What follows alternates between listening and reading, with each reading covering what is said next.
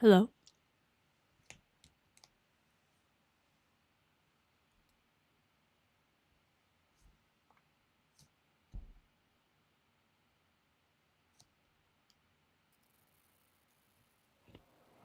Okay, it seems people can hear me.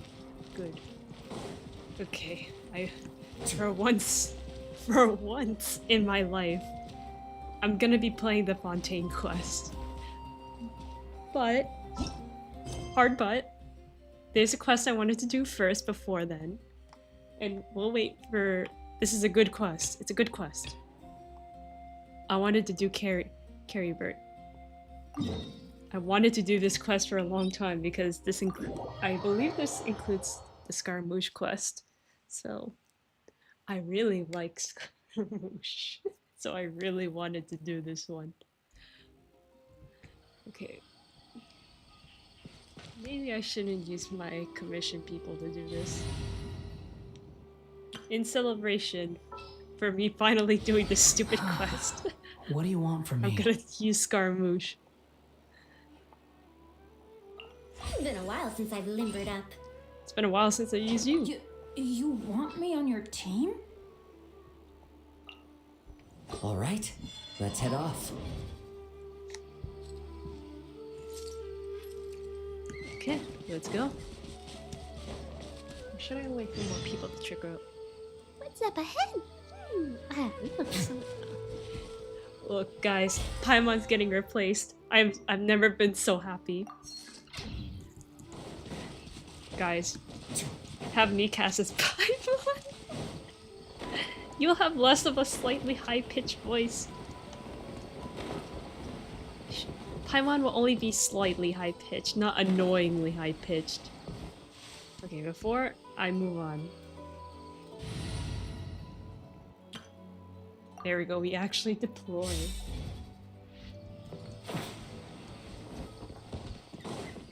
Open the door.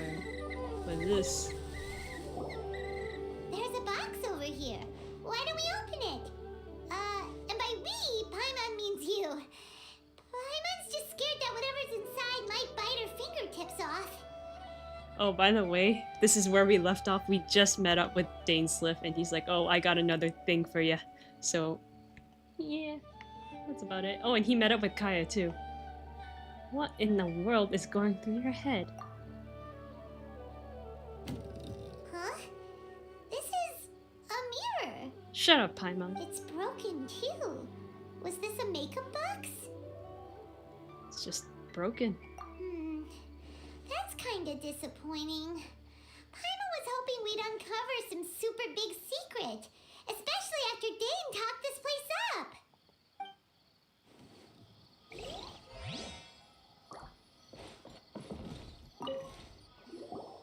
This bed looks pretty ordinary. Huh. There's nothing underneath it either. What sort of person would want to live here? It's so dark and damp. Can't be all that comfortable. Doesn't look like there's anything else worth our attention here. You sure we're in the right place, Dane? My memories are quite foggy, but my subconscious and instincts both assert that something once happened here. But we'll exhaust ourselves if we search aimlessly. I hear noises outside. Let's go and check. Noises? Is it? It's not much. Just some minor Are we gonna adversaries. fight some hilichurls again?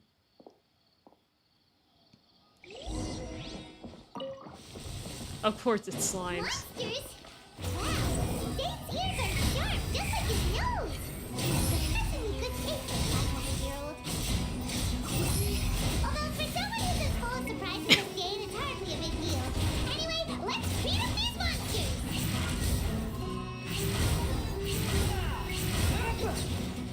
That's far enough.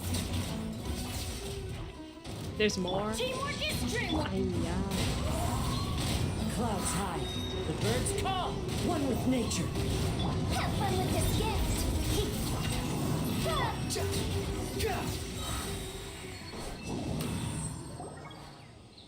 I doubt that the appearance of those monsters was wholly random. There must be something nearby that attracted them. Yeah. Please stop. Thank you. A ley line anomaly, perhaps. But it seems to be more than that. Okay. I'll go slightly further out to investigate any issues with the nearby ley lines. I might be a while. You should wait for me here. Okay, bye. What? You're going alone? You better not be trying to keep some secret from us. I mean, he probably Your suspicions is. are as banal as they we'll are see. unwarranted. Until the end of the I merely story. think that this house should remain the focus of our investigation, and as such, someone ought to stay here and keep an eye on it. Not to mention that if even forest rangers are capable of investigating ley lines, I will be more than able to handle it alone. Fair enough. Guess we'll just camp out here then. Perchance. Good thing there's a bonfire over there. Let's make ourselves something to eat. All this running around has made Paimon real hungry. Like the bonfire.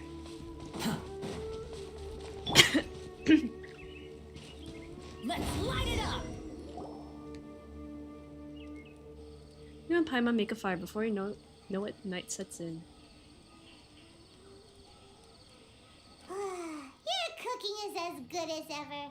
Even if there was no other reason, the food alone would be enough for Paimon to stick with you. Well, freeloading comes more naturally to you than most. Changing the subject, Dane's taking forever. He said that there might be an issue with the nearby ley lines. How bad do you think it could be? We came together, but now it's back to just being the two of us again. Oh You know, no, I don't want that. Paimon Go! mentions I need Paimon to really go have away. spent lots and lots Let of time Paimon be together, haven't replaced. we? She is already getting replaced. So, don't take this the wrong way or anything, but, do you ever get tired of Paimon being around? Yes, actually, but I can't have that answer, huh? Not really. You're better than nothing, I guess. Okay, fine. Paimon should have known you weren't gonna say anything nice. Exactly. Hmm. Can you leave So, now? next question. Don't know if it's okay to ask this, but Paimon's curious. What was it like traveling with your brother? I don't know. How am I supposed to know? The stars? We gaze at the stars just like this. Wow. We traveled through the universe, always by each other's side. This is the first time we've ever been separated. Yeah. Paimon understands. It's been 4 Being years. separated without even knowing the reason why. It's just terrible. But we'll find the truth together. Sure as Paimon's your guide. Just you wait, Heavenly Principles. And you too, Tavat. Just you wait, heavenly principles. You know what? We've talked too long about this sad stuff. Let's talk about something happy instead. Because if you're sad, Paimon will be too. Don't worry about it. All right. It's getting dark, so why don't you rest? Paimon will take first watch. Don't worry, no monster's gonna come and eat you up. Well, that's a first, Paimon not going to bed before me. Oh, come on, don't say that. Paimon just wants to look after you for once. This is sus, alright. Nighty-night. Go on, shoo. Off to sleep. Memories of your sibling fill your mind as you fall soundly asleep. Man, this is the first time we slept in 4 years. Well, over 2 years. I haven't played the main quest in a very long time. Hey, time to wake up. The sun has risen. Oh, hi, Dainsliff. Why am I looking here? Hi. Dane? What a deep sleeper. You do know that we need to... Tear stains. You dreamed of your sibling last night, didn't you? How did you know? All right. Rest here a bit longer. How then. did you know? I'll head into the forest to investigate. Hey, wait for me, Huh? Why are you going back into the forest? Why am I going back to sleep?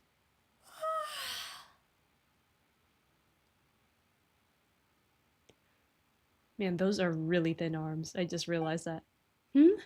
How did I sleep till morning? Why didn't Paimon wake me up to switch shifts? Hang on a moment. Where is Paimon anyway? Ah, I vaguely remember Dane coming over. Did Paimon go into the woods with him, seeing how I haven't woken up yet? Whatever the case, looks like it's just me here for now. Guess it's time to stretch my limbs and have a look for... I can't speak as myself. Guess it's time to stretch my limbs and have a look around. Wait, did that noise come from inside the house?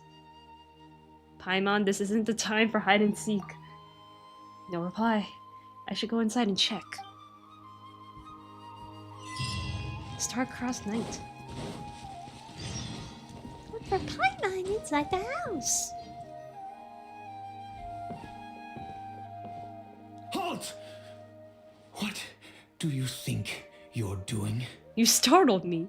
This place is not whatever you think it is. Nor should you be poking your nose into my business. Begone! Whoa, whoa, just calm down. Your travel companion. You mean the one that was keeping watch by your side last night? You were watching? Well, why are you laughing like that? That's creepy. Your companion departed for the forest early this morning. That much I saw with my own eyes.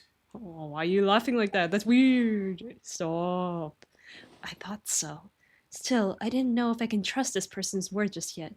So you mean to say that you were nearby last night? What business is that of yours? Yes, it's my business. All you need to know is that I claimed this place first. What do you mean? And what I do here is none of your concern. Why didn't you come out when we came here, huh? Do I make myself quite clear? Leave. There's something strange about this person. I need to find out what he's hiding. Well, what are you waiting for? I don't think I'll have much luck trying to find my companion in the woods, but I think I'm better off waiting here for them to come back. If you must, suit yourself. You, stop. Stop. I've been observing you, and you don't look like a forest ranger, nor someone from the academia. You sound creepy. Stop. Still. Stop. I'm warning you, no funny business. Promise me that, and you can do as you please. Nor will I pretend to be a saint. Okay, fine. Whatever. Just move aside. I'm heading in. I'm not joining this guy. Why am I joining this guy? I'd rather stay out. I was out here all night. I'm cold. You... Oh, go on then. Have it your way. I knew I wasn't going to be able to hide this anyway. Just come in. But no overreacting to anything you see in here, okay? You understand me? Relax. He's been around. It takes a lot to faze me. Come on then.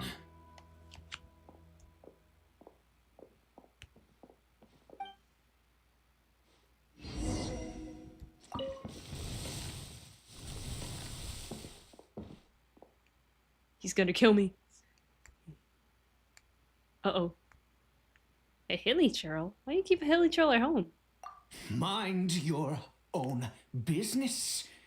And don't worry, he isn't aggressive. Can I pet him?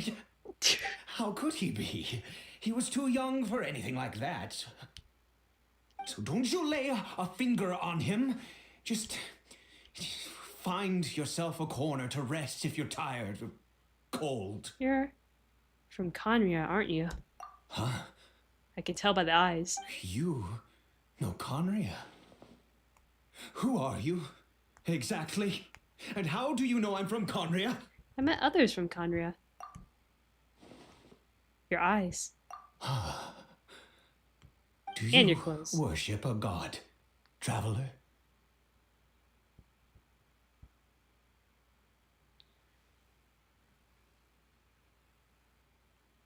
I follow no god, though I count some of them as my friends.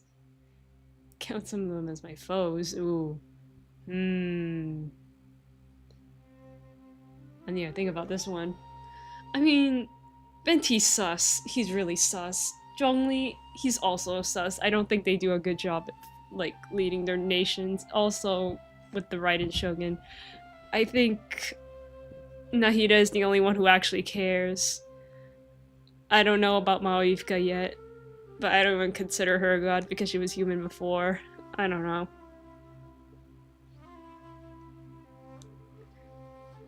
I need to think about this.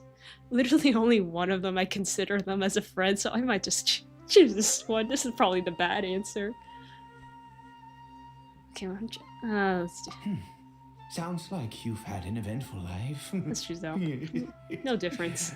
All right, well, my name is Ida, and you are correct. I was once Conrian.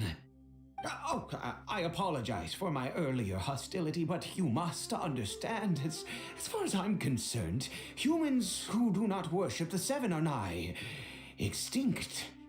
And all who place faith in the gods are my enemies. That sounds a little too black and white. That may be.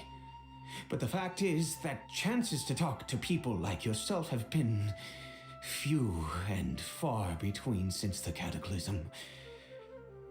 This wretched curse of immortality. Who knows how long I must continue to suffer like this? I take it that's how you survived for so long? The curse. It was a little gift given to the people of Conria by those vile gods. We lost our home, our loved ones, everything. The agony of the cataclysm itself was already too much to bear, but then came the curse, robbing us any chance of release. All we can do is watch helplessly as our souls erode and our bodies decay. So Aid is just like Dane, someone who bears the curse of immortality. So why did some people turn into hilichurls, while you are afflicted by this curse instead? So why did people become hilichurls? Although Conria began with a single bloodline, it was a home to others too. Any who forsook their gods and came to Conria were welcomed as our fellow citizens. When the cataclysm came, we pure-blood Conrians were declared the greater sinners. Upon us the gods placed the curse of immortality. But those whose ancestry belonged to the domains of other gods were punished with the curse of the wilderness as they fled, turning them into monsters. So who's this hilichurl to you? He is Caribert, my illegitimate son. Oh. How times have changed. I can say that out loud with no consequence now, but it was once a matter of unspeakable shame. I was a noble of Conria by blood, but I resented the life that my family had arranged for me. And then, one day, I met a beautiful woman amongst the people. Her roots were in Mondstadt, but that mattered not to me. It was love at first sight. Caribert faced great hardship from the very moment of his birth, all due to my selfish desires, and I was never able to be there by his side for any of it. And after all that, he turned into a hilichurl right before my very eyes. I always owed him much, and now at least I can finally be close to him. Oh. What happened to his mother? She was. Huh? We were separated. I do not wish to dwell on it. I'm sorry. It could be worse. I suffer the pain of loss because I once had everything I could wish for. And now that I have lost almost everything, the little that remains I see with new clarity. If nothing else, at least I still have Caribert. What do you plan to do now? Yes, that reminds me. I only returned here to check on Caribert, but I do have other things I wish to do. You may come with me, if you're so inclined.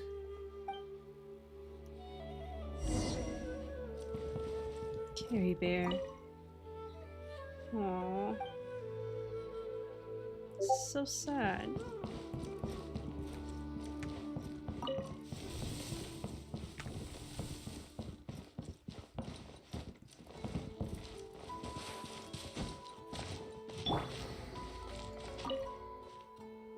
Over here. A crafting bench? What are you gonna use this for? I'm sure you're wondering why I brought Caribert here to Sumeru. To Well, find a way to bring him back? It's because he needs a medicine that can only be made here. One which will help him to recover his clarity of mind. Recover his clarity of mind? When we were at the chasm, Dane said that the curse could not be undone. Is recovery really possible? I do not hope to break the curse. I am well aware of my powerlessness against the punishment of the gods. But it is said that this medicine is imbued with the power of Sumeru's god of wisdom and can awaken the mind from a state of deep stupor. It has been used in the past to treat cases of mania. Well, I don't like the way this guy laughs, Bran. I believe that it might just work. Where did he hear of this? I read about it in a book. Stop laughing! From the Royal Library of Conria. It was banned. I mean, since this medicine requires the power of the Seven to work. In my youth, I disliked the life of nobility and craved excitement. I was leafing through some forbidden text and happened upon it. You know, there must be a reason it was banned. What other choice do I have?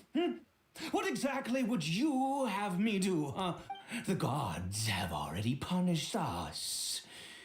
What does one more sin matter now? I get it. No matter what, you have to try. Never mind. As long as you understand. I'm sorry. I struggle to take control of my mood sometimes. Perhaps a consequence of having lived too long. As it happens, Yeah, I can tell. I am in dire need of some help to make this medicine. My hands don't have the dexterity they once did. I fear they may be decaying from within. All thanks to this curse of immortality. Okay. To start with, take this ingredient. A mushroom? I've never seen a mushroom of this kind before.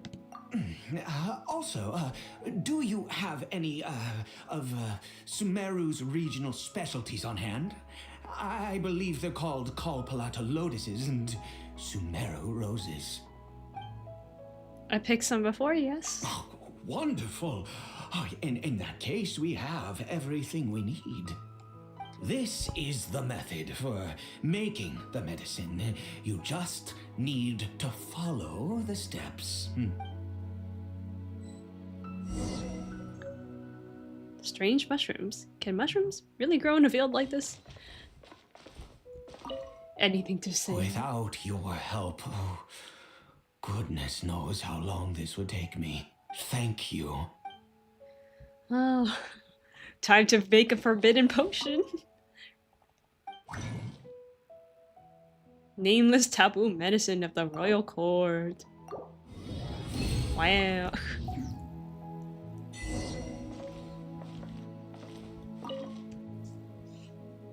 Is it done? Oh, splendid. Let me see.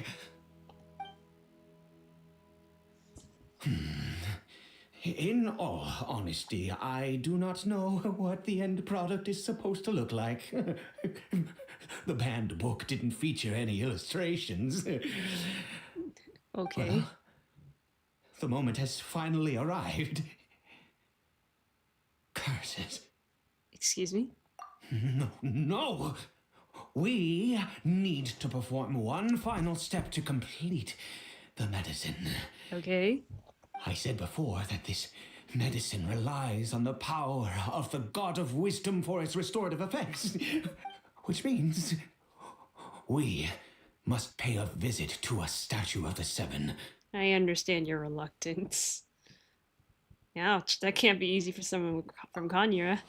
Since he needs the God of Wisdom's power, should I get Nahida's help? Forget it. Aid hates the gods. It could complicate things. I'll just do it. I'll just do it his way. Let's go. Bring the medicine with you.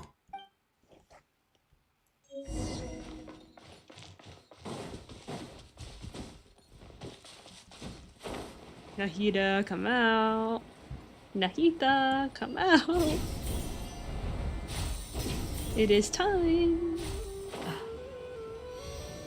It's time. Look at this. His eyes statue. glitched. How can I bow before this thing?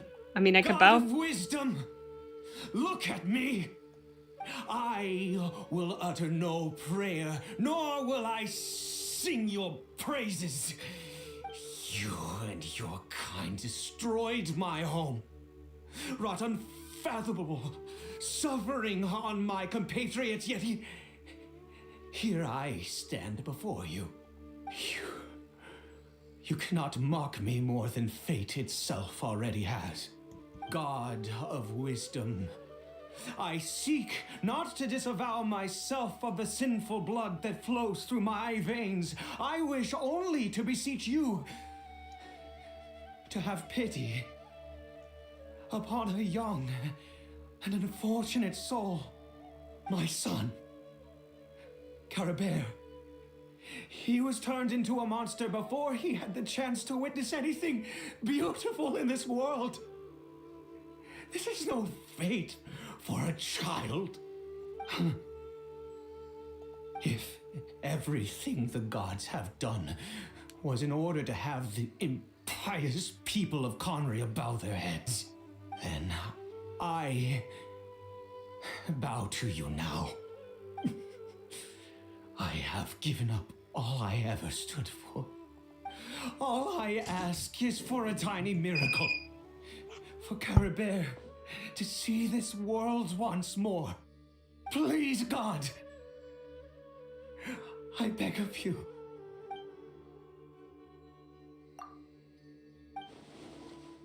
I may not know the whole truth behind the cataclysm.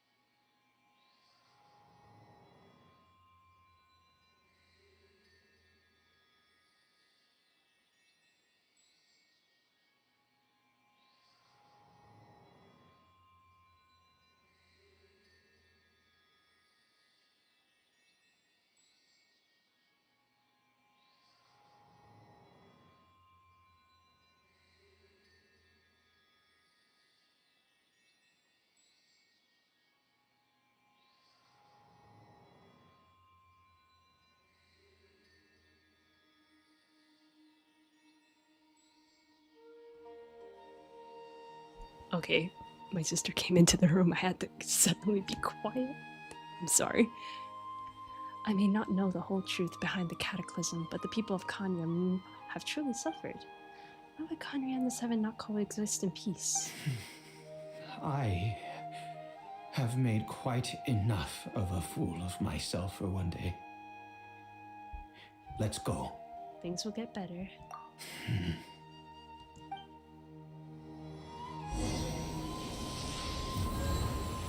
Even Scaramouche is sad. Look at this. He's very sad. He is not happy to see this.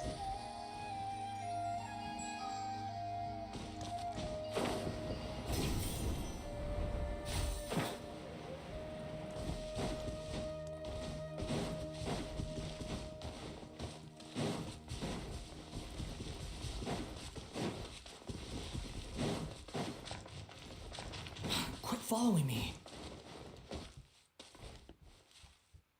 Oh, now you're happy. Okay. Stop!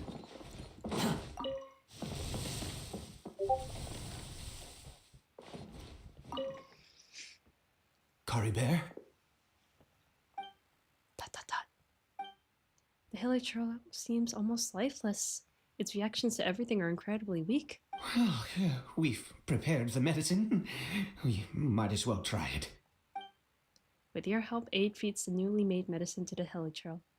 Caribert, it's me. It's your father. Caribert. Anything? Caribert, please say something. I'm sorry I couldn't be at your side when you were born. And that I failed to reach you and Mama in time when you both were suffering. But I'm here now. Papa's been by your side all these years. I've never left you, not once. Are you still angry with me, Caribert? I know you're awake now. Do you not want to talk to me? I'm so sorry, Caribert. Forgive me. Please, say something, anything. Please. Please. Aid, stop. Oh, gods above! What more do you want from me? You took everything from here, and I still bowed to you. I'd give you my very life if only you cared to take it. But you won't even let me die. I knew it. I should never have trusted anything that had to do with the gods. I was just deluding myself. The gods of this world have never stood with humanity, not even for a moment. There might be other reasons it didn't work. Other reasons? What do you mean? Such as, who knows, maybe the dosage was too low? Huh. You really think so? You have to exhaust all options. Give up?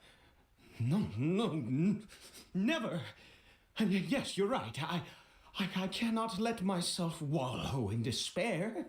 Even if I must stay here with him for 50 years, 100, what difference does it make? I do not lack for time. That's the spirit. To have infinite time, yet no hope, can only be called torture. Let's go. We'll make another dose. The most crucial ingredient in this medicine is the unusual mushroom, which makes things complicated, but not impossible. Where did you get those mushrooms from anyway? I grow them in that field. Wait, in a field? Like a crop? The details don't matter, right? Curb your curiosity and just do as I instruct. If you truly wish to help me, that is how you can do it. Okay, fine. There is a waterfall near the statue I prayed at. I need you to collect some water from there around 2 in the afternoon. I'll be here watching Caribert. Once you're back, I will make some fertilizer for the mushrooms. Got it. Good. Then please head over when the time comes. Time passes quickly. Before you know it, it's 2 in the afternoon. Please fetch the water. I'll be waiting here.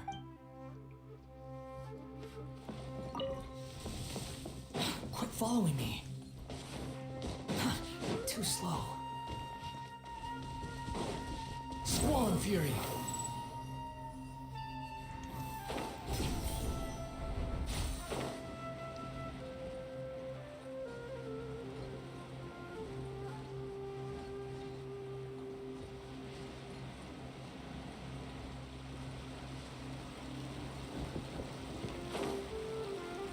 So where should I put the water? Here. Give him the water. I can't move. Behold.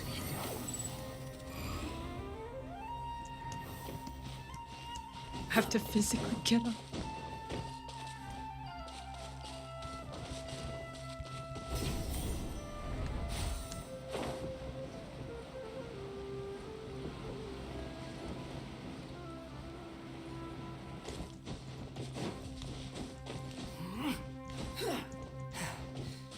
Quit following me. The wind rises.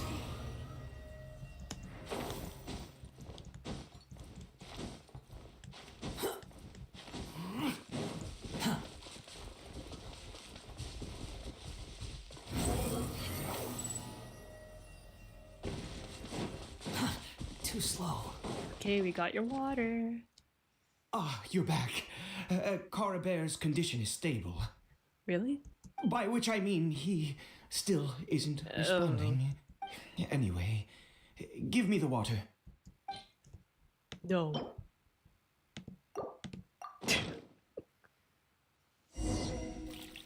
Aid carefully waters his field. I need you to stand guard here for a while. Whatever you do, don't let any forest rangers approach the house. Understand? Your secret is safe with me. Ah, good. I'll be back soon. The fertilizer won't take but a moment to make.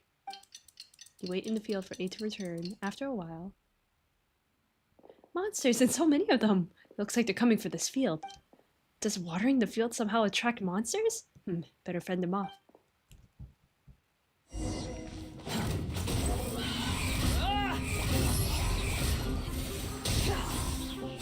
Bow your head.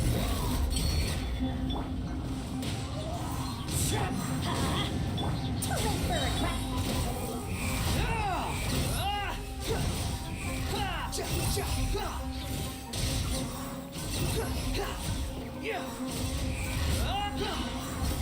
Ears of the storm. Go in. The wind knows me. As one with wind and cloud. One with nature. What happened?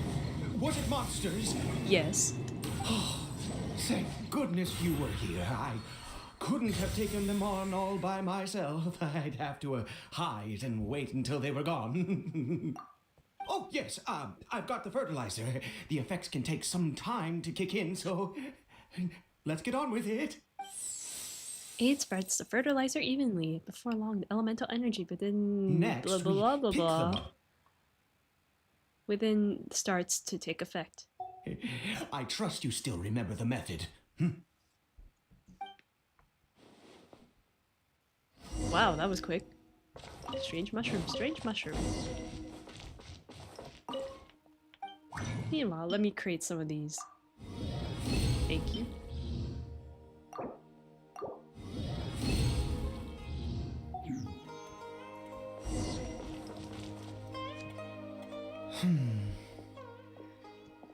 Aid, the medicine's ready. Oh, sorry. I just, after resting in this field for a while, my thoughts began to wander. I have been so very wary for many years. If only I could fall asleep here in this field and never wake up again. But though the curse denies you even this, I do indeed. That's why it was just a fleeting thought. Thank you for your help once again. And now, for the final step. Back to the Statue of the Seven. This is starting to feel like a chore. I don't like this anymore.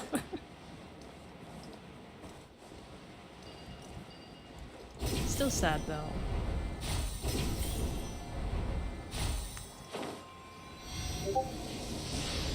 We're here. Let's begin.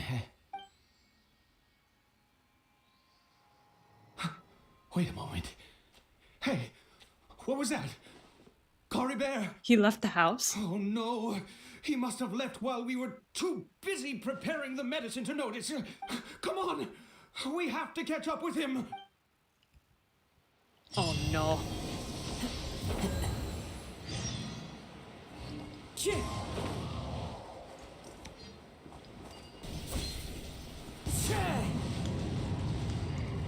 Time to go. Follow the wind.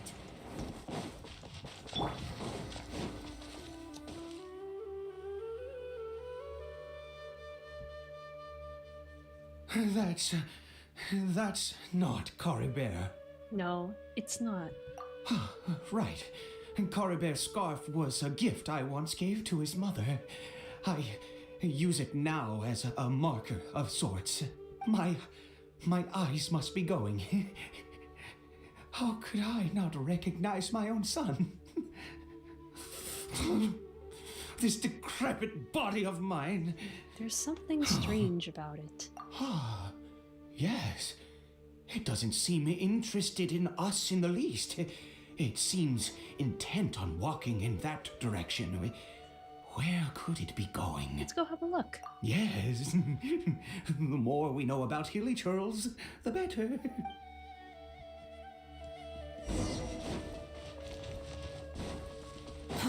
Too slow.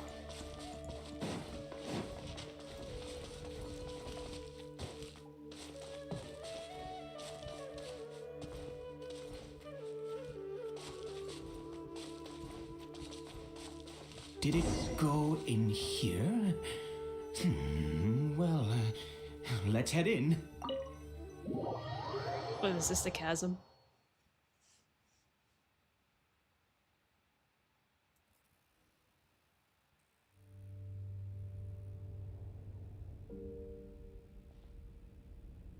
What a ghastly place.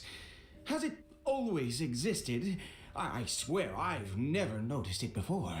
What are those hilly trolls doing? Huh. It looks like they're worshipping. Sometimes walking, sometimes kneeling in worship, and it appears to be in earnest. I've never seen anything like this in all my life. What in the world does this place conceal?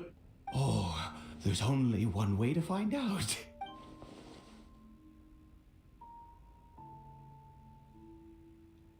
The air here in this creepy scene. It's eerily familiar.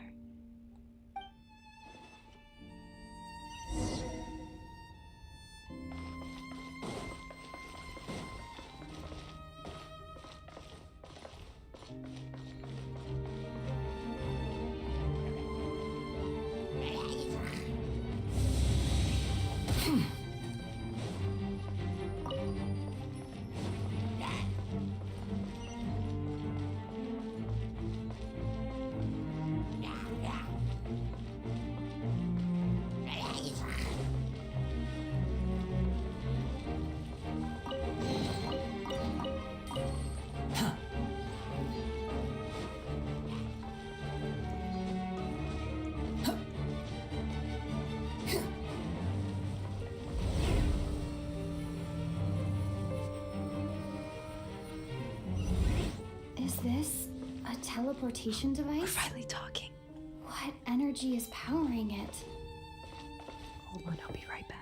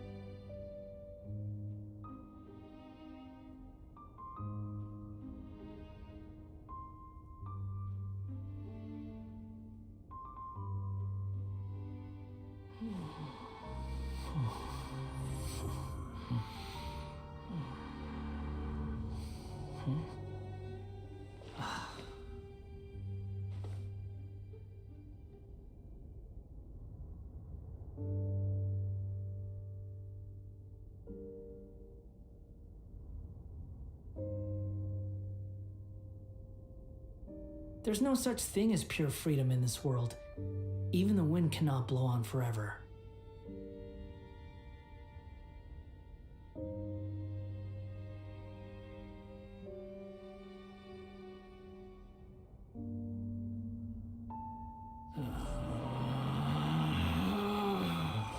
Relax.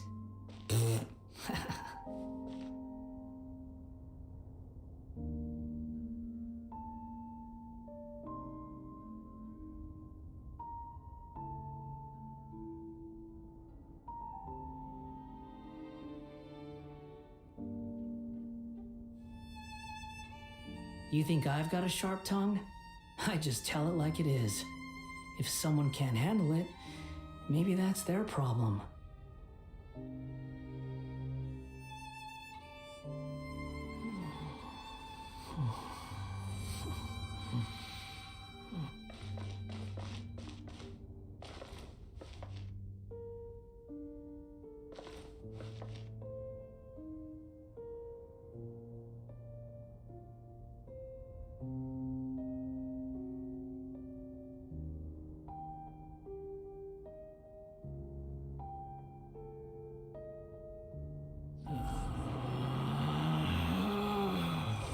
Relax.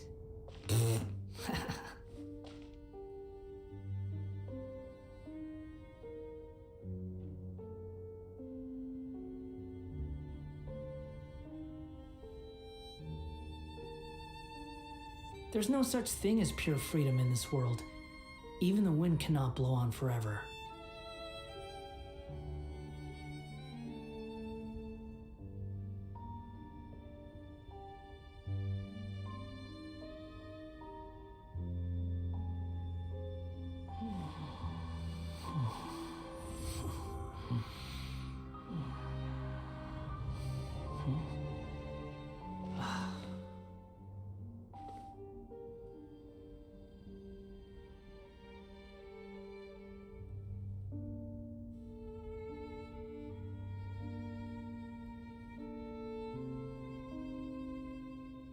You think I've got a sharp tongue?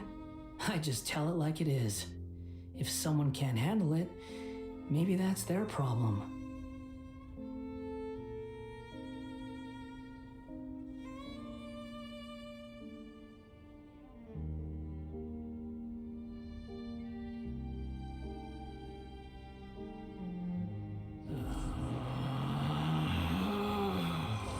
Relax.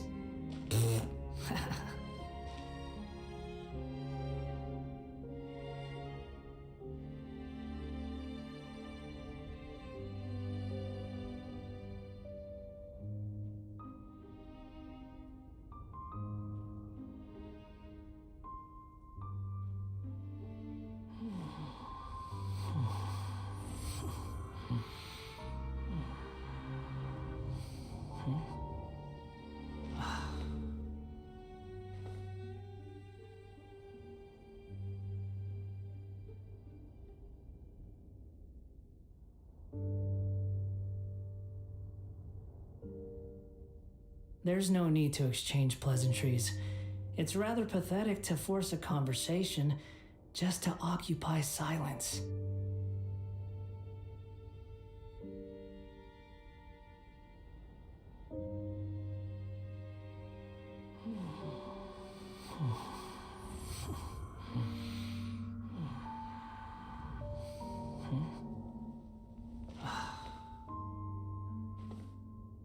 Okay, I am back. I think I can talk regularly now without having to worry about people listening in. So, we continue. Quit following me. Too slow. I tried not to kill any hilichurls because, out of respect for the guy, for aid, I felt really bad for him. Continue. Okay, not the slimes though.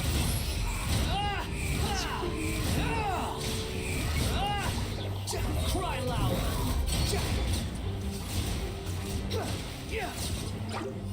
Oh, come on. Behold!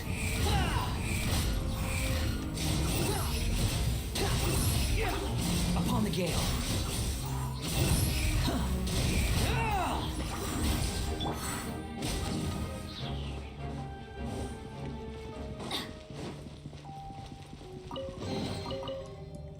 Is there any more chests?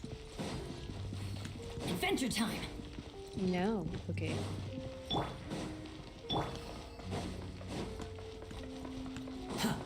Quit following me.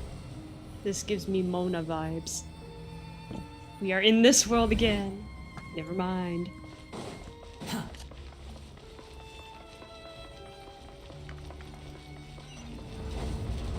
What are they bowing to? Come on, let me through. Too slow.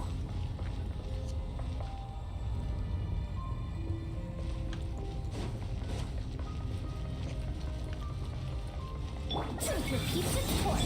Teamwork is dreamwork. Into the wind. Clouds high. The birds come. Ka!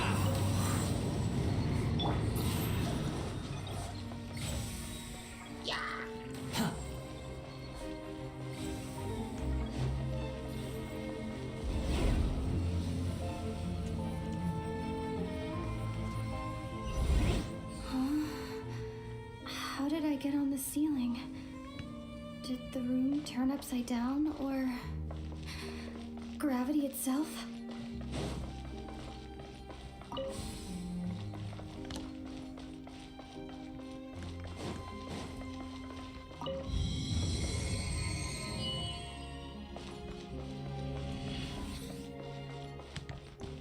Quit following me. Where do I go? It seems like I need to find a place to insert the rune.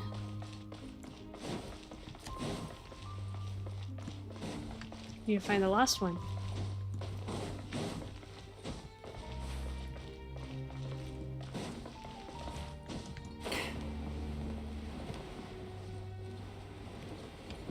Do we go back? Seems that we go back.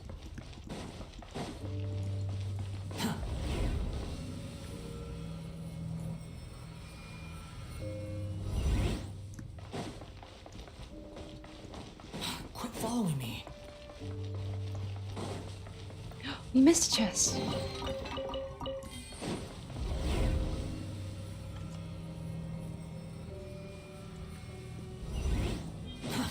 Too slow. We go through here? Oh yeah. Everything was futile. You did not see that.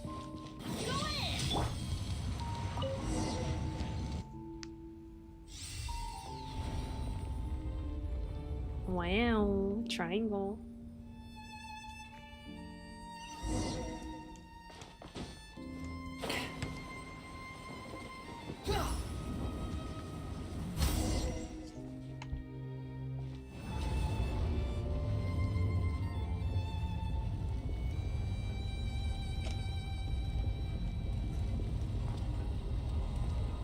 Uh-oh. Halt, humans! Fate has not granted you the right to enter this place. An Abyss Herald? No, he doesn't look like someone from the Abyss Order. Do you insist on an audience? Very well. Then I grant you the trial of destiny. Aid is not saying anything. Why not?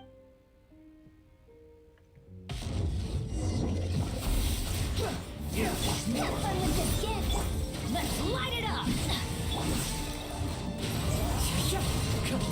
One with wind and cloud. One with nature.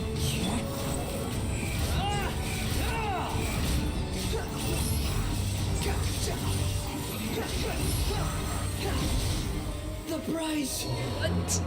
No! No!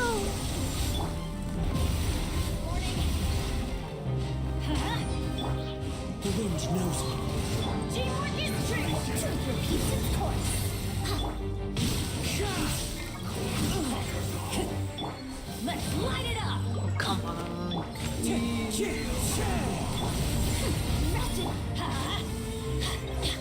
This is gonna be a while.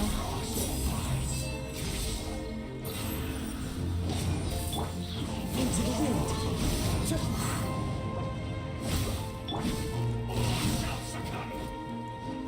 Let's light it up. Everybody stand back. The wind rises.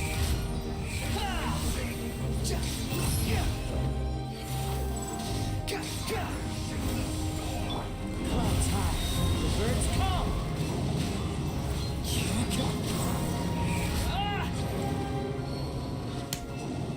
Who was that? He was.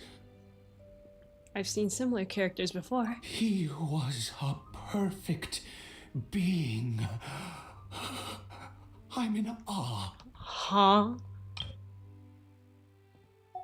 Okay. He had the most wondrous aura, a perilous yet beautiful power. Oh, truly mesmerizing. I mean, I can't disagree, but And yet, you were able to defeat him. Oh, your strength is greater than I had imagined. bro has weird taste. You have unconventional taste. Let's continue on. I find You are myself weird. growing more curious by the second and Maybe you have a weird more fashion sense. excited.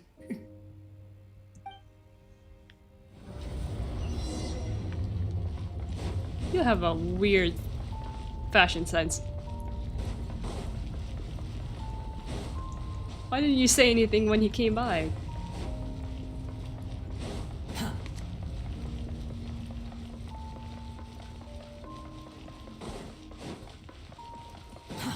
Too slow.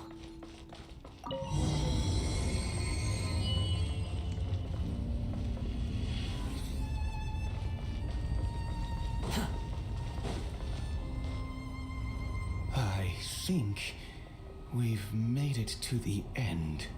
What is that thing? Wrapped in chains, hanging in midair, emanating a sinister aura. There's no mistaking it. It's just like the defiled statue. Uh-oh. So it does have something to do with the Abyss Order. And those worshipping hilichurls remind me a little too much of the Grand Thief. Oh no.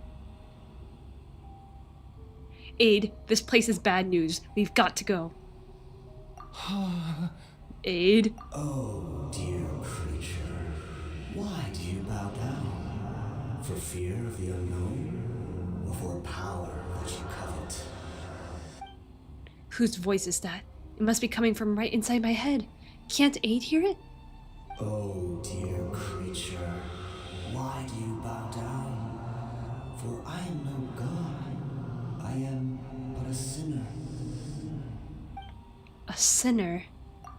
You are like a flower, born in sin, yet pure, spotless. I know your fate well. You need no longer hold back your resentment, nor accept the countless lies. Go forth, become a transcendent one. Rise beyond the fate bestowed upon you. And I shall shed a tear at the end of time, as I gaze back upon your life. Who in the world are you? What do these words mean? The voice. It's gone. Oh, he's gonna take it. No! Don't do it! Don't do it! Aid? What just happened? When I saw that thing, my heart was instantly at peace. I was overcome by a sense of awe or joy, perhaps. Are you alright now? I am. I feel good. In fact, I feel better than I did before I came in here. How peculiar. Something's not right about this place. We need to get out of here. Is that so? All right. As you wish. You leave the ominous cave and return to Aid's house. I think he was supposed. If he were a mortal, he would have actually died. That's crazy. He would have actually died if he weren't Conrad. Caribert! Oh, thank goodness. He's still okay. Don't we still need to go to the Statue of the Seven? I have a strange feeling that what just happened was meant to be. For this to happen, right at the moment when I was dreading worshipping at a statue of the Seven, it's as if fate was calling to me.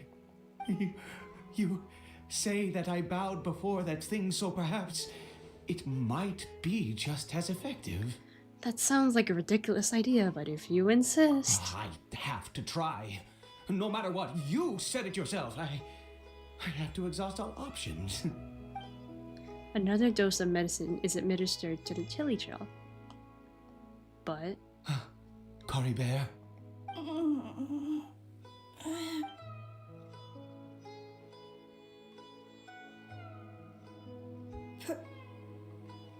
Papa? Aww. Caribert! Oh, my goodness, it worked! It's a miracle! Oh, Caribert, my dear son! I'm stunned. You see, it worked! Caribert can speak again! Where's Mama? Mama is... Caribert, look at me. Do you know who I am? Of course. Your Papa. Yes. Salvation! Sweet salvation! Yes, yes, this is what this feeling is. How do you feel, Caribert?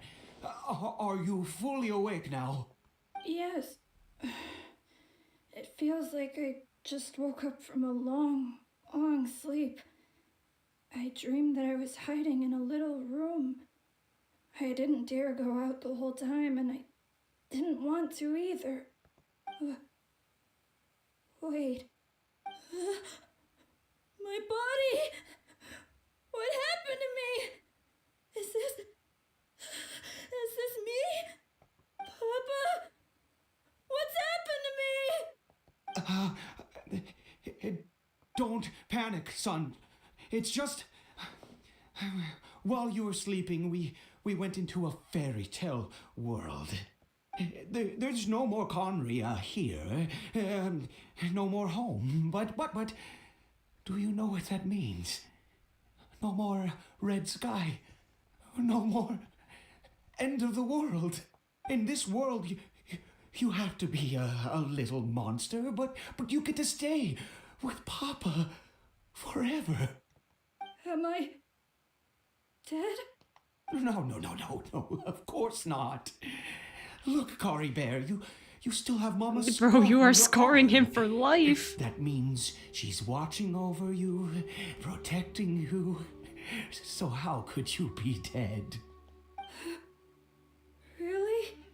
Yes, really.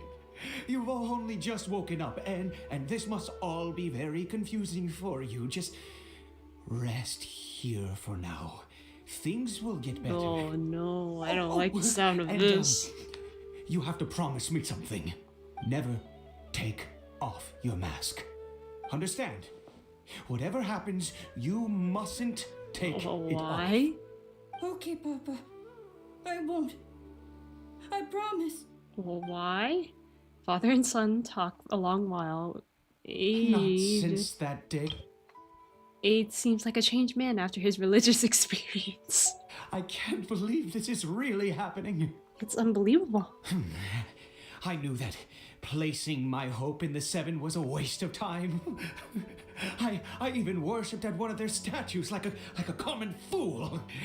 Never before have I humiliated myself like that. Once a murderer, always a murderer. I was naive to think that the gods who conspired against us would ever offer redemption. But the god we saw in that cave, now, that was a truly mighty god. Nothing like one of the seven. That wondrous power, it was truly enchanting. Surely that must have been the reason I bowed down. Now then, after one beseeches a god, and the god responds by answering their prayers, should they, do something to show their devotion? Piety is hardly my area of expertise. But surely I should honor the god that has honored my wishes. But hey, that was not a god. A sinner?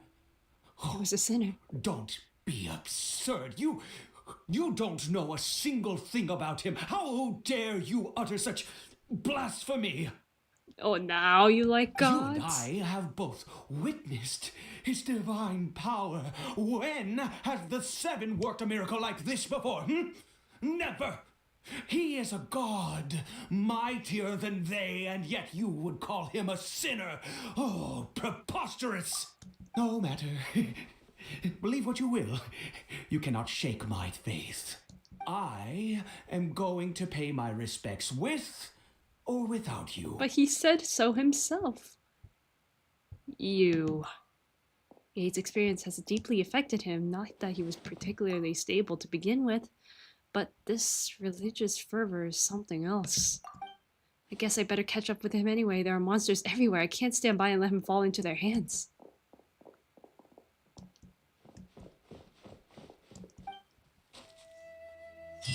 The far side of fate. We're going back in the building. Quit following me.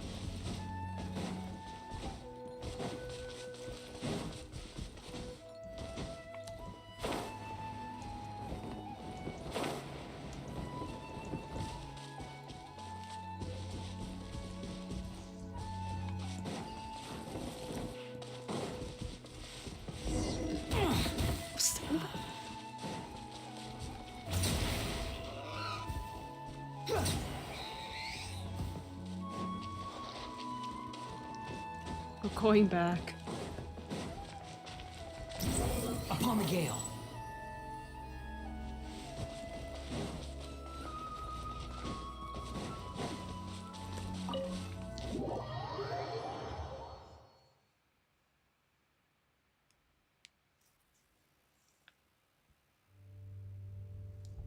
Are we really going all the way back from square one?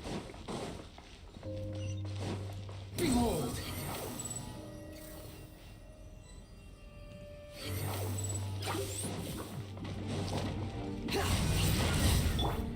The wind knows me. Have fun with this gift. Swarm Fury. Search for it.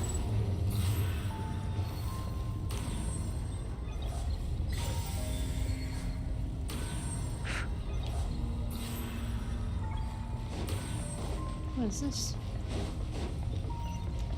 Behold! Adventure time. Teamwork is strict. One with nature.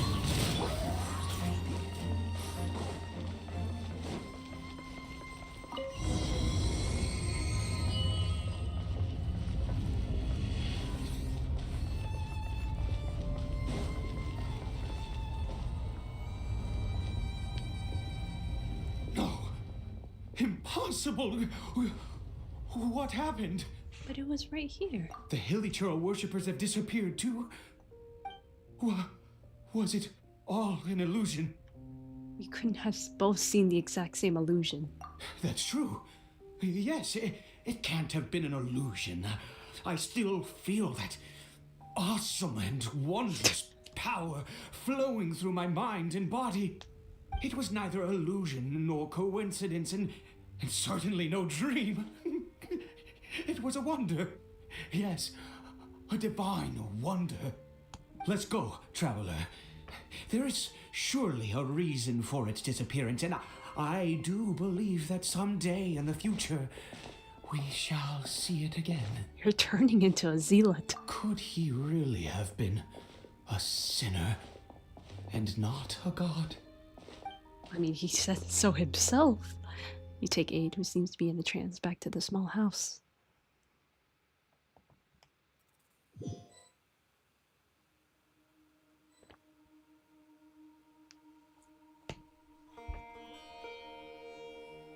Caribert? Where has he gone? Uh-oh. Oh, no, no, no. Maybe someone else came by and found him? No. No, it can't have been that. There's no sign of a break-in and no sign of anyone having been here. Maybe he ran off? This does not bode well. What if he's spotted by a forest ranger or an adventurer in his current state? Then we have to find him first. Wait a minute. This isn't how we left it.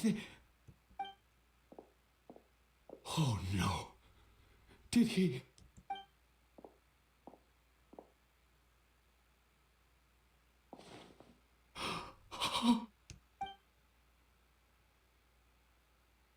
The mirror, it's broken. Oh, he saw it. But hasn't the mirror been broken this entire time? What does the broken mirror mean? He must have taken his mask off and seen what he looks like beneath it. If he'd just done as he was told. We have to find him.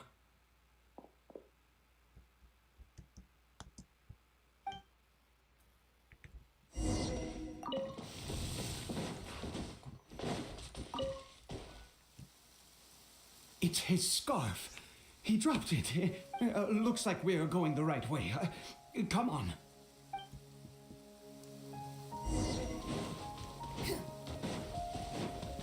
Caribert! Caribert! Where are you?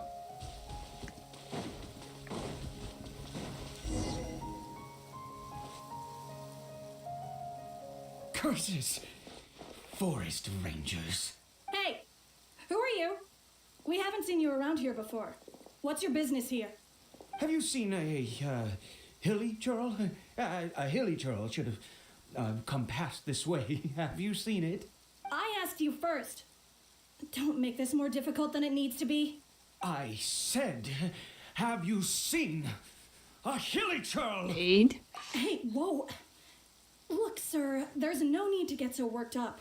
There are hilly churls everywhere. What's the big deal? We see plenty of them out here. Exactly. Matter of fact, we just took out a few of them back there. Those dumb boneheads.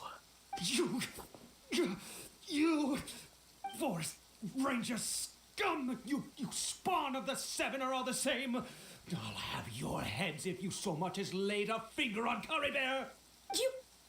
You're raving mad. You've got some gall coming here to our nation insulting the forest rangers. Curse you all, forest rangers. Stop it! We're the forest rangers and I will have to make you. Both sides calm down for now, thanks to your urging. I don't get it. Why make such a huge fuss over a few hilly churls? Makes no sense. He'd only just regained his mind. How could you do this to him? So tell me, forest rangers, did you really spare none of them? Did you really take out every last hilly churl you saw? Jeez, you're really not gonna let this go. Fine, you weirdo. If you must know, I happened to cross paths with a solitary hilly churl when I left the team to, use the toilet. I was frightened at first, but it didn't seem to have any interest in me at all. It was just bumbling along in that direction, so I left it alone. That could have well been Caribert. Yes! Wonderful! Wonderful! Let's go! We have to find him! Wait, you're leaving? Not even a thanks for the info, goodbye? Oop. Sorry, bro has no manners.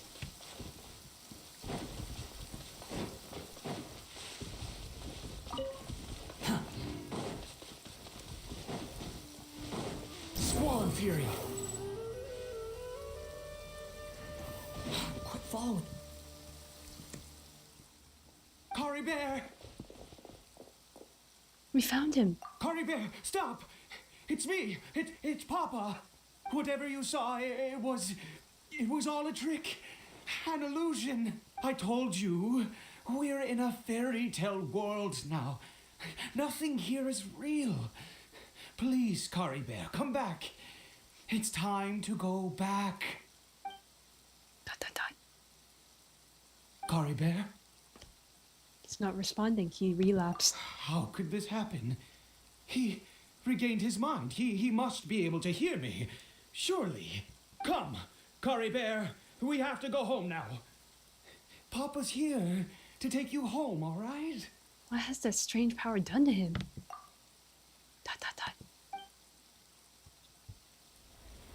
Uh-oh. Cutscene. Papa, Caribert, Papa, I can't take it. please, Caribert. It's my fault. I'm so sorry. If only I'd known. It's all too much. Papa!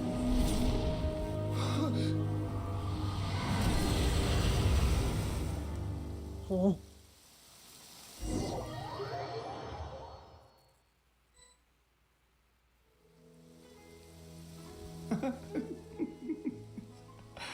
I see. I understand now. Finally, it all makes sense.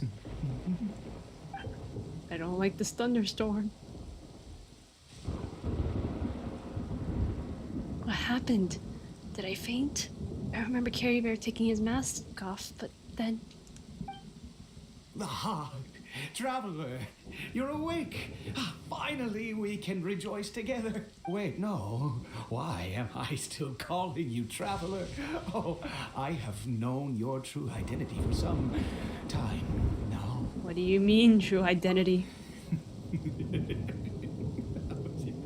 I suspected it was you from the beginning. I had to talk to you to be sure. But I've never met you. Oh, of course you haven't. With your status, you can hardly be expected to know all of us. In any case, I've been using a fake name this entire time. Ida is the name of a servant Oops. I once I had. pronounced it wrong this entire My real time. name is Clotar. Clotar. Clotar Alberic. Alberic? Same last name as Kaya? Alberic? You saw it too, didn't you? Unmistakable. The power inside Caribert and the power of the one you call a sinner. It was one and the same. Yeah. I am positive now. It's the power of the abyss, isn't it? Oh, at long last, I have seen it with my own eyes. What happened to Caribert? That is no business of yours. A sinner. Yes. Salvation for a sinner can only come from a sinner. Caribert did not deserve his fate, but now it's wonderful. He will be able to weave his own destiny anew. Born into abject sorrow, he shall now become the loom of fate. There's that term again, the loom of fate. You're right about this being from the abyss, but the abyss is sinister and dangerous. Sinister? Dangerous? Oh, I never imagined that you, of all people, would deny the abyss. How ridiculous! We once believed that you would bring new strength and hope to Conria. To us, you were the abyss. A wondrous mystery far beyond our imagination and comprehension. And the one who controls the abyss can control everything. We yearned for that future. I don't We like looked this to thunderstorm, you to guys. take us there. But what did you bring us instead? Oh, Prince of Conria. Prince? What did he just call me?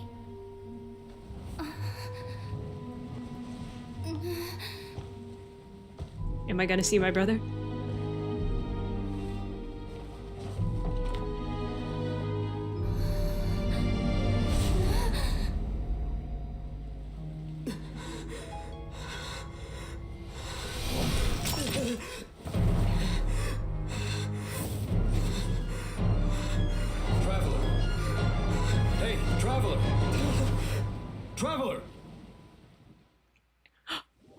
I'm playing as my brother now. Oh my gosh.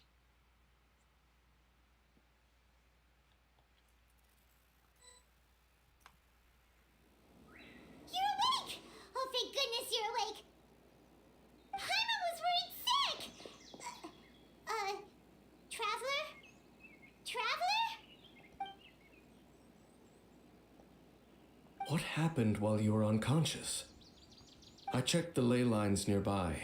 It appears that the Abyss tampered with them, and they've been in turmoil ever since. Information and memories flow within the ley lines. What did you witness? The founder of the Abyss Order, Alberance. You mean Clotar Alberich? After founding the Abyss Order, his faith in the Abyss led him to do a great many things. But the curse of immortality continued to torment his body and mind. And in the end, neither his faith nor the Abyss he worshipped could save him. After 100 years, he lost his mind completely and was never seen again. Oh. Yet his dark legacy lived on.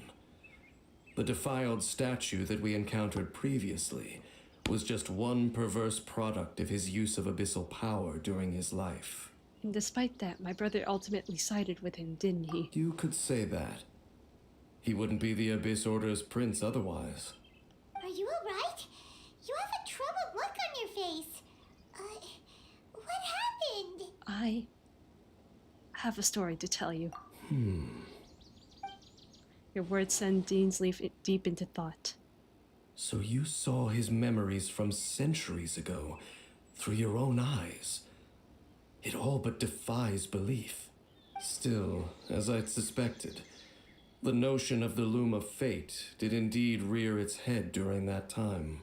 And it seems closely connected to Clotar Alberich's son, Caribert, and what happened to him. And yet your brother never breathed a word of this incident to me.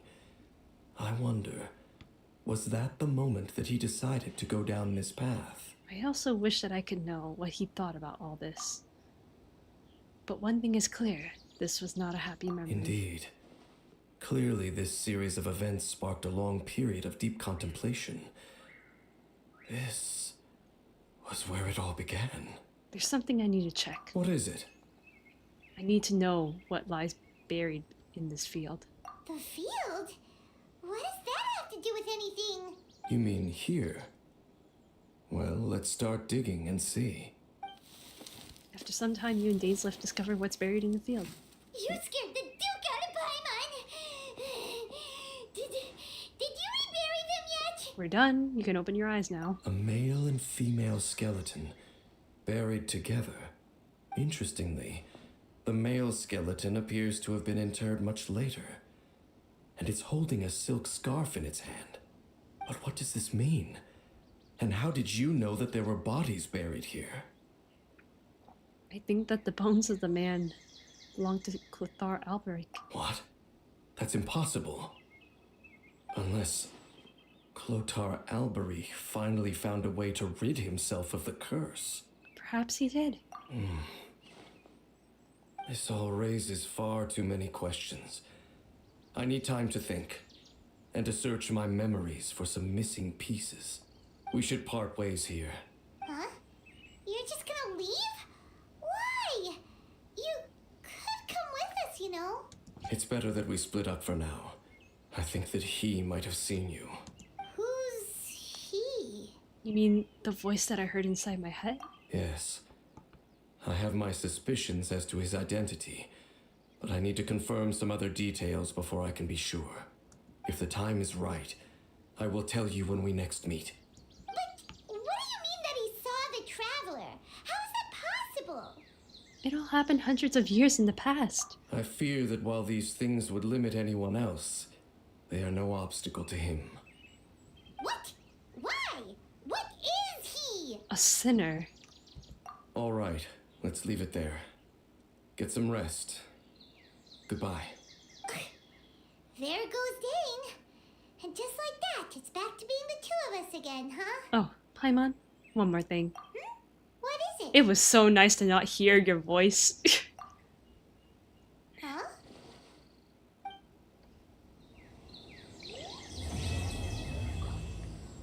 Aww.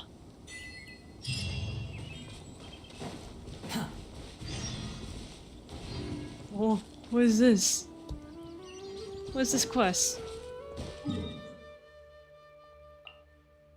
I'm so confused.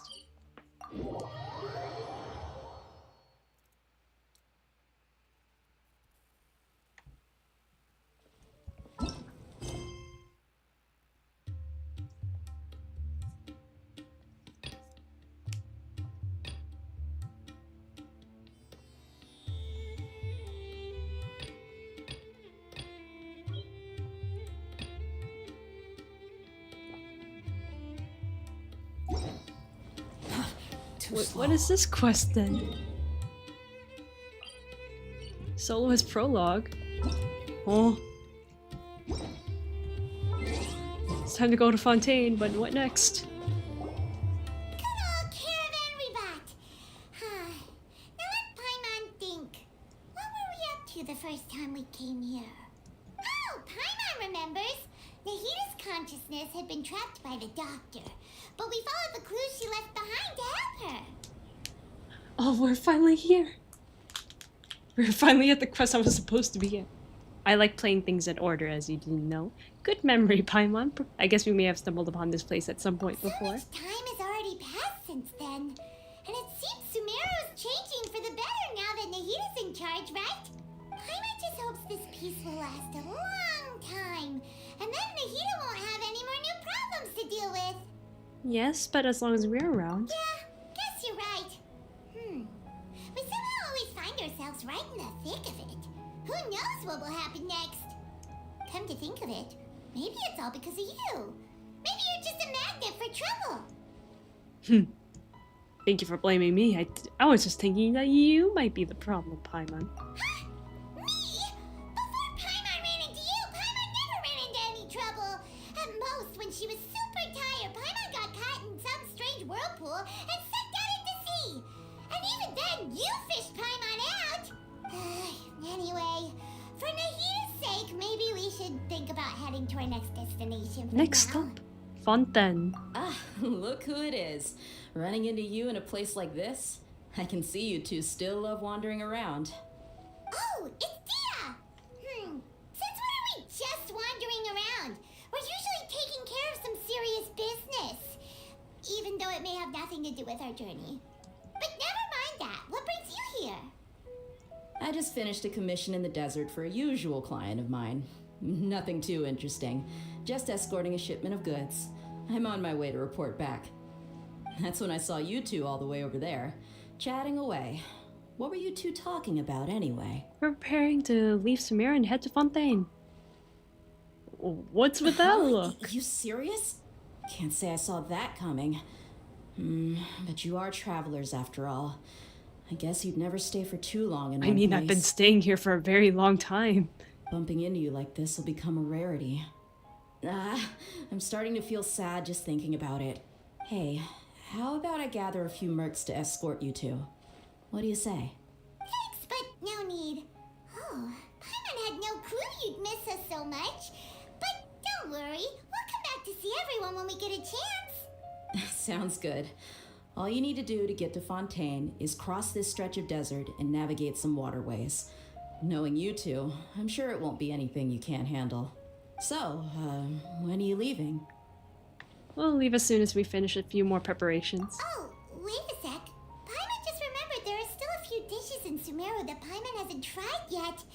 Now, where's that list Paimon made? Yeah.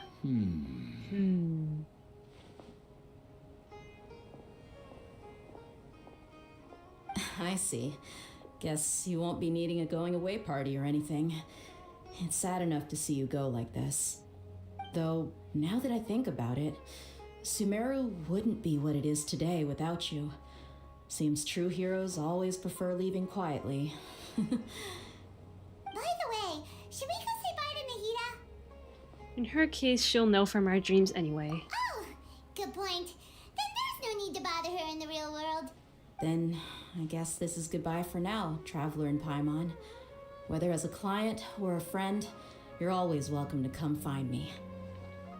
Take care. Goodbye, Dia. Bye-bye, Sumeru.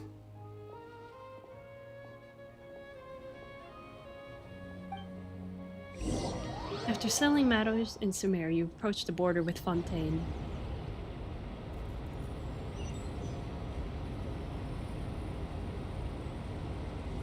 But the Scaramouche quest. Is that like a separate quest?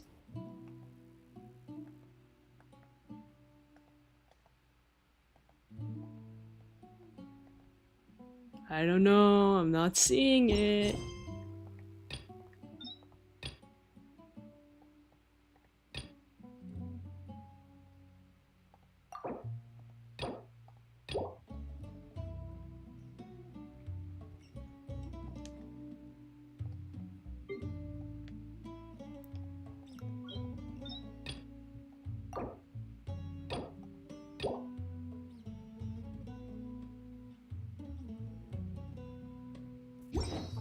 Okay, I guess we're just... I'm gonna follow through with whatever the title says and do the Fontaine quest and do the Scaramouche one later.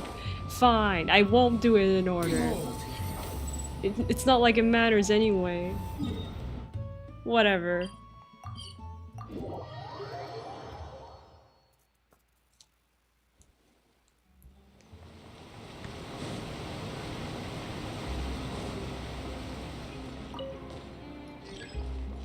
I'm not waiting. I'm going down. I am not waiting.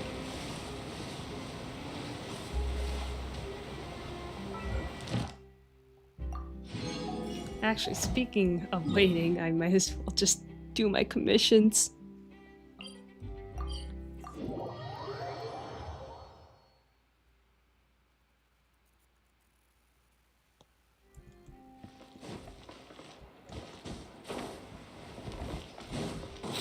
Following me. Ad Astra. Thank you for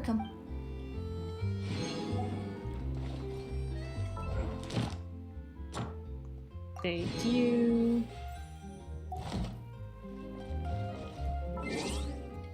What's the next quest? Version of... Oh, we're supposed to do this one. Okay, I'm debating. Should I just change this title to Caribert instead? How long have I been doing this? Have I been doing this for 3 hours? An hour, okay. That's shorter than I expected. Okay, I'm debating. I really want to do this quest. Should I go with my heart?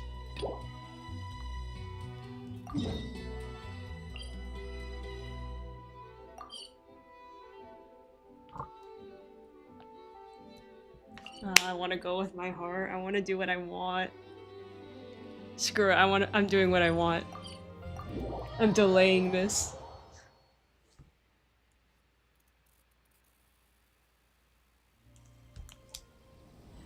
What's this quest? What does it want? Wretched vermin! Too slow.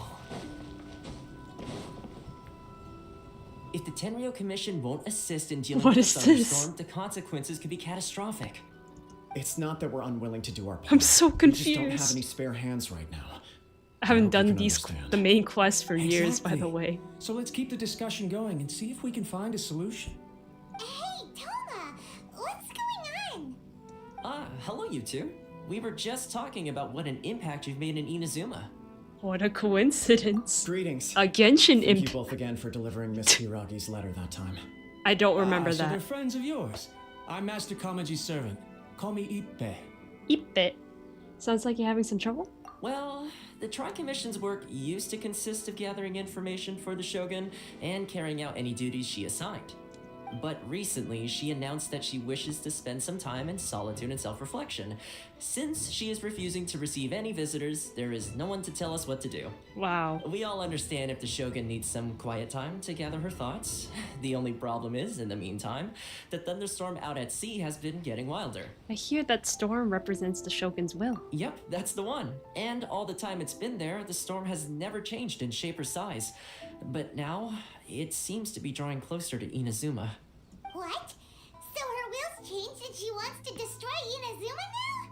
Or is this her way of trying to get revenge on us? That would be a little childish, but I wouldn't be surprised if she was being a little childish. If she really wanted to get revenge on us, she could just strike us with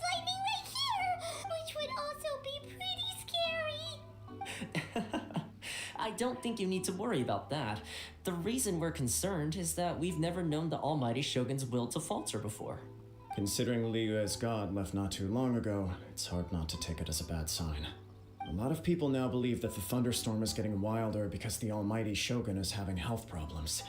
The fact that she won't see anyone right now makes us concerned that things are only going to get worse. There must be a reason for the change in the storm. Right. So, before rumors start spreading, Miss Kamisato got me to come here and discuss countermeasures with the Tenryou Commission. We need to make sure we're prepared to deal with the chaos if and when it arrives. Unfortunately, the reality is that the Tenryou Commission is facing huge internal instability at the moment. The Kujo clan has lost control over the other clans. Huh? Why is that? The Kujo clan is still awaiting the Shogun's trial for colluding with the Fatui and nearly destroying the whole of Inazuma. Everyone knows that a change of commissioner is inevitable. It's just a matter of time before the Almighty Shogun hands down her decree. I think To she put it should simply, go in No one jail. will take orders from the Kujo clan anymore, but there's still work that has to be done. If Mr. Takayuki was in better health, there might be a way through. But now, My lack of ability is to blame. I failed to uncover the truth in time, and I failed to stop my father. And now, as acting head of the clan, I'm failing to quell the unrest. don't blame yourself, Master. You have to at least keep your chin up until your older brother returns. The Kujo clan can't cope with any more instability in its current state. Yes, you're right. Masahito has enough on his plate at the moment. Mustn't cause any more issues for him.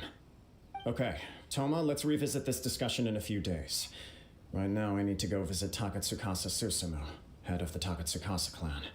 He's the only one capable of taking charge of the situation now. I suppose. Well, okay, no problem. A speedy resolution to the Tenryou Commission's internal issues is in our best interest as well. I'll come with you, Master. No need. I'll handle this by myself. Oh, okay. Take care then. Come back soon. If you think about it, both the thunderstorm situation and the issue with the Tenryou Commission have been caused by the Shogun's decision to take some time off, right?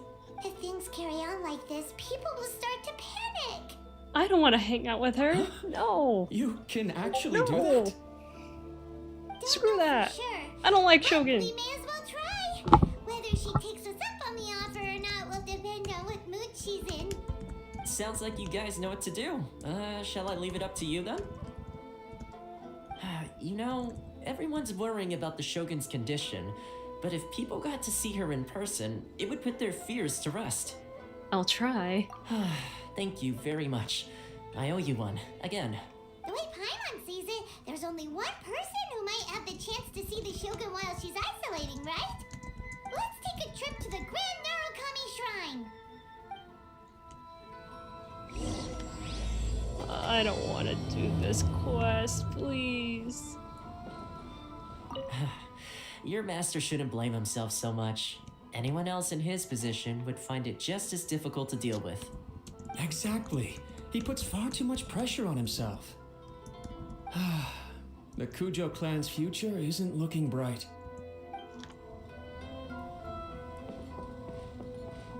Okay, can I please move on? Please. My friend is asking, why are you still in Inazuma? I don't know. Why am I still in Inazuma? I'm just gonna show her the stream.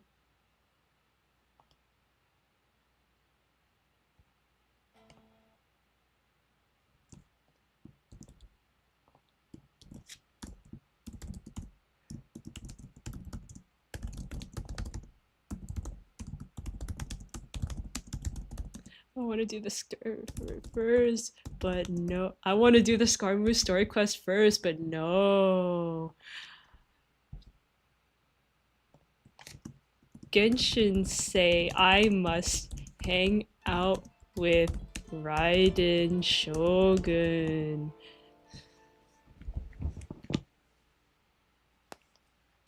This is so sad. Okay, why can't I do this quest? Isn't there like a focus mode I can do? have to complete this one? I don't care. I don't want to do this one. I never want to do this one. You don't know how much I hate the Raiden Shogun. I hate this character. She literally, like, hurt her country and has no... I feel like she has no remorse for it. I don't know. Hi, Miko. I wasn't expecting to receive VIP shrine visitors during downtime. So I suppose you're here just to visit me? Actually, I wanted to ask you about something. How cold. I saved your skin, didn't I? Surely you could at least humor me by engaging in some small talk first? Then again, I suppose your frankness is part of your charm. So tell me, what is the matter? We heard the Shogun decided to take a break, and since then the thunderstorm around Inazuma has gotten wilder. Rumor has it that the thunderstorm is affected by the Shogun's will, so people are worrying that something might be wrong with her. The Tenryou Commission also needs her attention. All right. There's little purpose in keeping anything hidden from you anyway. Since the battle, the Shogun has been greatly troubled and her temperament has changed drastically. Well, she better go to jail. She should go to jail. Her temperament has changed. Her power was already on the decline. Then you dealt her that fateful strike. Good. Make her powerless. The defeat was a heavy blow to her. It also didn't help that I forgot to bring her some tricolor dango and light novels when I went to see her. Oh, the poor thing. Without desserts and books to console herself with, she was so angry she quite simply lost it. Crying and ranting and raving. Oh, I could hardly bear to see her that way. I don't care. To believe that a god would throw a temper tantrum over something like that? Actually, I believe it. It's not beyond the realm of possibility. Before you get too indignant, consider the fact that your concerns sound every bit as nonsensical to me as that blatant lie did to you. A seeks eternity. To her, mortal lives come and go in the blink of an eye. Of what consequence to her are mortal concerns for her well-being? You're saying she's fine, right? I don't know the details. She said she wanted to rest, and I have nothing pressing that requires her attention, so there is no reason to disturb her. I have heard about the thunderstorm, though. As to the cause, it is not inconceivable that, as you suggest, her will has wavered somewhat. Maybe she's gone stir crazy. I am the only one in all of Inazuma who can visit her while she is resting. But tell me, why should this concern me? Why should I do this for you, when I already have everything one could ever want, and have seen everything one could ever wish to see? Do it for A. I like that answer. Here is the pass permit. Show it to the Okuzumeshu at the gate, and he will let you in. Oh, that's it? My question was in jest, but since you answered it in earnest, please stay true to your word. Oh, and don't forget to return the pass permit to me after you have finished with it.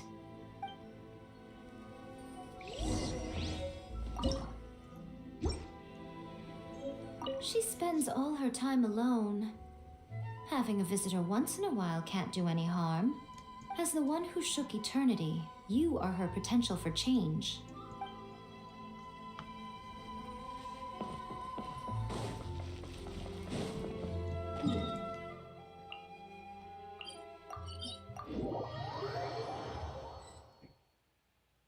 The Almighty Shogun has requested solitude. No visitors allowed. Oh, we've got a pass permit from Miko. Don't be ridiculous. Lady Guji never gives her pass permit to another person, not even esteemed travelers like yourselves. Guji Ai is only authorized to hold that pass permit because of the trust that the Almighty Shogun places in her, and her alone. Wait, this is authentic.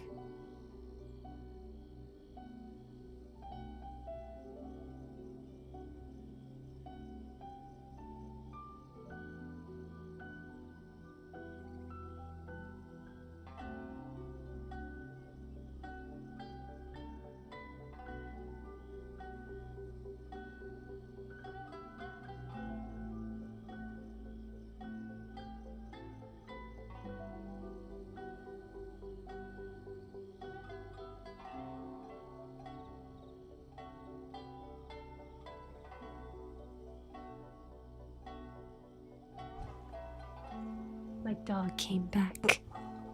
And now she's leaving. This is so sad.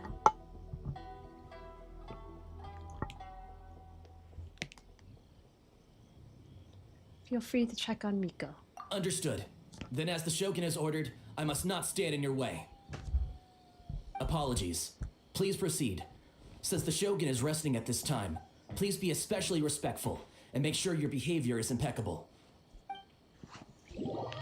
Nah.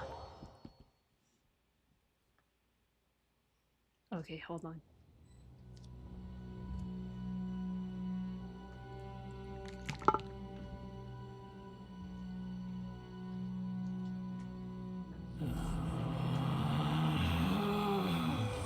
Relax.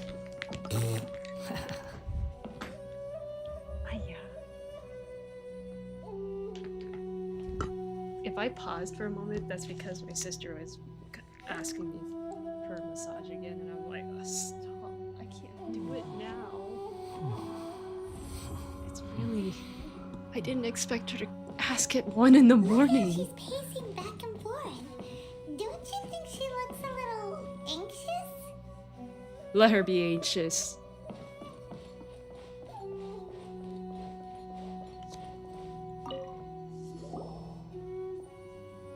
How did you get in? Too bad. Trespassers are to be eliminated at once. Wait, no, it's us! Why are you treating us like we're your enemies? We made amends, didn't we? Also, we got in by totally legitimate means. Denied. Use of force has been forbidden. Anyway, be gone. Do not disturb my solitude. Forbidden? Why? That is of no concern. This is my recuperation state. What did you make of this? She's acting strange, huh? Do puppets really need rest and relaxation? This body has no need of rest. But I am an assistant to the one within. If she wishes to rest, I must follow her will. Paimon gets it. So this is all A's doing. But why? Surely you going about your business doesn't interfere with the plane of euthymia. She's got plenty of space in there. Seems like it would be the perfect place for rest and relaxation.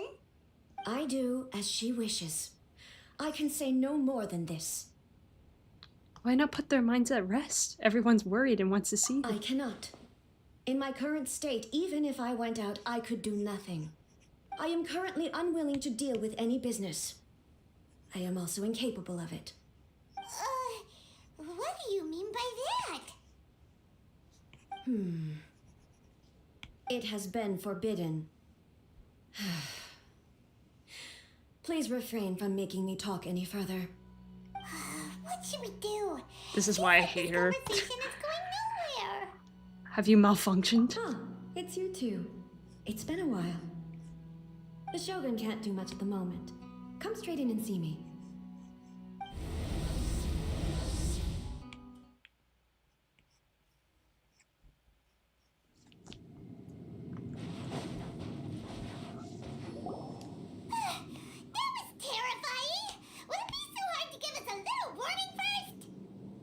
It's not your first time.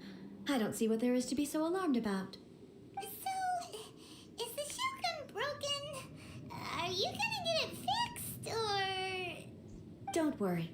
The Shogun's not broken. I've just temporarily disabled many of her functions. Currently, the Shogun is unable to handle any business and cannot appear as me. So the easiest solution was to announce that I am resting. That's what she meant by forbidden. As I said, I need to think about Inazuma's eternity, and thinking takes time. But the Shogun is still running based on her old rules. I can't allow her to make any mistakes while I am working things out. Have you tried turning it off and on again? No, she was not created to ever be turned off. Furthermore, I had even predicted at the time that I may wish to modify the Shogun's operational rules at some point in the future.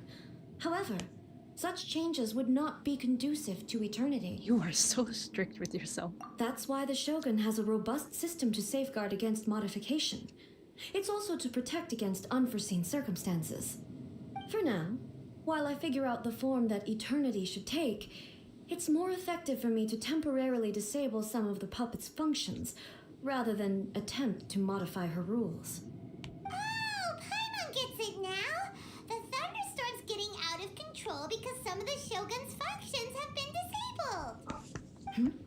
The thunderstorm is getting out of control? This is the first I've heard of it. Huh? Okay, well, let us bring you up to speed. I see. So the thunderstorm is drawing closer. You can fix it, right? It's just a minor error. This kind of thing was bound to happen. A small modification to the Shogun should fix it.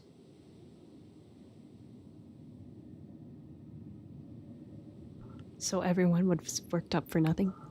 Don't look at me like that. I've never had to tinker with the Shogun before, and she's very complicated. It's practically inevitable for something to go wrong when you start tweaking things. Yes, that's it. I'm not making excuses. It's the truth. It's fine, just as long as you can fix it is all. Any progress on your thoughts about eternity?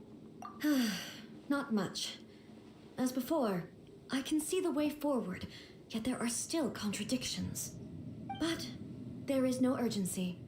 To reach an ill-conceived verdict in haste, just for the sake of having reached one, would be a confusion of priorities. How about we go for a walk? If everyone sees that the Shogun is in good health, it'll put all the speculation and rumors out there to rest. And who knows?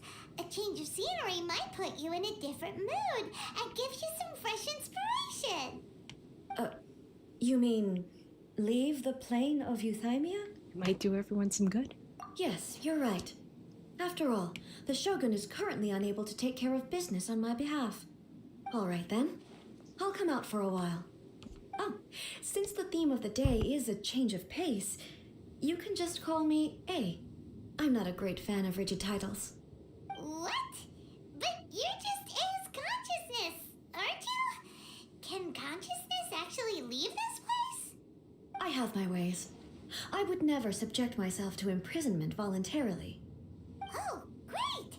Then there's nothing to worry about. Allow us to be your tour guides. Tour guides? What's a tour guide? Oh no. Okay, what did I miss?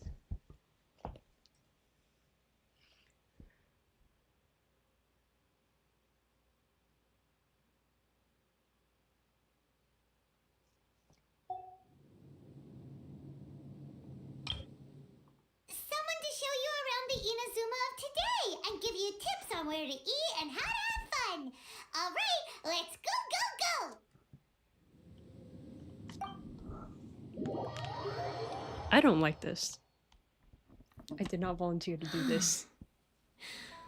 There's a familiarity to the scent in the air and the firmness beneath my feet. Now, time for a change of pace. Where should we go? To the liveliest place in town!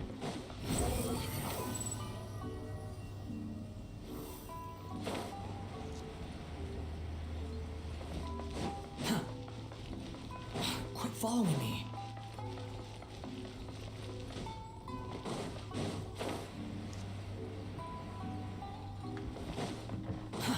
Too slow. Wonder how would the people would react.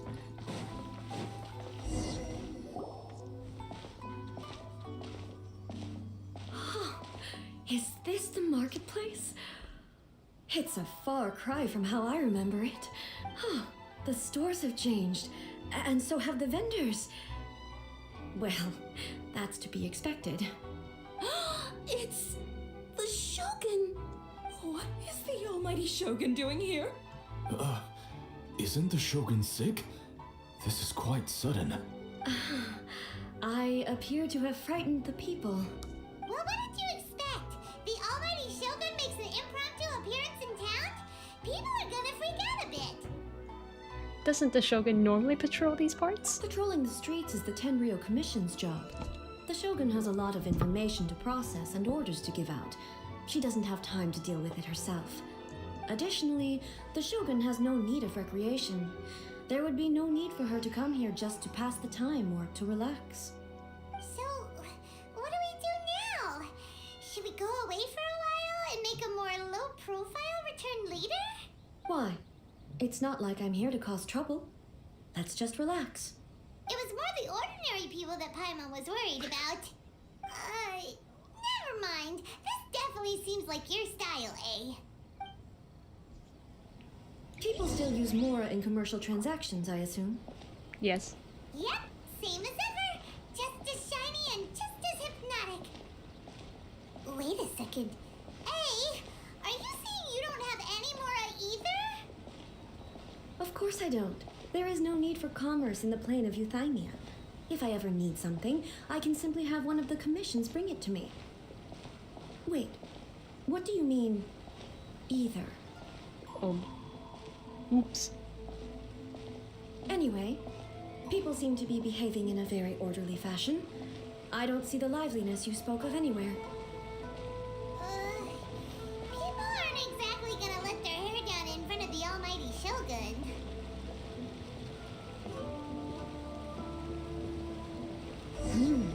What is this stall selling?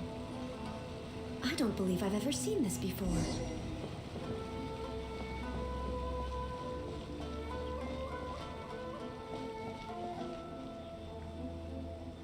Come on, hurry up, eh?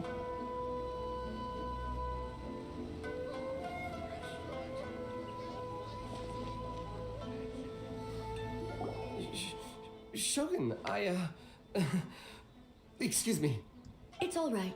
Relax. I'm just here to look around. I'm having a change of pace today. Could you tell me about the items you're selling? Of course. I've got all kinds of snacks here. Takoyaki, dango, and milk, and so on. Huh? Milk? Sounds kind of like the odd one out. It might sound odd, but it is in fact my specialty. You see, many of the stores in town are already very well established. I couldn't compete with them no matter what I sell. So my idea was to create some new combinations to give customers a novel experience. For example, my latest concoction is this dango milk. When the dango are worked into a viscous form, they mix very nicely with the milk. The focus is not just the taste, but also the unique texture. Oh, dango with milk. I've never heard of it. What made you want to do this? I'm sorry, Shogun. I've got no bone to pick with eternity. I said relax. There's no need to go treading on eggshells. Do you really think the eternity I pursue is something that can be shaken by dango and milk? Why do I feel like she's different than I expected? Actually, it came to me by chance. A friend was catering once and made too many dango, so they gave some to me. But there were more than I had use for. My milk wasn't selling well at that time either. And both dango and milk have a short shelf life. So I thought I'd try mixing the two as I had nothing to lose. To my surprise, in the right proportion. Oh, we're doing the Shogun character quest. A chance combination. This is a quest I had no choice doing. Interesting. May I try this drink? The almighty Shogun wants to try? Well, certainly. And you two should try it too. Paimon and you drink the dango milk. It's sweet. The sensation is not so different from eating a dessert. A unique beverage indeed. Yeah, it's definitely a drink, but it also feels like eating food. It's a little bit like porridge? But the resemblance is only superficial. Anyway, I like it. She likes it. I'm very glad you approve. I imagine that an item as delicious as this dango milk must sell exceptionally well, no? Well, I won't lie to you. Sales are very average. Don't worry, when she buys So one, it's your selling sales will slowly? go up. Why is that? Because most people aren't willing to give it a try. They think it's an unusual combination. Even though everyone who's tried it before rates it highly. I'm not saying the almighty Shogun has unusual tastes. Please, don't take it the wrong way. Ah, I see. Well, that can be fixed. I'll just have the Yashiro Commission order a few hundred cups and go door to door delivering them. What? No, Almighty Shogun. That's too much. Is it? I just want them to try it. It would be a shame for them to miss out on Dango milk.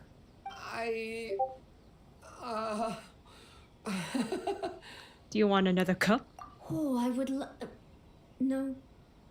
No need. That would be needlessly indulgent. There's nothing like dessert for improving one's mood. Much more enjoyable than meditating alone all the time. By the way, Miko mentioned that she founded something called the Yai Publishing House to sell some sort of light novels. She's always bragging to me about it, but it's difficult for me to really imagine without seeing the place for myself. Can you take me there? Sure! Let's go and have a look!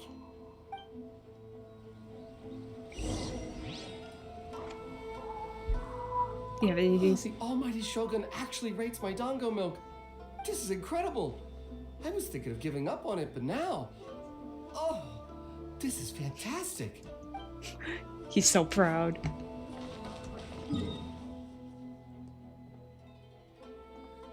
Come on, let me in. Oh no.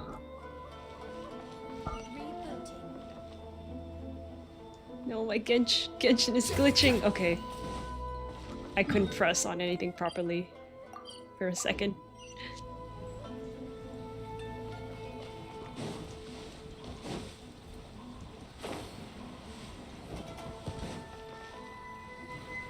Shogun! He's surprised. Almighty Shogun! What brings you to the Yai Publishing House? Do you have instructions for us? No. No, not at all. Don't be so nervous. I'm just here to look around. Apologies. I still don't quite understand. Are you here to look into the management? Or publishing regulations? Or fire safety measures? She just wants to browse your books. The Almighty Shogun wishes to read light novels? Yes. Yes. Any recommendations? The Yai Publishing House's novels are mostly targeted at the general public, and the content is all kinds of strange. I'm not sure we have anything quite to the Almighty Shogun's taste. I'm just here to try something new. There's no fun in reading the same kind of thing over and over again. Relax. It's just words on a page, isn't it? What could I misunderstand, really? In principle, you're absolutely right. It's just... It'll be fine. If there's anything the Shogun doesn't understand, we'll explain it to her. The Almighty Shogun just wants to have a look. Well... Okay then. Please proceed to the bookshelf over there. It has all the latest bestsellers. There are some winning entries from the This Novel is Amazing competition. I've just finished compiling them into a saleable form. Don't take them too seriously. It's all just a bit of fun. Uh-oh. Okay, let's go then. Huh. How can this be? Did I underestimate the caliber of this material? I know every individual word in these books' titles, so why is it that they make no sense to me in these particular combinations? Take this one, for example. The good thing about being reincarnated as a hilly churl not a is slime. that I only need to eat Sansetias to become stronger. It's so long. I know. Is it true that hilly churls grow stronger from eating Sansetias? Well, surely it should be some sort of meat, at least. It's just a narrative device. Narrative device. It's imaginary. It's whatever the author wants it to be. So it's made up? Yes. What's the point of that? Without being grounded in reality, how can the story be believable? Also, I'm fairly certain that hilly churls can't write stories. So, does this author claim to be documenting hilly churl life from an outside perspective, perhaps? Paimon's starting to understand Kuroda's reservations right about now. Fads have no place in eternity. How about we choose for you? We can pick out some novels that are easier to understand and give you the scoop. All right, then. I believe myself to be relatively well-read, but with stories like these, I don't even know where to start. I have high hopes, though. This seems like Miko's style, so I'm sure the stories are very entertaining. All right, leave We'll be back in a jiffy. This could be a pretty tough job.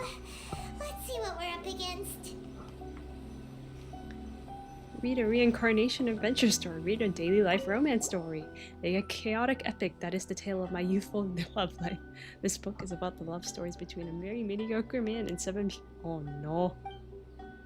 It's a chronological account of a protagonist's daily life featuring the amusing anecdotes.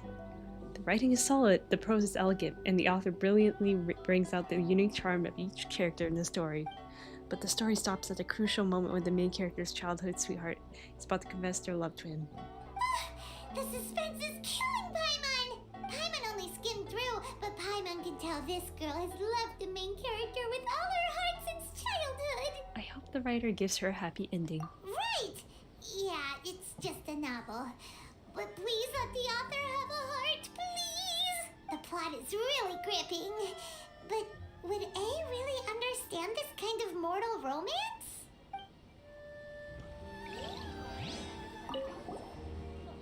Life made me a fighter, just when I just want to be a writer. This book is a martial arts story set in Lille, focusing on fighting between different gangs.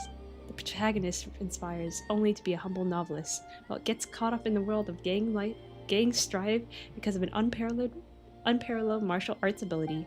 The selling point of this story is that the protagonist never joins any faction, but is constantly assumed to be the reclusive master of one faction or another. The martial arts pros, who see the protagonist as their enemy, are always making a scene. The protagonist is stuck in the middle of all of this, while all the while clinging tight to the dream of becoming a novelist. What a strange person. Why would someone want to be a novelist that badly? Someone like that could easily become the top martial arts pro in the world. The protagonist has an admirable will. You do have a point. And a character so determined to follow their ambition is likely to appeal to A, right? Potentially. Let's go with the last one. In this book, the protagonist is struck by lightning beneath a thunder sakura and wakes up to discover that he's become the Raiden Shogun. Oh no. Prior to this event, the protagonist is nobody who gets bullied by everyone, but after becoming the Raiden Shogun, he acquires unlimited power. The appeal of this one probably lies in the euphoria of going from powerless to omnipotence, and in the protagonist's inner journey to finally breaking free from their low self-esteem. But it's hard to see how the story would develop after the protagonist literally becomes the Raiden Shogun. With a premise like this, it's no wonder Kuroda was nervous about letting A look around. Paimon thinks it might be best not to bring this one up with A. We might get the author in trouble. But it doesn't paint the Shogun in a bad light. Well, if someone turned into Paimon and did a bunch of stuff this Paimon would never do, Paimon would feel really uncomfortable. That's all of them. Let's try to explain them to A. I'm gonna show all of them. I'm gonna show her the looks on first your one. faces tell me you found some good stories. The Shogun story. I want to show the Shogun story. You narrate the story. Hey! Paimon thought we agreed not to bring that one up. It's okay. I find it quite interesting. I didn't realize that this was how ordinary people viewed the Shogun. She would never use the Muso no Hitotachi as frivolously as she does in the pages of this book. Nor would she ever use it as a means of venting emotions. In reality, the reason for drawing her blade determines the martial form to use and the degree of power with which to imbue it. Since there is such a great deal of difference between the story and the reality, I don't feel offended at all. On the contrary, I find the author's powers of imagination quite admirable. That said, I hear that Yae Publishing House's novels are all reviewed by Miko herself, which means that the content of this book must have been approved by her. In fact, no. It may even have been her idea in the first place. So what do you think of Yae Publishing House's light novels, eh? Do you like the stories we picked? What I take from these stories is not so much the content itself, but what they represent in terms of the effects of time upon Inazuma. Back when I decided to isolate myself in the plain of Euthymia, there was no Yae Publishing House, and certainly no stories of this kind. In accordance with my wishes, the Shogun did her best to create an eternal nation. A nation that, in theory, should remain entirely unchanged over time. But the fact is that both the food and the stories have changed with time. It's human nature to seek change. I disagree with your point of view. That's what I would say if we were still in the plane of euthymia. But the truth is right here in front of my eyes, and I can't deny it. And that's exactly why we brought you out, to take a look around and get some fresh ideas. Sure, it's not the same as you remember, but one way or another, people are loving life in the present. That's gotta be a good thing, right? Yes, you're right. I'm wary of any and all change, but I do not wish for my pursuit of eternity to stop human lives from changing for the better. Thank you for inviting me out. This trip has been quite eye-opening for me. Don't mention it. This may be an everyday occurrence for you, but for me, this trip has been quite an occasion. I've seen a lot, and it's made me think a lot. I really can't praise it highly enough. I hope I will remember it for a long time to come. Well, why don't we take a photo? Ooh, great idea! A's had a wonderful time, and a photo is the best way to remember it. Take a photo? Once again, I'm faced with a combination of words that makes absolutely no sense to me. It's okay. Come with us. We'll find a scenic spot and show you what we mean.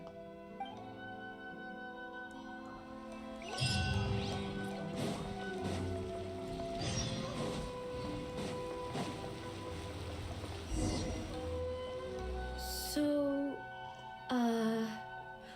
what are we supposed to be doing? We're taking a photo of you. Just leave the hard work to us. All you need to do is stand over there and strike a pose. Basically, a photo makes a visual record of you at this very moment in time, so it makes a great souvenir. Okay, so what exactly is striking a pose? The photo is visual representation. Ah, I see. So in other words, I need to do some sort of visually agreeable action in front of you, right? Yes. The more I think about it, the more embarrassing it seems. How should I pose? Help me out here. It should look good, but not too over the top.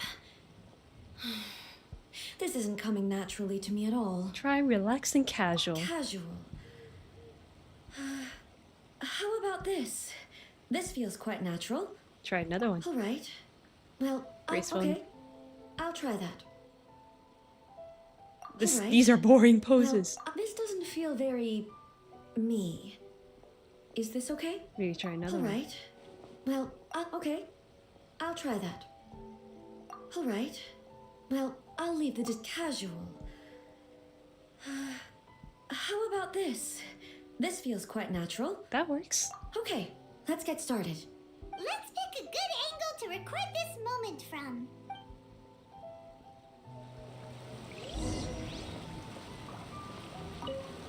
So a photo is a visual representation, an impression, like casting a shadow. Fascinating. I'm learning a lot today. Let's get this underway.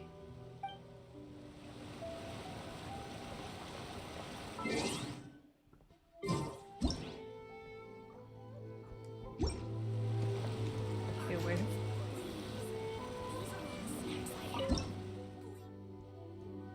Oh, no, not from there.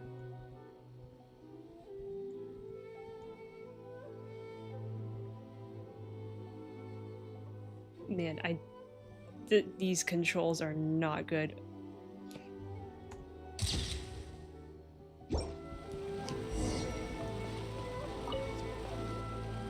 It's a wrap! Take a look! Here's the photo The we kid. took of you. Wow. This is astonishing. Is it some kind of magic? It seems to be another copy of me. But she doesn't seem to be able to move or talk. It's just a record. I thought it would turn out poorly because I felt rather rigid. But it actually looks more natural than I imagined.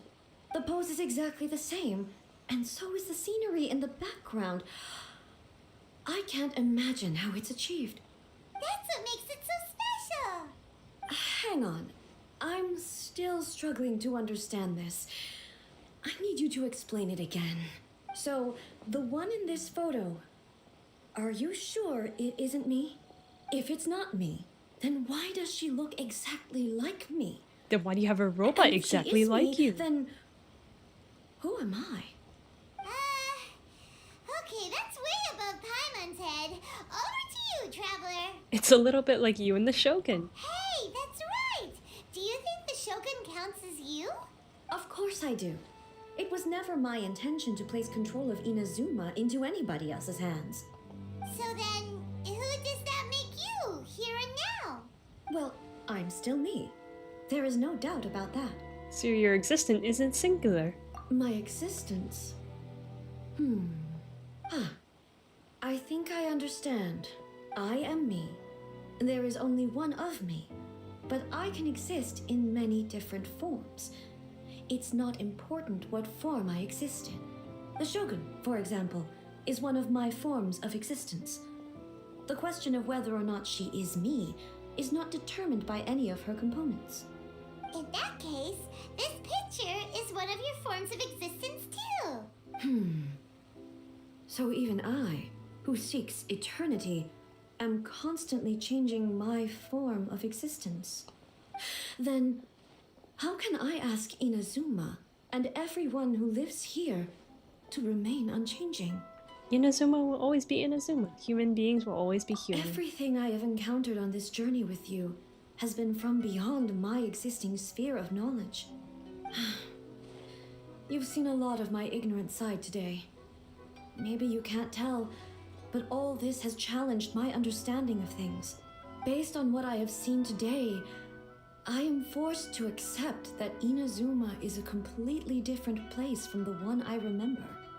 But it would be incorrect to conclude from this that the Inazuma of today is no longer Inazuma. Right.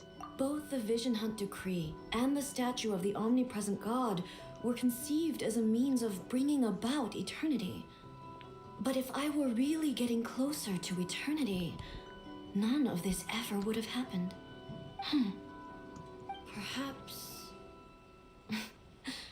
Perhaps I've been holding on to everything too tightly. Sounds to Paimon like Ace figured things out. And that means that we've done a really great job as her guides. Master Kamaji! Master Kamaji! Why is it getting so noisy down there? Oh, that sounded like Ippei. What could be the matter? Ippei? Is that someone from the Tenryou Commission? Yep, let's find out what's going on. Oh boy.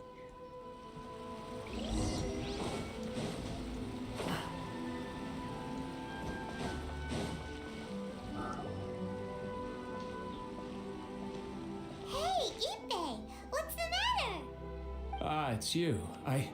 Uh-oh. Huh? The Almighty Shogun?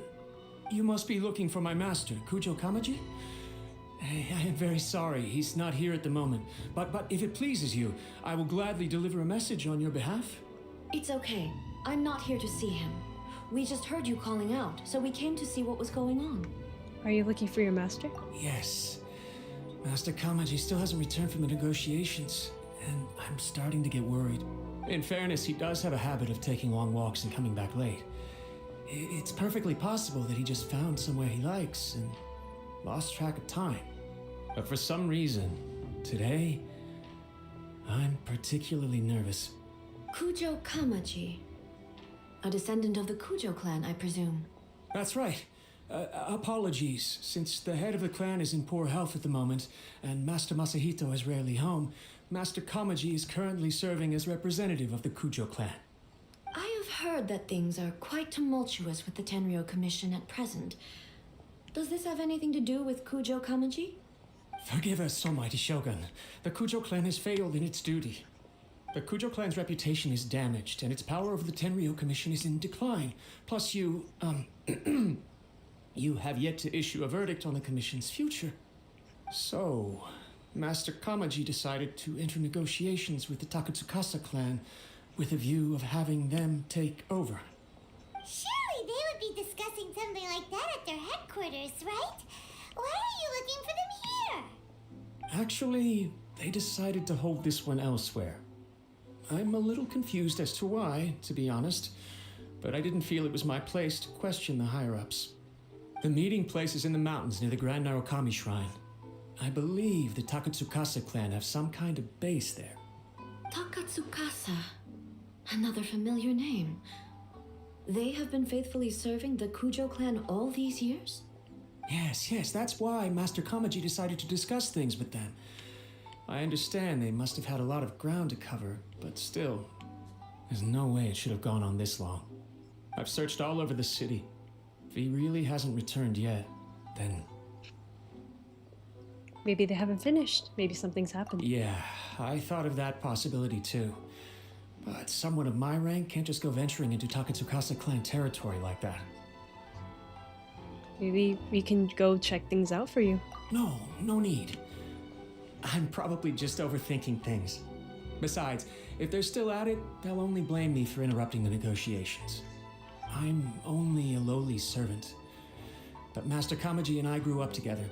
It'd be terrible if anything ever happened to him. I'm not as smart as Master, so I can't really share his burdens. But the last thing I'd want would be for him to come to harm when I could have done something about it. What do you think, Almighty Shogun? Let's go see what's happening. With me present, they are unlikely to blame you, even if we do happen to interrupt the negotiations. Besides, this has only come about because I failed to make a timely decision. This issue started with me, and I shall be the one to finish it. That's commitment right there. Thank you so much, Shogun. I'll keep looking around in the meantime, too. Let me mark out the location of the base for you. I hope everything goes smoothly.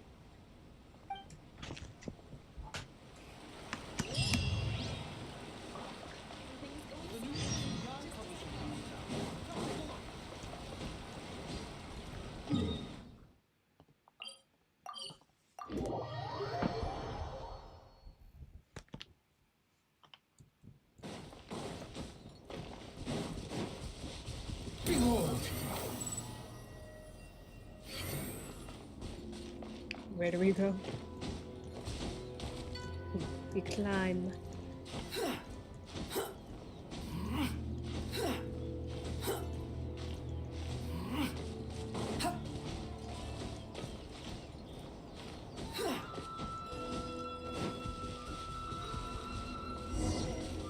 Huh? What do you mean? Enter the secret outpost. Uh-oh.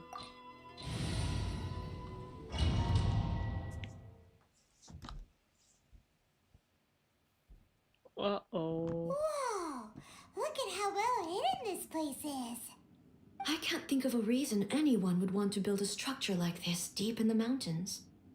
Maybe to escape disasters. I feel something that doesn't belong here. I sense danger. Huh? Uh-oh. We should proceed with caution. The Kujo clan descendant may well be in trouble.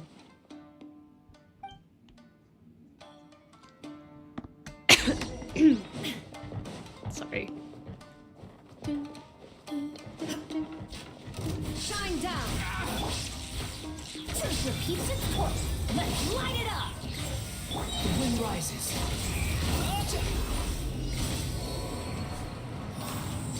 Upon the gale. Why are they roaming here? This is a Caribert commission base. Something is not right. We must remove all those who stand in our way. I'm not used to having a fifth person on the team, sorry. Illusion shattered!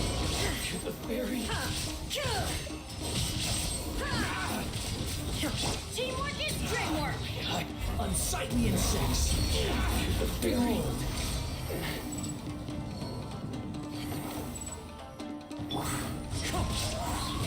Fallen leaves, adorn my night! The wind knows me. Fine. Finally,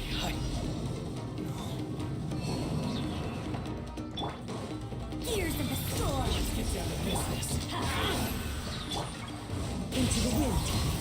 Torn to oblivion.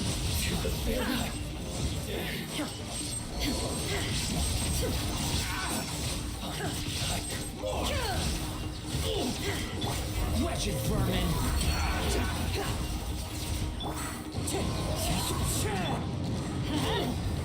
Going in! Truth repeats its course. As one with wind and cloud!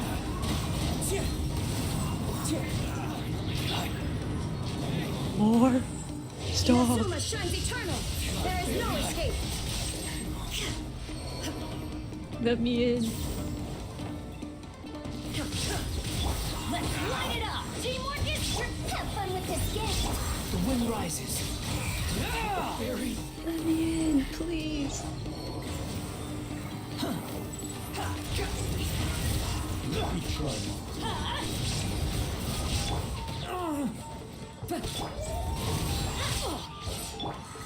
Shine down.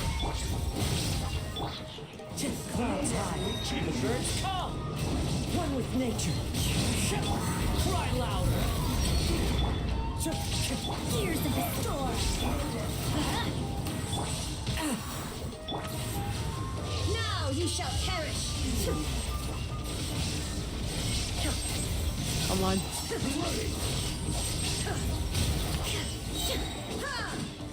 Let's light it up! Everybody Into the wind.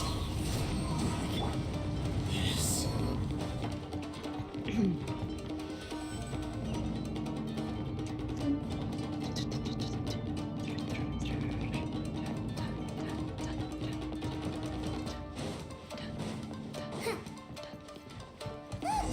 It's Kujokawaji! But who's he with? Stay back. I will deal with this. Okay, it's your job.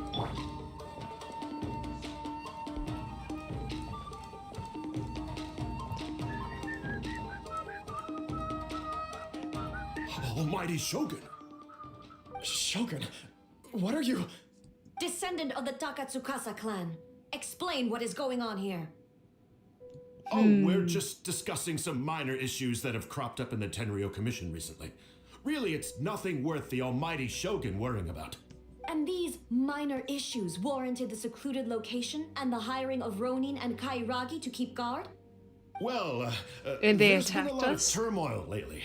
It was just out of security considerations, that's all. Silence. Oh. Descendant of the Kujo clan. Your turn. All right. I came here intending to negotiate, but it turned out all they were interested in was a written confession from the Kujo clan. A written confession? Yes, a statement acknowledging every crime committed by the Kujo clan since the inception of the Vision Hunt Decree, including all the recent misconduct. All factual statements, of course. Not a single one of them fabricated. I can't deny that. But it also emphasizes the Takatsukasa clan's achievements throughout the document, claiming they stood steadfast all along and fought back against the crisis. These are all falsehoods. Says who? Why, you two-faced? You're going back on everything you said. I'm just stating the facts. I'm sure the almighty Shogun can discern the truth. All the Takatsukasa clan is trying to do is make themselves look good, so they'll be first in line to replace the Kujo clan. Why else would you push a false narrative in the written confession that paints your clan in a good light and try to make me sign it under duress? What are you talking about? You're not under duress, we're just negotiating here. You've completely changed your tune. I believe I now understand the situation. Don't listen to his nonsense. I'm sure you're well aware of the major failings of the Kujo clan. Surely you, of everyone, knows. Not a single word they say can be trusted. You are quite mistaken if you think your dispute is of any interest to me. Descendant of the Takatsukasa clan, you wish to become the new Tenryo commissioner. Do I understand this correctly? Well, yes, of course. It's the eternal pursuit of everyone in the Tenryo Commission to offer our lives in service of the almighty Shogun. Then the situation is not as complicated as you seem to have made it. After all, I am the one who appoints the Tenryo commissioner. The process is quite simple. Anyone who can beat me in a duel becomes the new commissioner. Ooh. Sorry, a duel with the almighty Shogun? The first Tenryou Commissioner demonstrated his will with the blade in his hand. That is why the title has been passed down within the Kujo clan ever since. If you want me to appoint a new clan, then naturally, there must first be a new duel. Uh-oh. Do you not know how to wield a blade? Or do you simply doubt your abilities on account of your advanced age and declining physical condition? Here you are talking about offering your life, and yet you are too afraid to face my blade. Well, never mind. What about one of you then? Anyone who can defeat me, Takatsukasa or not, will be appointed the new Tenryou Commissioner. This Does is not awkward. a single person dare to face me? I will challenge you, Almighty Shogun. What? Descendant of the Kujo clan. Regrettably, even if you win against me, it cannot atone for the wrongs committed under the Kujo name. I realize that. I don't stand a chance of winning against you anyway. I know full well that the mistakes my father made ought to spell the end of the Kujo clan's legacy in the Tenryou Commission. Even when I was executing the Vision Hunt decree, I had doubts about my father's decisions. I knew that what I was doing was wrong, but that was as far as I went. I doubted, and I ruminated. I understood the situation perfectly well, but I took no action, and I didn't save a single person. I accept the Kujo clan's decline as punishment for my deeds. I can't even say that I failed to prevent it, because in order to fail, you have to have at least tried. To be brutally honest, for someone of your strength, there is nothing you could have done, even if you had tried. Yes, I'm too weak. My father ignores me. My elder brother can't help me. And I even need Ippei to set me straight at times. It's the way it's always been. But if nothing else, then right here, right now in the Kujo clan's final hours, it is I who represent the clan, like my father before me. His duties are now mine to perform. Just as the Shogun said, a forefather of mine once showed his will with his sword. Then please, let me, Kujo Kamaji, end the story of the Kujo clan in the same way that it began. This is my last chance to do something. This is patently meaningless, but I accept. Come forward. Cutscene.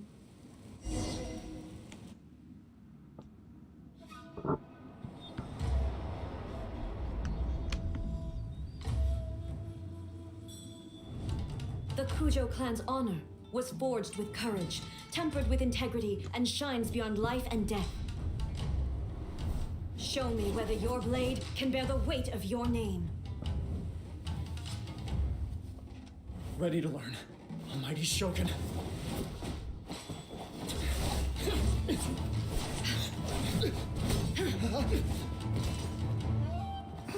Well, that was fast.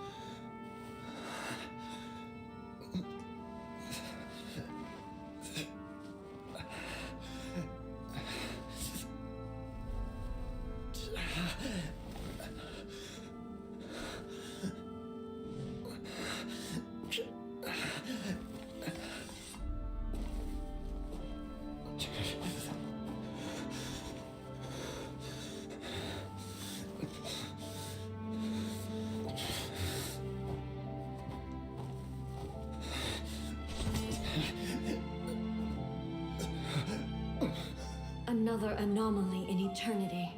Nevertheless, it appears that the Kujo honor still courses through your veins. Kujo Kamaji is wounded.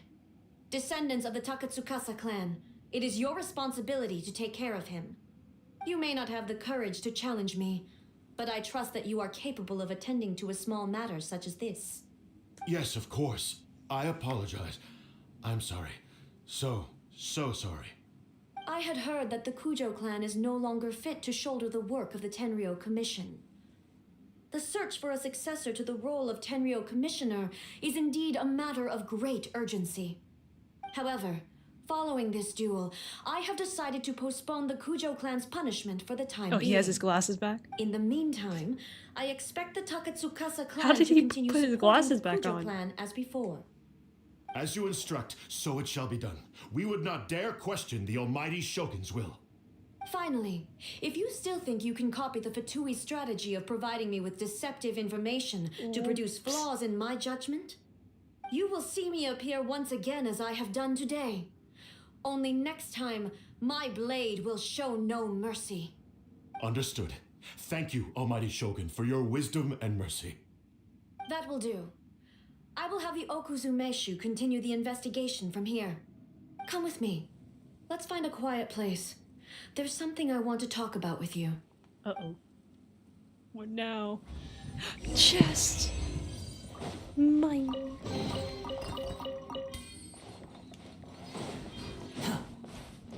Quit following me.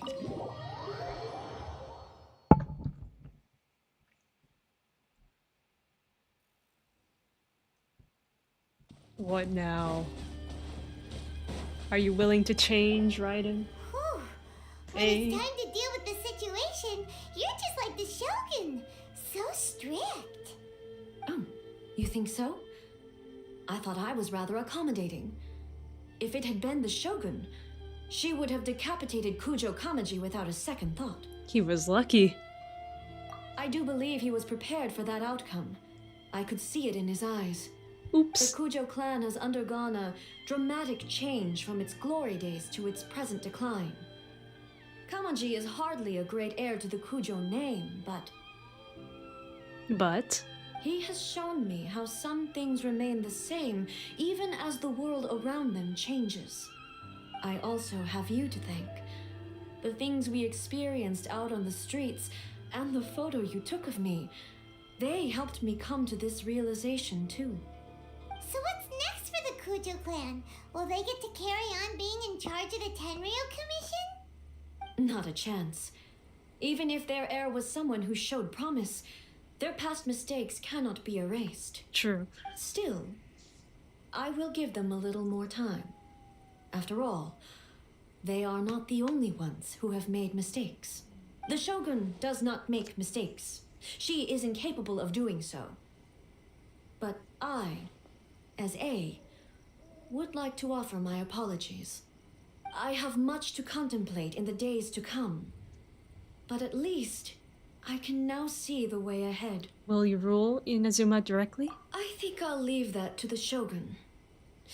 The greatest threat to eternity is still the erosion that comes with time. As I said, the Shogun has a robust system to protect her against modification.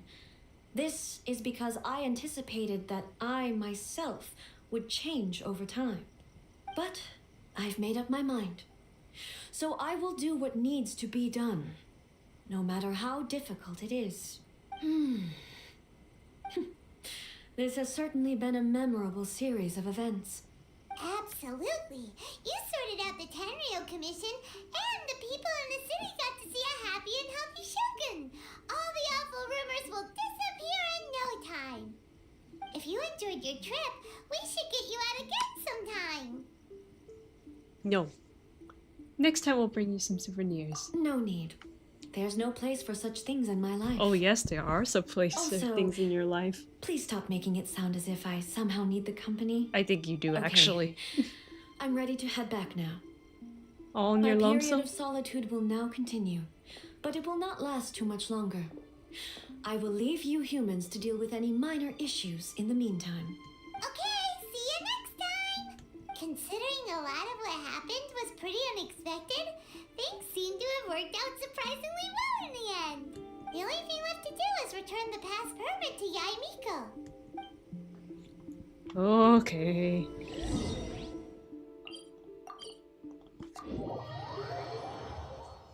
Are we done here? Can we move on?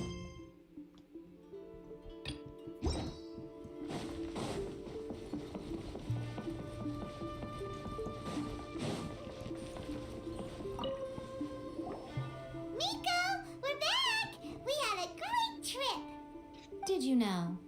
Well then, you'll have to tell me all about it. You tell Yaimiko about the various things that happened. How amusing.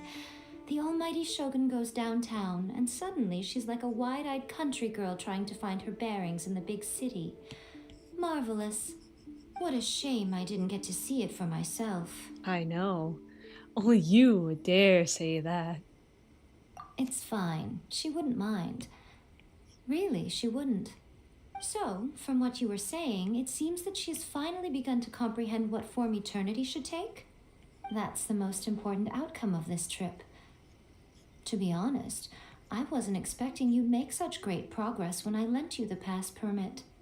Yeah, it seems like she's not gonna force everything to stay the same way anymore. To put it nicely, even deities indulge in wishful thinking.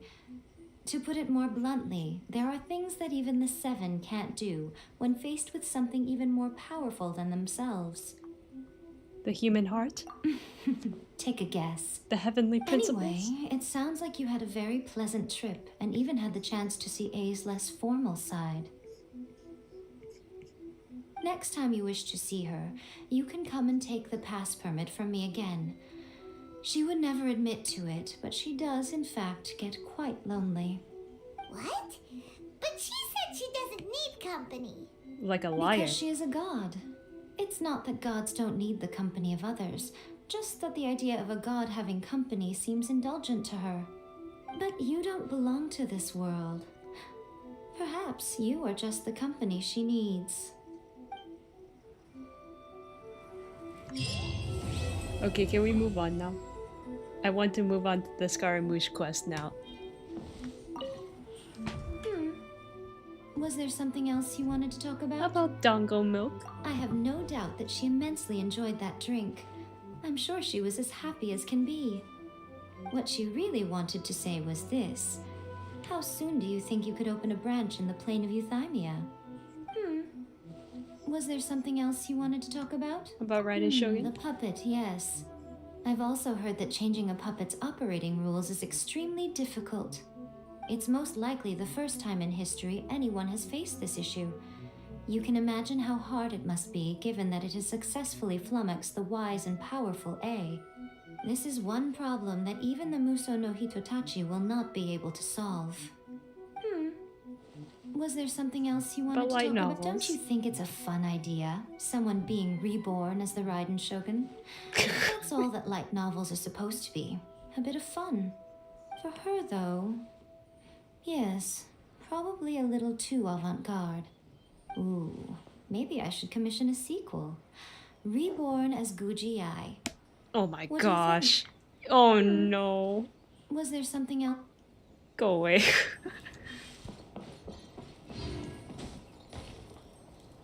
Are all the commissions done? Yes, they are. I don't have to do them.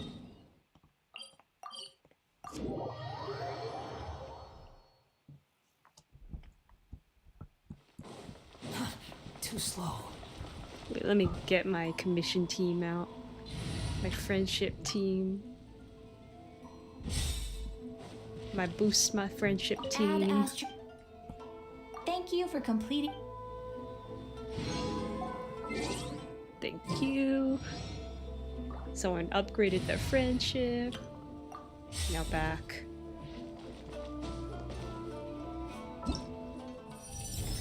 I'm not gonna do that yet. Did someone upgrade to level 10? Risley! And that is a very great background. Okay, now can we do it? No! We have to do this one? Okay. I guess we're not doing the Fontaine quest after all. We have to do it. No. Okay, I like Kazuha. I like Kazuha. Kazuha's best boy. Kazuha's best boy. Let's go. I'm being forced to do all this. Maybe I should just change the title. You know what? I'm just gonna change the title right now. Can I do that? I want to change the title. I'm changing the title. I don't care. There's no more Fontaine. It's just Inazuma and Caribert.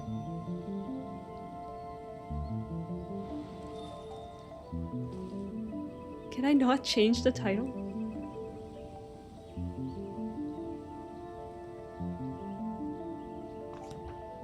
Playing the quests before Fontaine.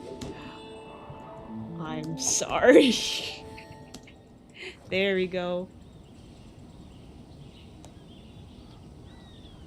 I'll change the thumbnail later. Time to go.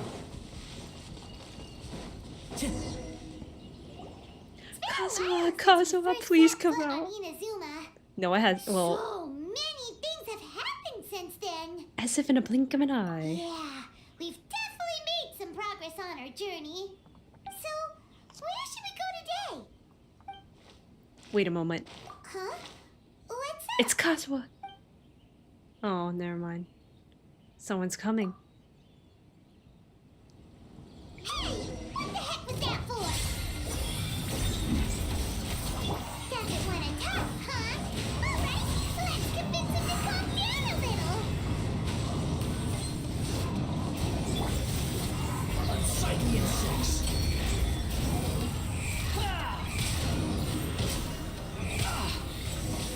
What? Why can't we... So you don't have a vision after all. Seems like I've mistaken you for someone else. At the very least, you should make sure you've got the right person before you go attacking them. No, wait. Even when you've got the right person, you shouldn't go attacking them out of the blue. It's dangerous. Have you ever met someone by the name of Kaedahara Kazuha? Uh-oh.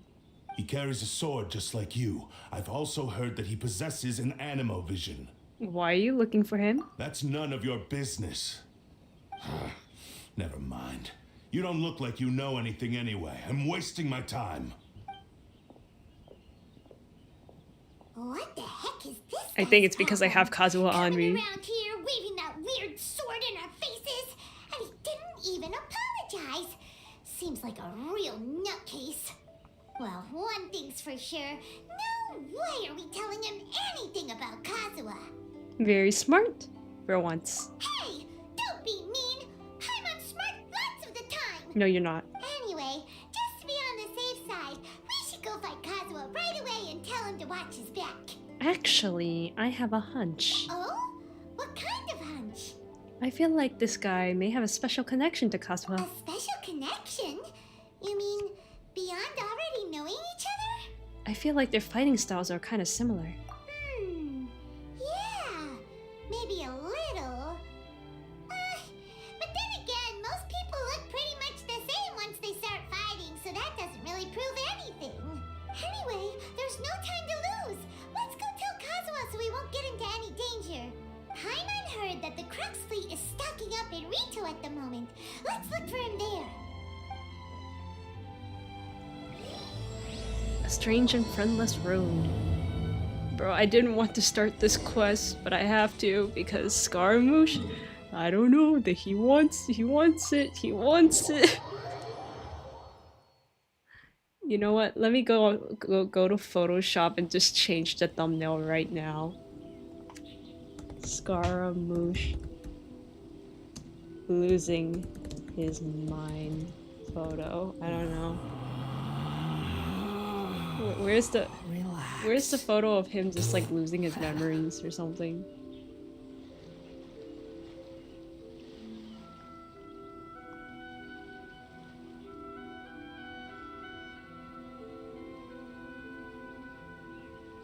I need to find the photo. Where's the photo? Oh my gosh. We're never going to go to Fontaine, guys. It's never happening. Because of stupid Scarm. Maybe I don't like the character anymore. No, it can't be. I found the photo.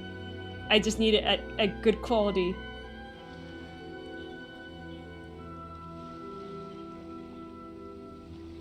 Okay, we got this.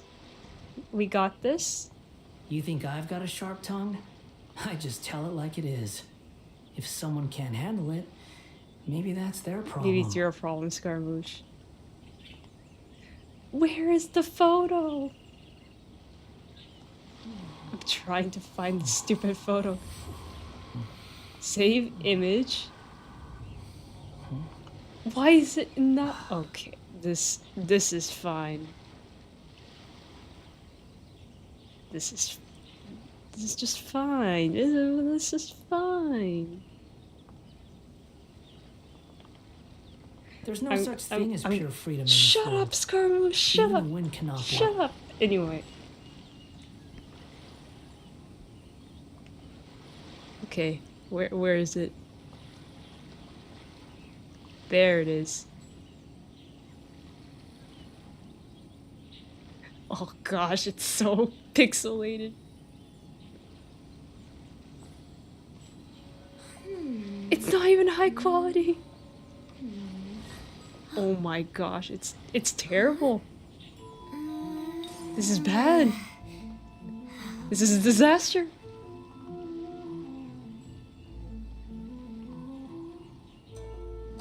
Okay, I need to find a better quality of this.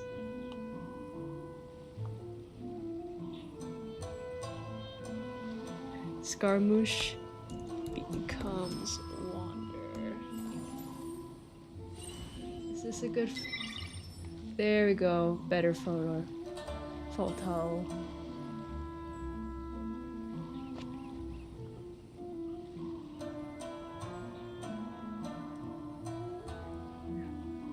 Scratch discs are full. No, please.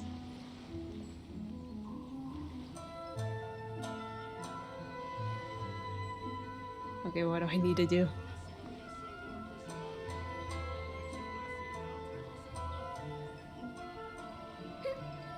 What did you say? Oh, I'm old now, so every other phrase escapes my ears. Try calling me Madam Farazan, then I'll see if I can pick that up.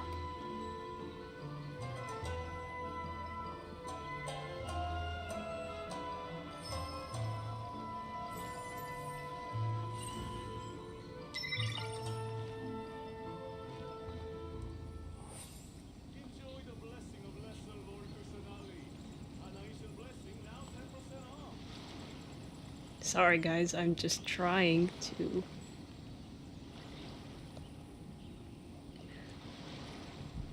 actually finish this thumbnail.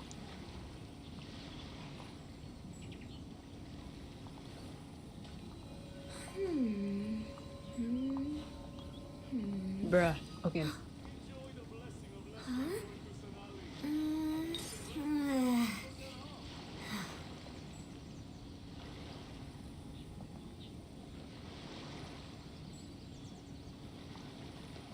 Okay, fine, we're not gonna fix the thumbnail, forget it. Scratch discs are full, that means my storage is full.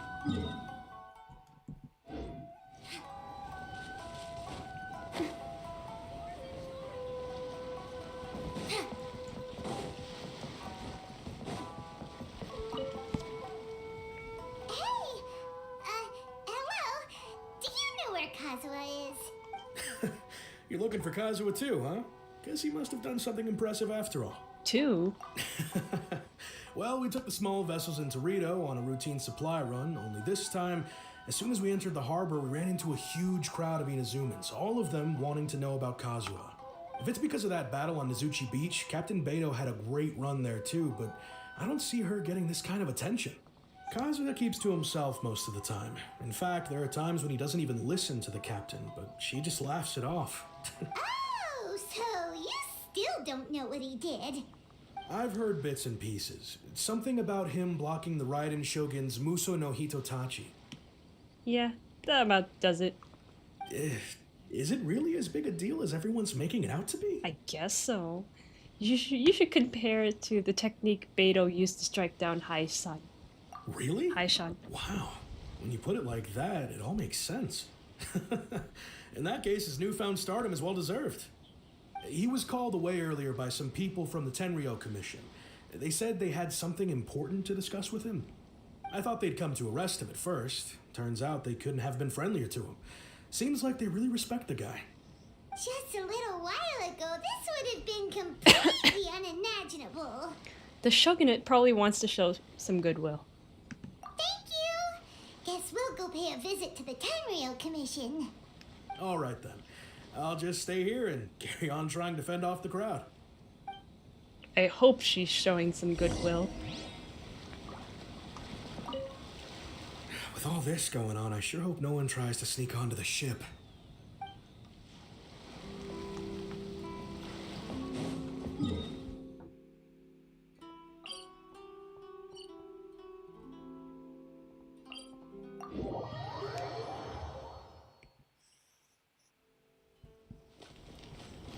Hold on, I'm doing like 2 things at once right now.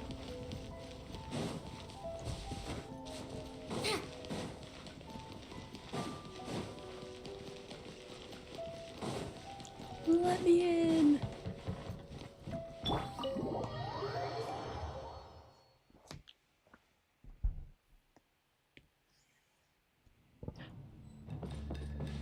Oh, it's you two. Oh? It's you. Hello, Kazuha. Greetings. We were just discussing the repealing of the Vision Hunt decree. Since you're here, you're very welcome to listen in on the conversation. We invited Mr. Kaidahara here to extend a gesture of goodwill on behalf of the Shogunate. Your hard work has secured for us the agreeable state of affairs that we now enjoy. Also, I've been granted the chance to correct my clan's past mistakes, and for that, I'm deeply grateful. The Almighty Shogun has issued a large array of directives aimed at resolving, or at least easing, the tensions that have built up over the years. The Tri-Commission has made the recommendation to use this opportunity to restore the honor of the Kaidahara name. Regarding the history of the Kaidahara clan, I trust that you're already somewhat informed? I've heard a thing or two. In short, there was once a group of select bladesmiths who served the Shogun directly, responsible for upholding and further developing the traditional blade forging arts of the Almighty Shogun. The Kaidahara clan belonged to this class. But there came a time when some of these bladesmiths revolted and fled to Snezhnaya. Both the Kaidahara and Kamisato clans were held accountable for lax oversight and entered a period of great turmoil.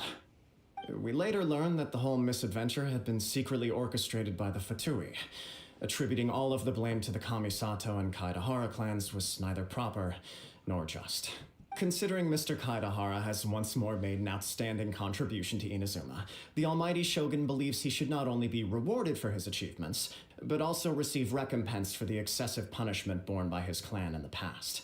In the interest of preventing further harassment of the Bladesmith clans by the Fatui, we chose not to publicly release the findings of our investigations into these matters. We trust you can understand why this was necessary. This is a true honor.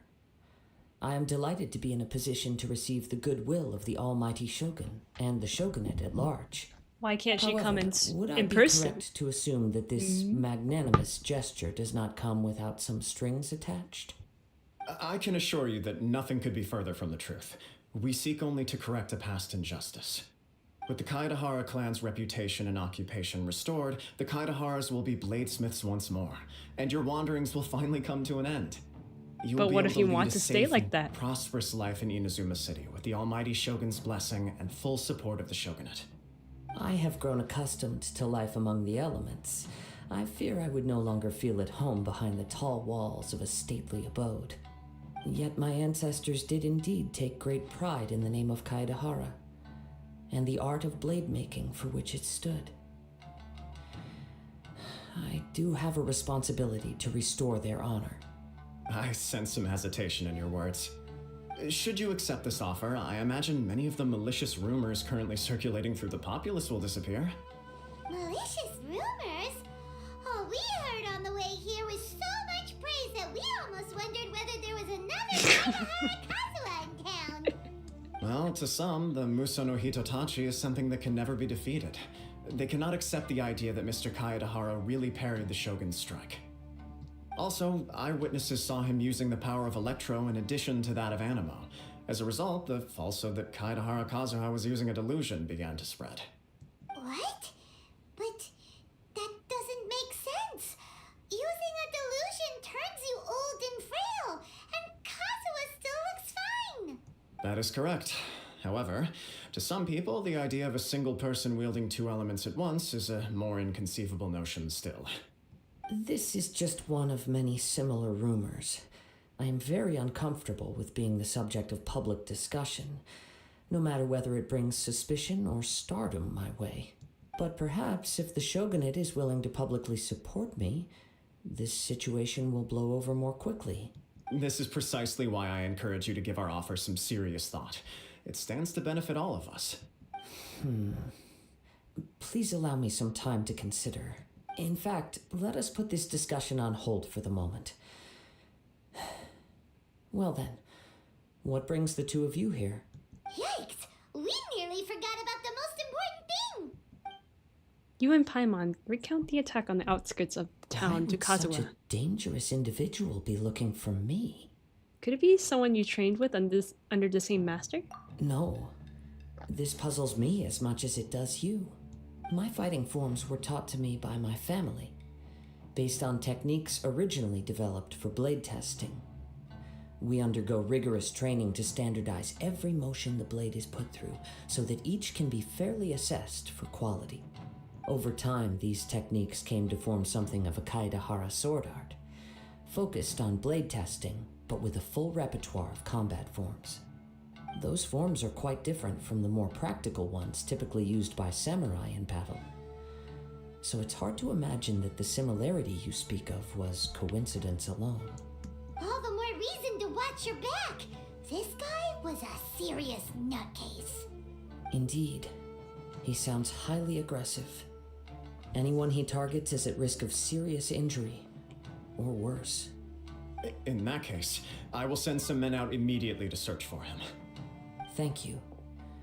I must say I am now very curious about this matter, and I will also need some time to consider your offer. I will first join the traveler in investigating the one who attacked her, then give you a conclusive answer upon my return. Very well. Please stay safe. Come on. Let's go and track down your aggressor.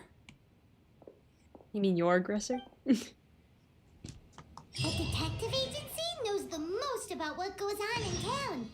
Let's see what Ryuji has to say.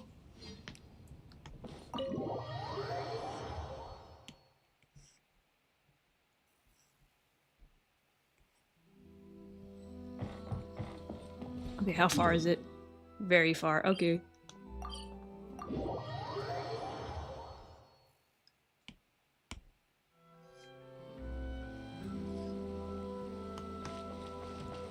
Quit following me.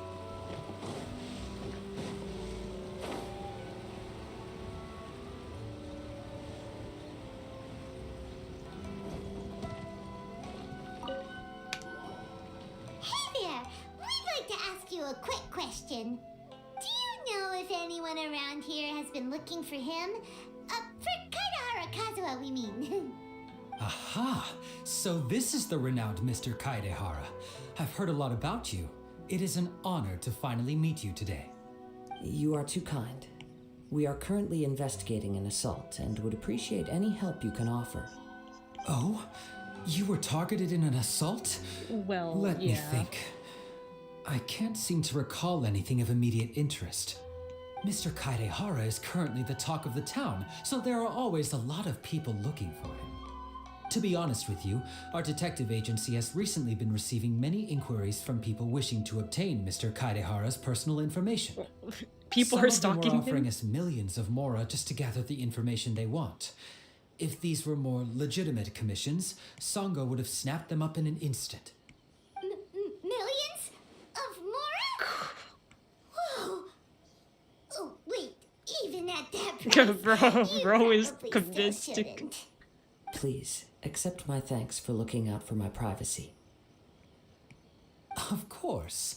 No matter what, we only take on legitimate cases. We don't make our money by revealing details of other people's day-to-day life just for the sake of it. Sorry, I got a little off topic. What I'm really trying to say is, it doesn't surprise me that a complete stranger is looking for Mr. Kaedehara. But I wouldn't know where to begin if we want to connect this with an assault. Then let's put that connection aside for now. Have there been any other attacks or similar incidents recently that stand out as particularly unusual? The Tenryou Commission had very few leads, and I thought you might have some information from different sources. It's true that the commissioners aren't clued up about every little thing that goes on out in the streets. But typically, it's only the most trivial events that manage to escape their attention. If anyone had been out there attacking people, that would be assault, in which case the Tenryou Commission would absolutely get involved. That does make sense. Uh-oh. Looks like the trail's already run cold. I still find it difficult to believe that whoever attacked you hasn't been causing any trouble elsewhere. Few people possess your prowess in battle. So unless you were the first person he targeted, someone is certain to have been hurt by now. Is this your way of giving praise? I am well aware of your talents. There is no need to be humble around me. In fact, I'm quite relieved that you were the one he targeted. What? It would cause me great grief to see someone become critically injured or lose their life because of me. For the poor victim, this would be a completely senseless crime. Don't worry, we'll find him. It seems you are every bit the selfless hero they make you out to be, Mr. Kaedehara. Surely this same concern for your fellow man is what drove you to fearlessly raise your blade against the almighty Shogun. You flatter me. Truth be told, I don't know quite what came over me in that moment. You are much too humble. Don't worry, I completely understand your concerns. I will try my best to gather whatever leads I can for you. Oh, actually, there was one strange incident over the last few days. It doesn't involve an attack, though. Let me tell you about it just in case. Sure. During times like this, the more information we have, the better. All right then. Recently, 2 people went missing from the city at around the same time. One of them is a pretty well-known collector, surnamed Nagato. The other, Amenoma Yuya, is a samurai from the Amenoma clan. Amenoma. Now there's a familiar name. Right. Yuya is the nephew of Amenoma Togo, the owner of Amenoma Smithy. 2 grown men going missing at the same time. Their cases are likely connected, but I don't know much in the way of details. I recalled this because Amenoma Yuya is also an accomplished martial artist who is skilled with the blade. Perhaps he is the one you are looking for. Understood, though it seems highly unlikely to me. I neither know this man, nor do I have any idea why he may wish to attack me. Let's consider this a favor for Ryuji. Sure, can't hurt. We never know what we might find out along the way. Thank you, Perhaps he Ryuji. can't see and only We'll sense start power. by making some inquiries at the Amenoma Smithy. Sounds good. All the best with your investigation. I'll get moving shortly myself.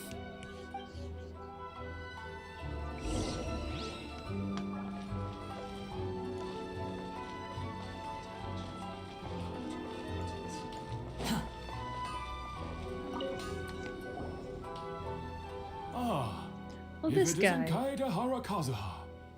What brings you here today? Huh? You 2 know each other? Of course, of course. Yes, the Kaedehara and Amenoma clans were both members of the Raiden Gokaden. Historically, there have always been deep links between the 2 clans. After I returned to Inazuma, I visited Mr. Amenoma to pay my respects. Ah, I see. Yes. You may recall the story of the Raiden Gokaden from the Iridori Festival. Though all bladesmiths trace their craft back to the same source, over time, each of us has arrived at a different blade-making philosophy. spawning the development of different branches of the same art. As an example, the Amenoma art strives to emulate the abiding patience and determination of water as it turns stone to sand. There is nothing mystical to our work. There is only practice, day in and day out, until both body and mind have memorized the craft, turning each motion of every technique into an intrinsic part of the bladesmith's life. As for the art of the Kaedehara clan, I believe it's called the Ishin art. That's right. Ishin art strives for complete harmony between blade and mind from the moment that forging begins. For only a blade thus forged can capture and convey its maker's thoughts and feelings, and eventually become an extension of its wielder's will. Indeed. Most samurai choose their blades, but an Ishin blade chooses its owner. You are, without a doubt, the most worthy wielder of an Ishin blade. It gladdens my heart to see that although the Kaedehara clan has fallen on hard times, its ideals and virtues are alive and well. You overestimate me. My actions are guided by my own personal sentiments, not by any noble aspirations on behalf of my clan. But let's get back on topic. The purpose of our visit today is to gather some information on your missing nephew. We hope to assist with the investigation. It may turn out that this case is connected to another we are pursuing. Ah, yes. My nephew. I reported the case to the Tenryo Commission, but I haven't heard anything back so far. He didn't say a word before he left, which is very unlike him. I'm still completely at a loss on what to make of it, but I've done what I can so far. Worrying is futile. All I can do now is wait for the news from the Tenryo Commission. We heard that there was a collector involved in the disappearance too. Know anything about that? Yes. On the morning that Yuya went missing, he gave me a very cryptic look and said that he was going to give me a great gift. I believe he went to collect the item from Mr. Nagato after that. The next thing I heard was that a fire had broken out at the warehouse, and neither of them came back. A fire? Yes. Strange, isn't it? I wonder what could have caused it. Unfortunately, there was very little evidence left behind, so nobody knows what really happened. Do you have any thoughts on what Yuya may have wanted to give you? If I had to guess, it must have been some kind of rare weapon. Otherwise, there would have been no reason for him to get my hopes up. He's never been particularly interested in blade forging, but has always had a fondness for blade testing, and can sense even the most minute differences in blade quality. He is extraordinarily talented in martial arts, particularly when it comes to the art of the sword.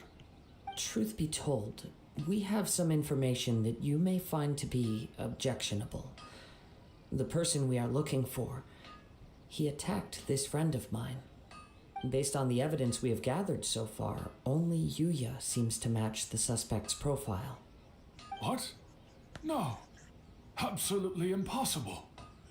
Yuya is not that kind of person. He is humble and kind. Even his training is done with the goal of calming his mind. He has never gotten into a fight before. Is that so? Yes. If there's one thing I can say for certain, it's that Yuya would never draw his blade without a very good reason.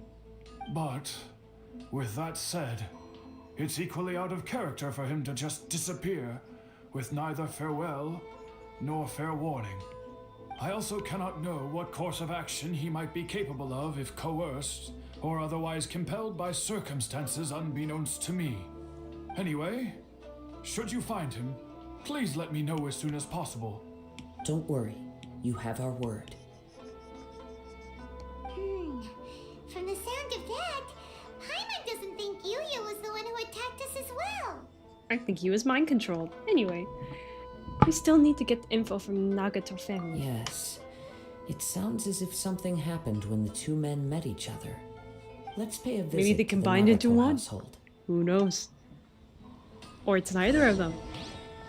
Growing up, Yuya never caused anyone any trouble. Oh, what could have happened to him? All the way there. Behold!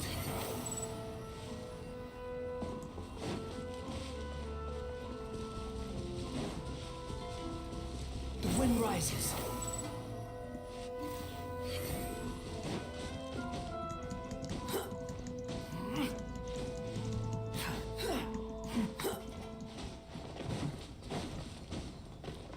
Quit following me.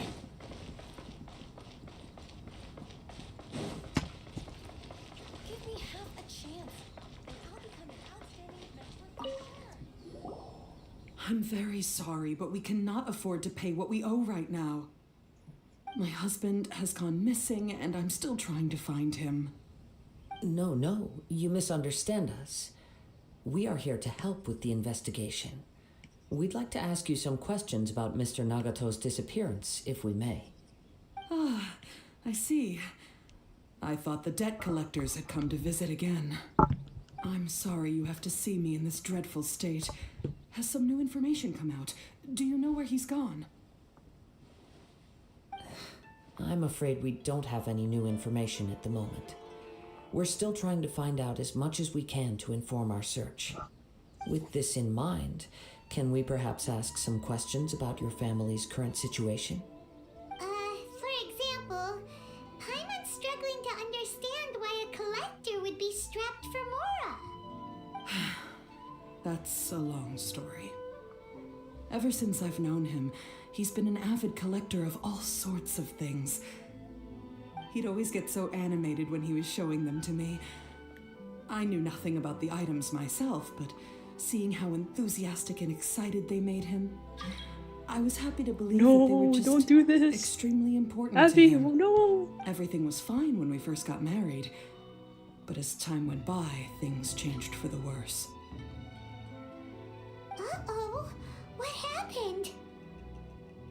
He lost his sense of restraint. He started buying more and more things, and even resorted to borrowing money just so he could pay for them. Our expenses really spiraled out of control when he started getting interested in weapons. It was awful. There were days when he'd spend hours down at the warehouse admiring his weapons even as debt collectors were descending upon our house. He wouldn't sell them, wouldn't even touch them. Just sat there staring at them like he was in a trance. I'm happy he has a hobby and I'm willing to support him, but making ends meet has to come first. I've tried talking to him about it so many times, but he never listens. On the last day that I saw him, I gave him an ultimatum. I said, if he refused to sell his collectibles and pay off his debts, I would divorce him and take the children with me. Oh. Whoa! Oh, that's and harsh. That led to an argument. Actually, it didn't. Generally, he's a quiet man who likes to go with the flow. On most things, he leaves the decision-making to me. You must understand, I never would have dreamed of threatening him with divorce if the debts hadn't pushed our family to the brink. After I said those words, he froze and was silent for a long time. When he finally spoke, he awkwardly mumbled that he would pick out a few items to sell. His voice was so meek and pitiful that I felt an urge to take everything back. But then what? If I didn't draw the line, what would happen to our family? You did the right thing. Had I not indulged his bad habits, we wouldn't have found ourselves in such a predicament. This is why you don't gamble. And I also don't know if he had actually come to his senses, or if he was simply angry with me. The next thing I heard was that our warehouse had caught fire, and both he and the buyer had gone missing. I see. I understand.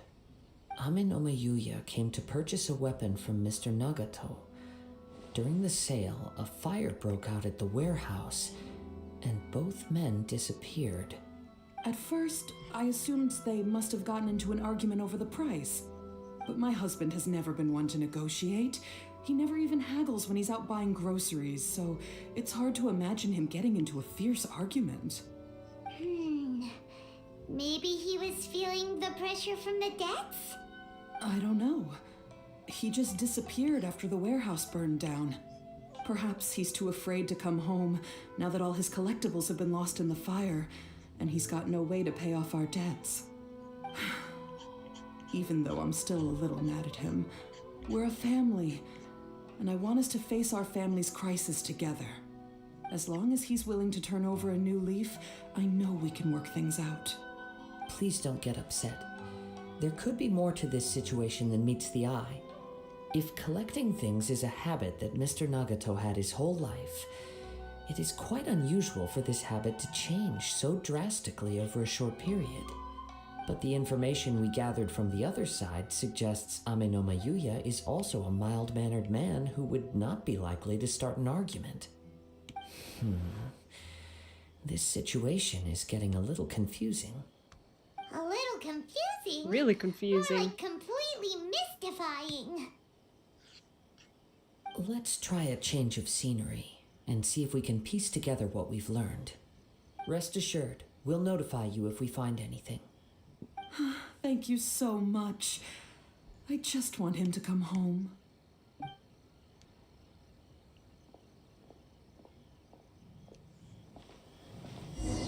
I think it's the sword mind controlling one of them. Based on the information we've gathered so far, I can only surmise that the sales meeting between the two men was somehow the catalyst for their disappearance.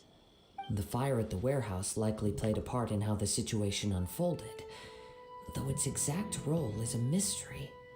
Do you have any thoughts? Not really. Well,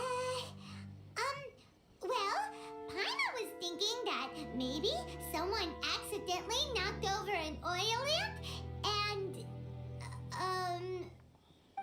No. Nope, never mind. Paimon's brain needs to rest for a while. Over to you. Perhaps the fire was deliberately used to hide the truth. We're still missing crucial information. Right. I very much agree with you. It seems highly likely that we're missing a piece of the puzzle. Working off what we know so far, there are too many things that don't add up. The chances are that there are still some clues We need left Hazel for us here. to discover. One fact that I keep coming back to is that Amenoma Yuya is polite and well-mannered, while Mr. Nagato is introverted and passive. Neither seems like the type of person who is inclined towards initiating conflict. Mr. Nagato, being heavily in debt, is also the only one of them with the potential motive to disappear after the fire. The more I ponder it, the more puzzling it becomes. Just what could have happened there? This also doesn't seem connected to the case of the attacker. Right. Although the time frame seems to broadly match, no other details that we've learned seem to link the two events together. Amenoma Yuya lacks a key distinguishing feature of the attacker, namely that he is principally a practitioner of the blade testing techniques of Amenoma art, not those of the combat-oriented Ishin art. Darn! We thought we could get two birds with one stone here, but at this rate, it's starting to look like a wild goose chase. Let's keep going, since we've come this far. If we can solve the case, both Mr. Amenoma and Isn't Mrs. this Hazel's? Nagato will be able This to should get be some closure. Hazel's story quest. But where should we Why go now? are we investigating this? Let's head out of the city and check out the warehouse. I think this is Hazel's story There's still a quest, chance guys. we may be able to I think find we some got the wrong shreds of quest. evidence. Why are we investigating this? Go to the... Okay. Too slow. Fine. I hope this is the last quest we do before we actually do Fontaine. Wait. Yes. I hear something ominous in the wind. Oh! This must be another one of those sounds that only you can hear.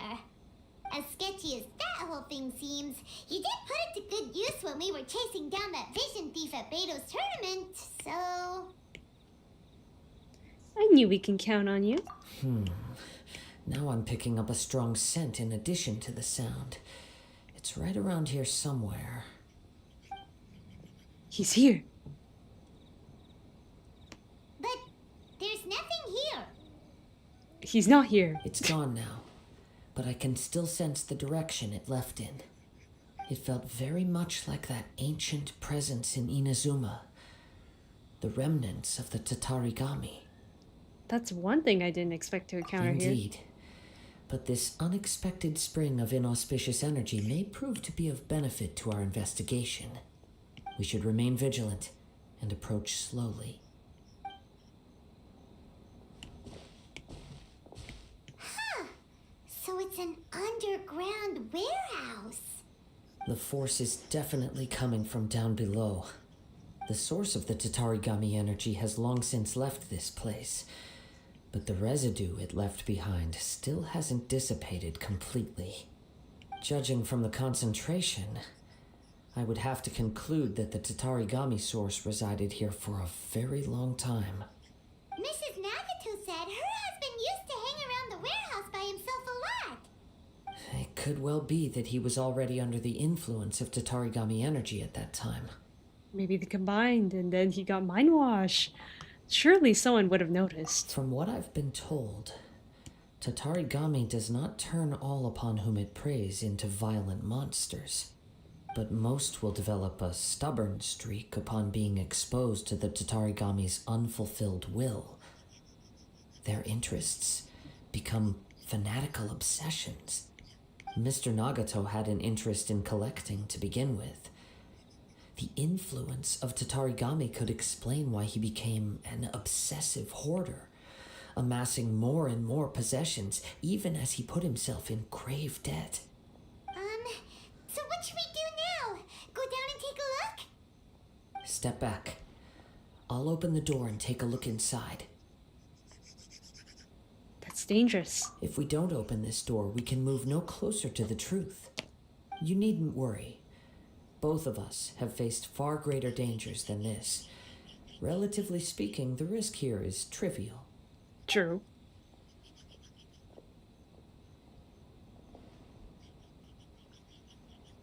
Watch out.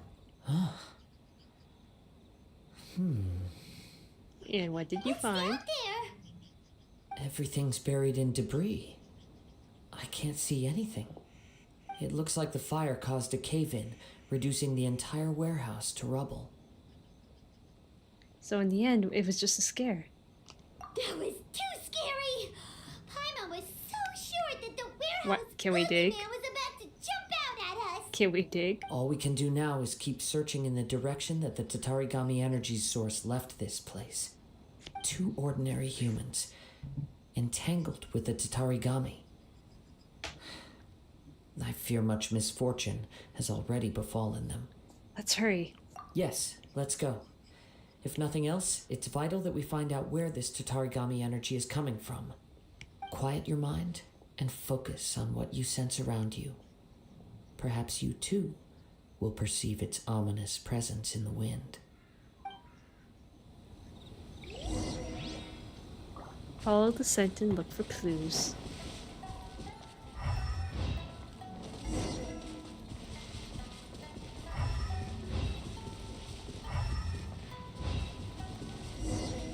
Here. Quit following me. Mint collecting.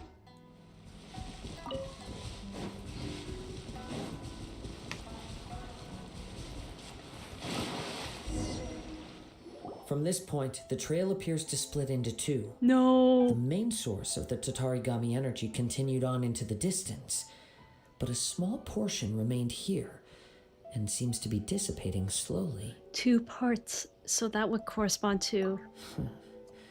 Quite possibly. Can we not separate? Let's search I the don't want area. to separate, please. Whoa! Look at all those silly churls. They're acting really strangely. Something seems to be drawing their attention. Let's take a closer look.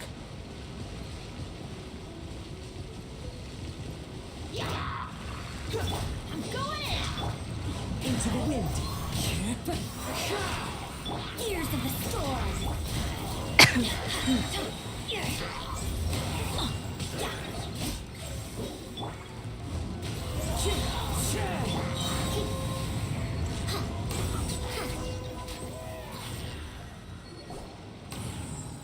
It's... Look at this red stuff. What is it? By the looks of it, a letter written on a piece of torn clothing. The ink is bone dry. It must have been written quite some time ago. Well, let's take a look. I am Nagato. I was wounded by Amanoma Yuya. He took my most precious blade. I chased him, but could not catch him. I laid down here to rest on my account of my exhaustion. I thought I might croak right here. My stomach kept on bleeding, but it seems some strange power has sustained me. Why did he steal that blade? I was going to sell it to him. He even burned my warehouse down. It hurts. It hurts. But for some reason I can't fall unconscious. So all I can do to distract from the pain is write. What will happen to Sakiko, Yuchi, and Yuji? I'm sorry to them, I really am. Only now do I realize how stuck in my ways I was and how blind to my obsession. I must have been cursed.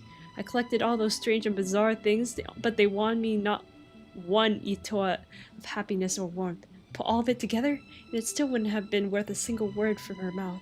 Thank you, and sorry for letting you down, Sakiko. Sachiko. According to this letter, a conflict arose because Amenoma Yuya wanted to seize a blade belonging to Mr. Nagato.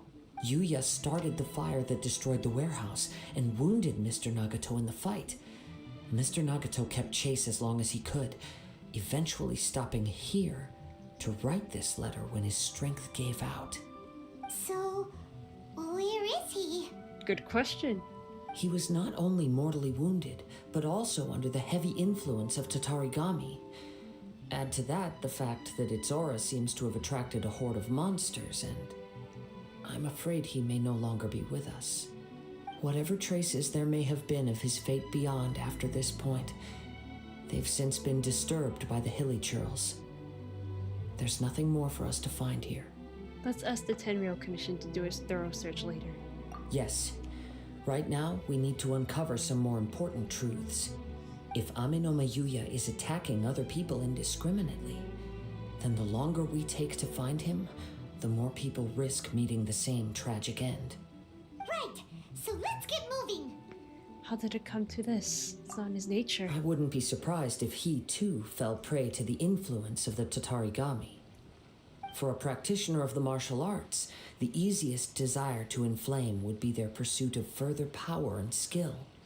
All the clues that at first seemed disparate and disconnected, it seems that now we know the thread that runs between them.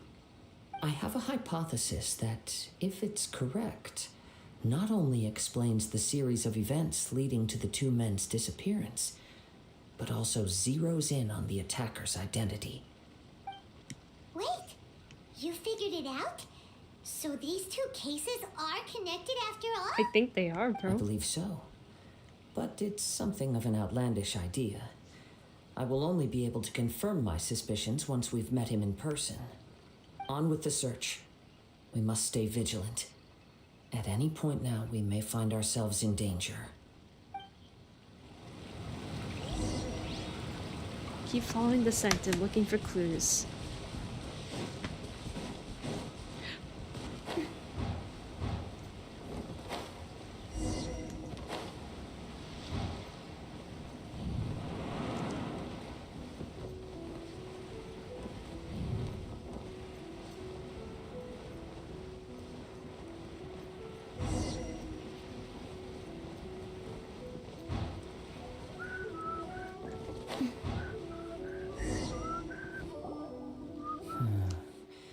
He seems to have stayed here for a long time.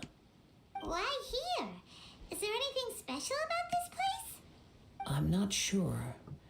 But on closer examination, I sense that the aura may have lingered here at several different points in time. Show yourself. It's no use hiding anymore. I've never heard him yell. Kaede Kazuha. It's you, at last. Aha! So it is the same guy from before. What's your problem, huh? What could you possibly have against Kazuha? Indeed, there should be no enmity between us. If it is Amenome Yuya that stands before us. But what if instead of facing Amenome Yuya, we are in fact facing the blade in his hand? I knew it. The blade is mind controlling him. Now that you mention it, it is giving off a strange light. Whoa, whoa! Surely you don't mean... Are you serious? Tatarigami energy often lodges itself within physical objects, then works to subtly affect any living organisms in its vicinity. The blade has resided in Mr. Nagato's warehouse for many years, affecting his state of mind, and more recently using the sale as a means to affect, or rather as a means to occupy, Amenome Yuya's body. You're sharper than I thought. You've already deduced the truth of the matter. Many years ago, I was forged by a famed bladesmith of the Ishin tradition. I was his pride and joy. In me, he placed all his hopes and dreams. As a descendant of the Kaedehara clan, you should be able to guess our greatest regret. I presume it has something to do with the Raiden Gokaden. Indeed. At that point in time, he failed to live up to the Raiden Shogun's expectations. In the end, all he could do was to flee the nation by sea on a ship bound for Snezhnaya. He was a bladesmith of great renown, a master of his craft. There was nothing that he could not accomplish. All he needed was more time and a little faith. And sure enough, in the end, he achieved what he had set out to do. All of his life's work, his wisdom, his skill, it culminated in his creation of me. He not only bestowed upon me the greatest of strength, but also endowed me with a consciousness of my own. In her conceit, the Raiden Shogun lost not only the single most perfect blade in the entire world, but also an irreplaceable achievement in the art of blade forging. So, swords can become conscious and control people? The people of the time in which I was born never believed I had that kind of power. They saw me as a mere blade, a sharp and well-crafted one, but in all other respects an ordinary weapon. But that gave me the opportunity to take action. After the death of my creator, I decided to leave Snezhnaya and began my long quest to return to the distant land of Inazuma. Moving from one person to the next, I controlled the minds of countless hosts along the way, each bringing me one step closer to my ancestral home. I seek but one thing: to face the full force of the Raiden Shogun's blade and prove my power, the might of Ishin art. Okay. So Amenome Yuya was not your first victim. Tell me, what happens to those you've possessed when you've finished using them?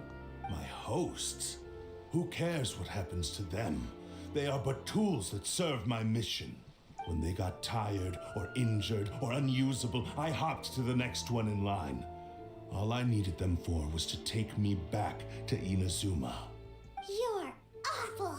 What the? After I returned to Inazuma, I decided to bide my time in Nagato's warehouse until Amenome Yuya handed himself over to me on a silver platter. At long last, I'm approaching my journey's destination.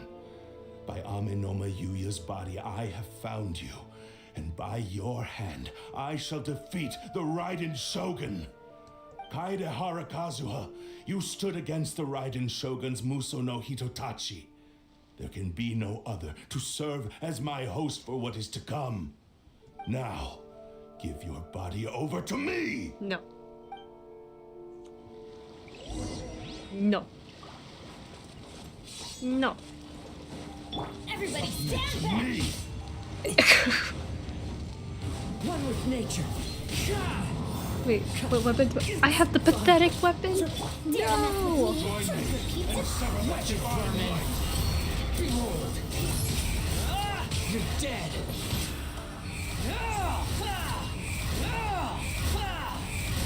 Shall rewrite history!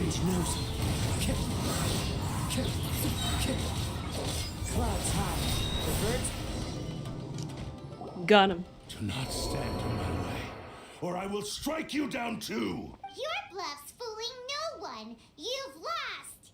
Lost? I can never lose. It is this body that has reached its limit, nothing more.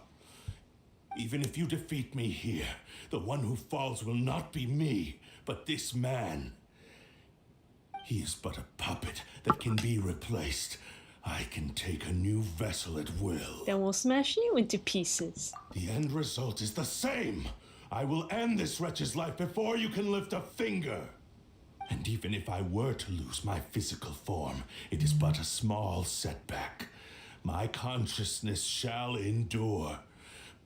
By any means necessary and any medium available, I shall return and fulfill my destiny!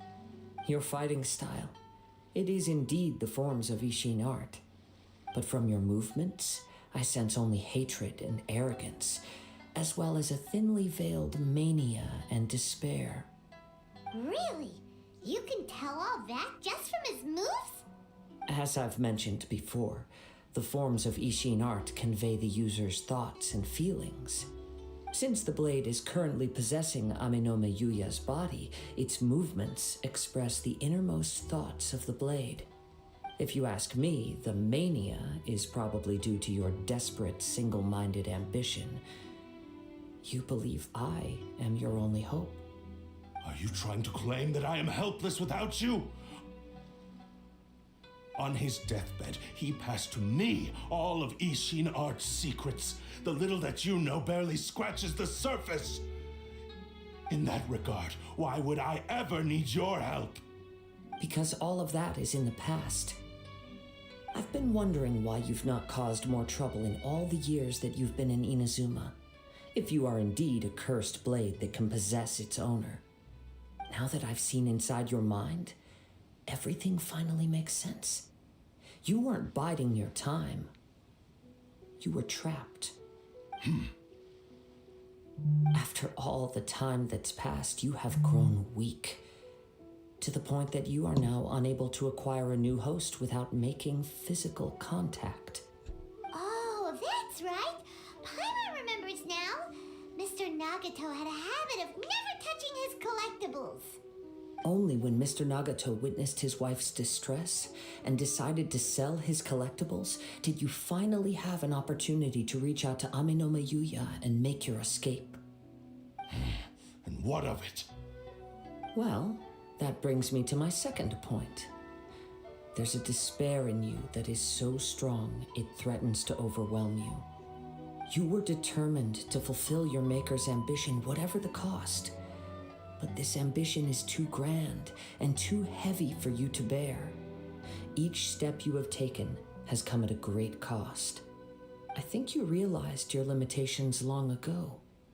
The more you clenched your teeth and pressed forward, the greater your fear of losing everything you had achieved grew, and the more you wished to run from the truth. But the way I see it, what began as an ambition has long since become a delusional fantasy. What would you know about any of this? I'm just one step away from achieving my goal. You returned to Inazuma to prove the unparalleled brilliance of Ishin art. But to make this arduous journey, you committed countless atrocities and showed a blatant disregard for human life. Even if you were to sever that divine light, is this truly the outcome that your maker would have desired? You... Sure, you inherited the secrets of Ishin art. But even as you made your journey to honor this legacy, you treated the ones who wielded you as mere tools to do your bidding. How could you possibly unleash the full potential of Ishin art when you act in perfect discordance with the principle of harmony between a blade and its bearer? Silence, you blabbering fool! I must achieve my goal. This was his life's dream and the very purpose for which I was brought into being. I will concede that you are most perceptive. You see my predicament clearly. But you also underestimate my resolve. And you should face reality. Easy for you to say. Facing reality offers me nothing. I have no need of anything that would stand in my way. Not hesitation, not self-reflection, and certainly not your so-called reality.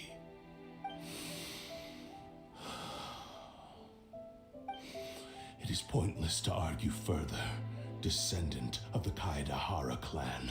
If you wish to save this man, then offer me your body in exchange.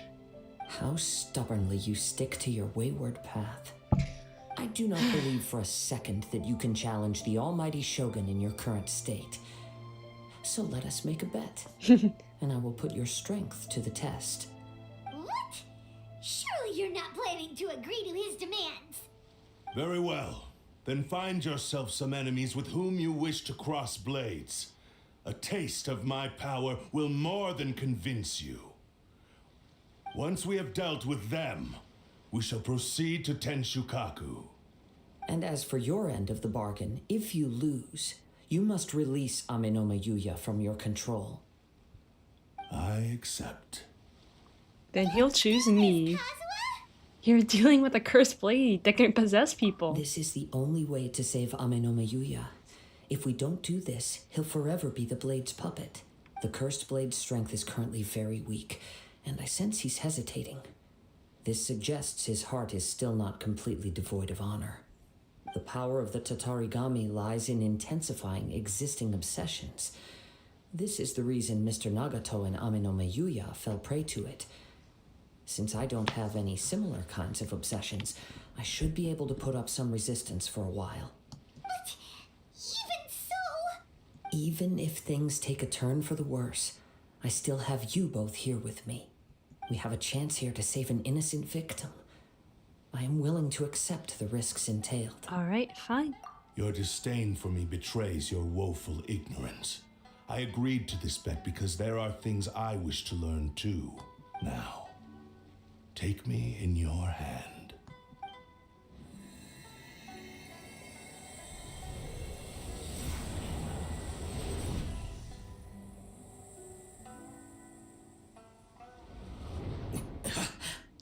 Kazuha? You good? Kazuha? I'm okay. I felt a little dizzy at first, but only for a moment. It's all right. So far, this was as I expected. If something feels off, let me know immediately. I will. Thank you. What should we do next? Have you got a plan, Kazuha? We find some enemies. Not me? Although this blade has endured much turmoil, it probably hasn't experienced many real fights. If a blade built for Ishin art cannot enter a state of harmony between blade and bearer, it cannot unleash its true power. If he wants to avoid reality, then we need to fight until he has no choice but to face it. He shouldn't last long in an intense combat situation. Wait a minute. Paimon remembers hearing about something from the Adventurers Guild. Since the Takasukasa clan abandoned that secret base, it's been held by Ronin ever since. That should fit the bill. Ah, all right. Please lead the way. What about Amenoma Yuya? What should we do with him? Bring him home. The blade says he'll let Amenoma Yuya trail us silently. Although he hasn't regained his own consciousness yet, he is not in any immediate danger. Are we sure this is a good idea? It's a pretty treacherous journey. Okay, fine. Just be careful.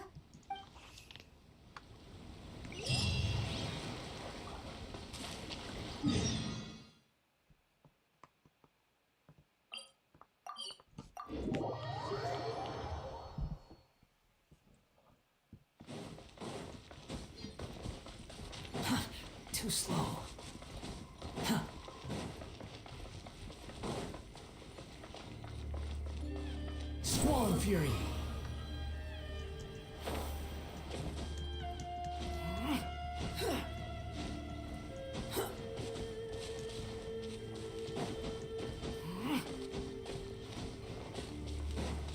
here? Isn't this the same place we've been at before? Okay. This is the exact same place. Ooh, we're using the blade! Leave everything on this journey to me.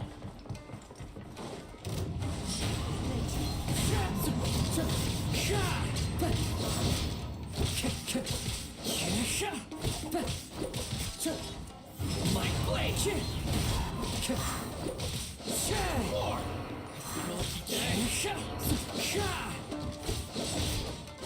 Into the wind. Fallen leaves. Adorn my night. One with nature. How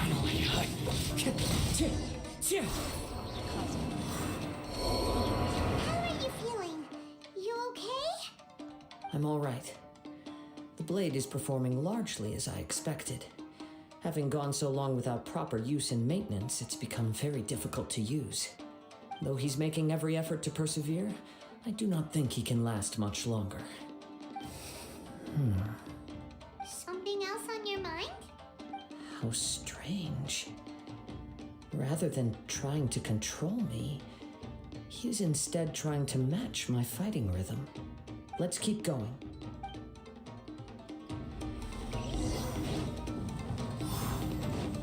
Chest. Thank you.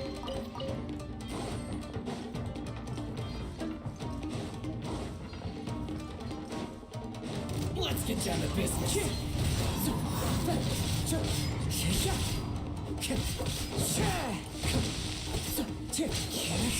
Into the wind. As one with wind and cloud. Let's get down. Is this sword gonna break? Very high. Very high. Whoa! Something's up with the blade! It's grown dimmer? I can sense that his strength is slowly fading away. The blade is becoming more and more difficult for me to wield. He cannot hold out much longer. If he keeps persisting, he will likely break apart at any moment. But what would that do to Amanuma Yuya? I will be careful with it. He also says he does not have any plans to give up easily. He's still trying to achieve his goal.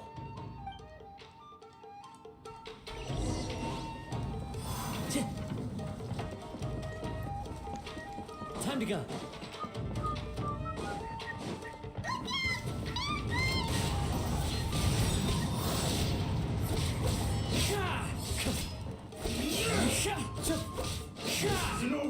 Into the wind.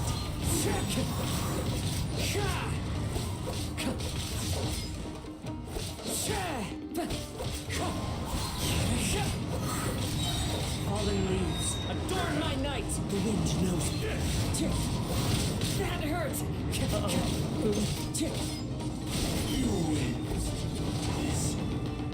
Is he gonna break? Are you okay?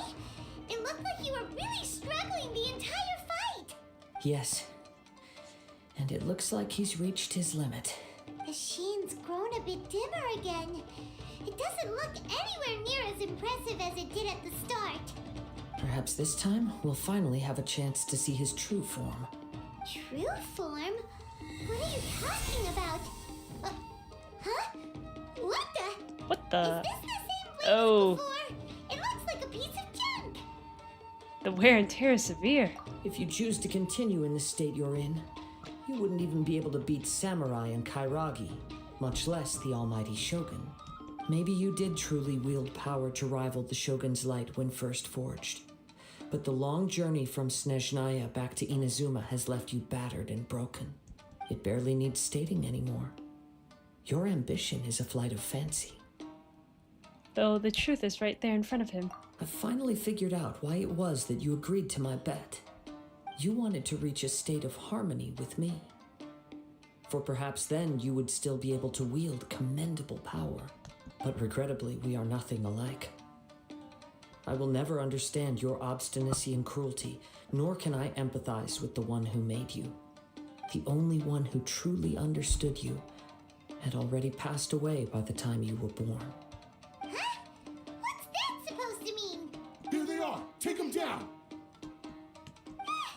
Where do they keep coming from? You shouldn't fight with this blade anymore. Yup, we can help this time. Don't worry. I'll use my own blade. It's just more of the same. Let's get down to business.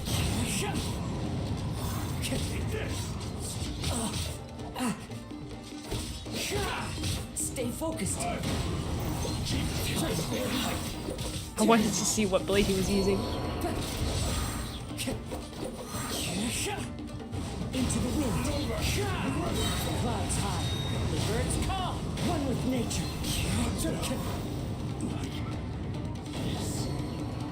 You fought way better with your own sword. Yeah. You are a true Kaedehara in flesh and in spirit. Though we fought briefly together, you have seen me for who I really am. No one knew anything of my story throughout my travels, nor did I tell it to anyone. You are the first person to know the truth. I thought that if I could achieve Ishin harmony with you, perhaps there would still be a ray of hope for me. But in this too, you have failed. Indeed. I mean, we could try to fix the No sword. matter how hard I tried, I could not attain that perfect harmony that your personal blade does with you. Too much time has passed. My physical state is poor, and without proper maintenance, I can only disguise my true appearance behind an outer sheen. Yours is the blade that took on the Muso no Hitotachi. And what a magnificent blade it is. Perhaps I shall never reach that level of glory. Actually, this is just a generic blade that I picked up during my travels in Liyue. What? Oops. Forging and maintenance are both important for a blade, but they are not everything. This blade has traveled the land with me for many years, and we have formed a close bond during that time. Plus, in the moment that I most needed it, I received aid from another power. Skill, blade, determination, and desire. All these must be aligned in the practice of Ishin art. There is something else I must tell you. Though your maker may not have been aware, your ability to possess your own consciousness derived from the power of the Tatarigami. Tatarigami is a malevolence from the ancient past. It is the source of your mania and savagery. Though you tried to cooperate with me while I was wielding you, the part of you driven by Tatarigami was constantly trying to seize control of my body. I sensed it, but I couldn't change it. It is an integral part of my consciousness.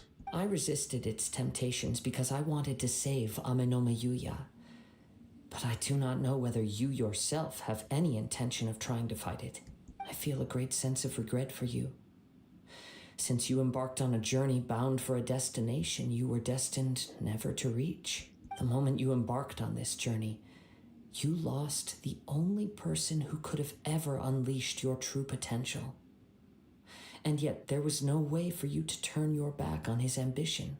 You have known this for a long time. It is the true source of your despair. He gave me everything.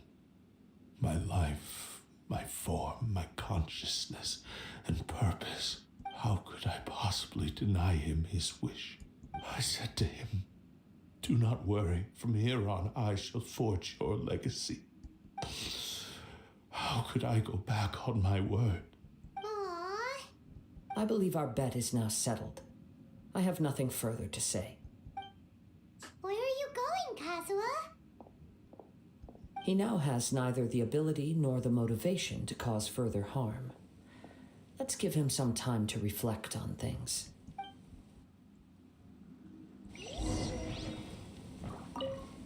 What do you want to say? When I touched the hilt for the first time, it's as if I was transported to a strange dimension. It was somewhere I've never been. A bladesmith lay quietly on the bed, his frail face barely visible under the moonlight. His breaths were weak, and his life near its end. A newly forged blade lay by his side, listening attentively to his final words. Wow. That was the Blade's memory, wasn't it? Indeed. While in exile in Snezhnaya, the bladesmith eventually learned the truth behind everything that had happened.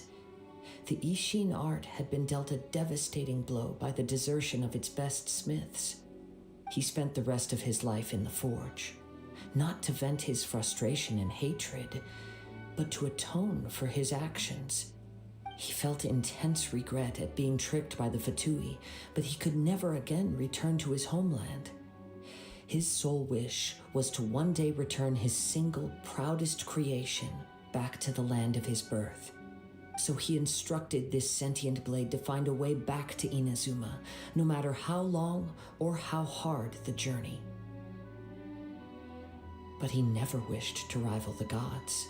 All he wanted to show was that they once shone brilliantly as blade and smith, that they were still worthy of being trusted. So that's the true story.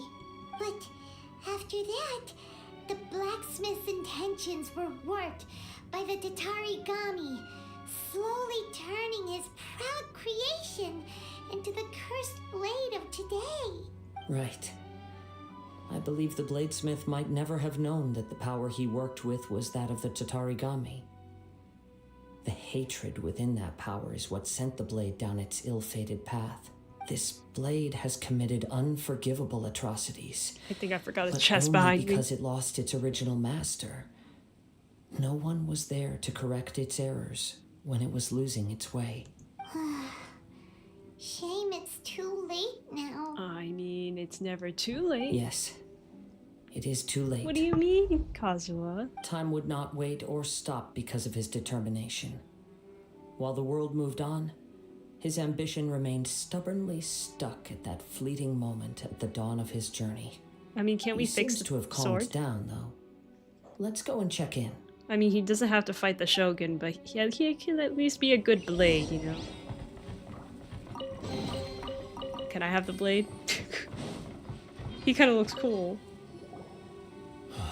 When I look back at the past, I can remember the day of my fortune like it was just yesterday. I once told him that I would pay any price to fulfill his wishes. Such was the debt I owed to him for giving me the gift of consciousness. But darkness and slaughter numb the mind. Over time, I lost sight of the difference between gratitude and grudge. Not only did I fail to fulfill his ambition, I also defiled it. You are finally seeing reality clearly.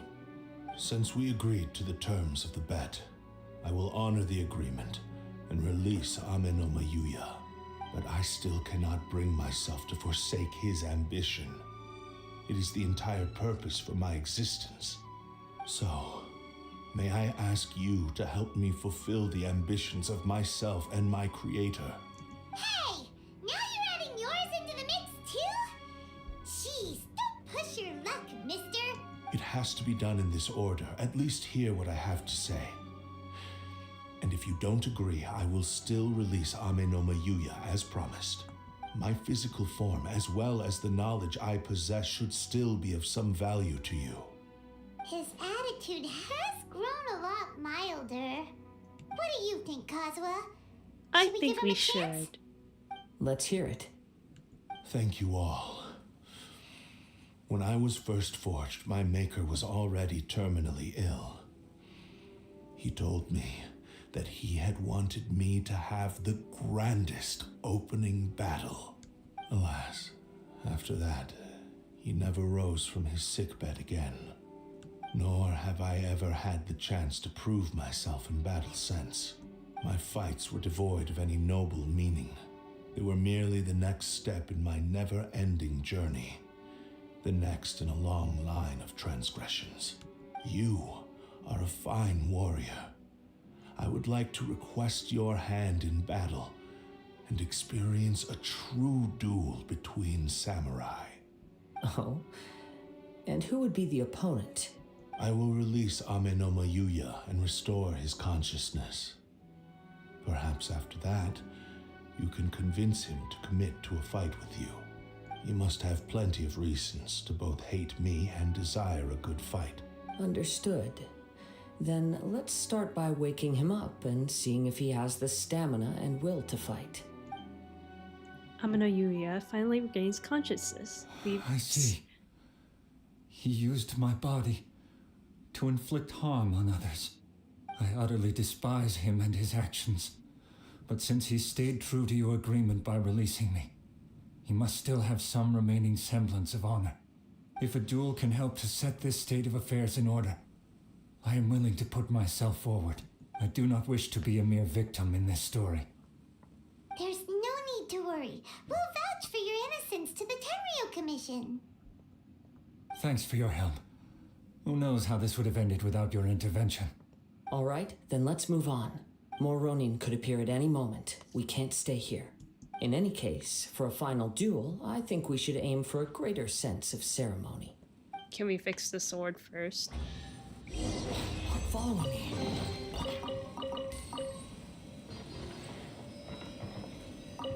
Leave Tomei.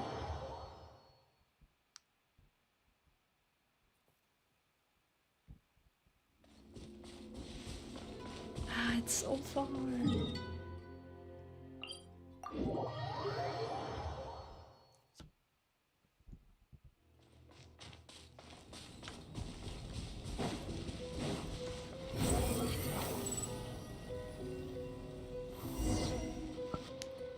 This reminds Paimon a bit of the Crux Clash. That was a much more relaxed occasion. Yep, we still can't let our guard down. Even now, Paimon has a sneaking suspicion that Blade hasn't told us everything. Still, even if he's way past the point of redemption, it's hard not to feel a teensy bit sorry for him. No, I'm not letting you in, Jack Farjon. Ready? Okay. All right then. Oh my gosh, he's having a conversation with the sword. Genshin art. Kaedahara Kazuha. Successor of Amenoma art. Amenome Yuya. Honored to cross blades with you. It is my honor also.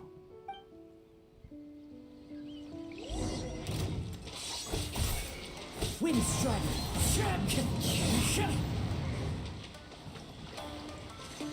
It's fine.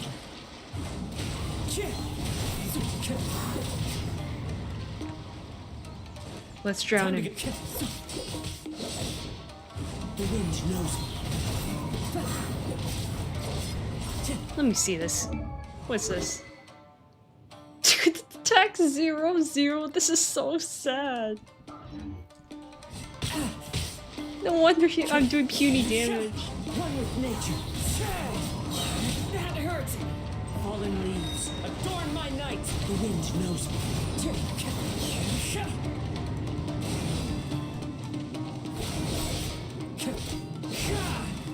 One with nature.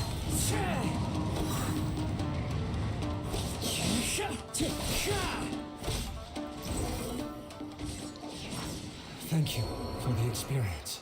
Although he appears battered and broken, in your hands it seems he's regained a glimmer of brilliance. His sense of savage cruelty has completely faded away. But that same sense of determination remains strong. You also fought well. I'm sure he relished the experience. There are a few things that I shall leave him to tell you himself. I must apologize to you for all that has transpired. You need not seek my forgiveness, nor do I have the right to forgive you on your victim's behalf. It is too late for all of that. I do not wish for forgiveness. I only hope that you will see my transgressions as mine alone and not let them stain the legacy of Ishin art. I strayed far from the straight and narrow path, but the Ishin art still has a worthy successor in Kaedahara Kazuha. I beseech you, please understand this. Man, he has a deep voice now. I too trust Mr. Kaedahara to do the right thing. Thank you, successor of Amenoma art. This blade has also told me that he has another wish. He would like to visit the Amenoma smithy. Maybe we can go back there together. What does he want to go there for? Probably to be repaired. I'm not sure, but I think that all this is about to come to an end. Can we repair him now?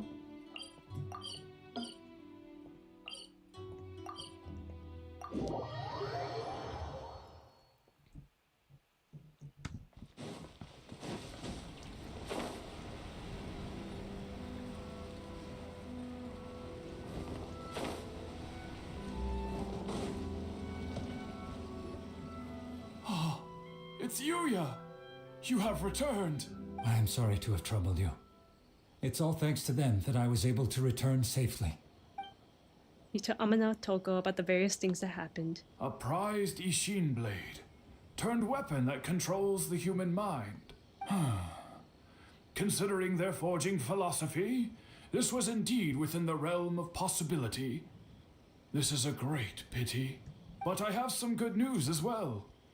Ryuji from the Bonton Sango Detective Agency tells me that they've found the missing Mr. Nagato. Okay, good. He's alive. Is he okay? Yes. Badly wounded, but he will live. And now that Yuya is back, it seems like the final ending to this story is a happy one after all. I think I know what you want to do. What's wrong, Kazuha? Is the blade whispering in your ear again? Yes. He said he wants to take control of me for a brief moment.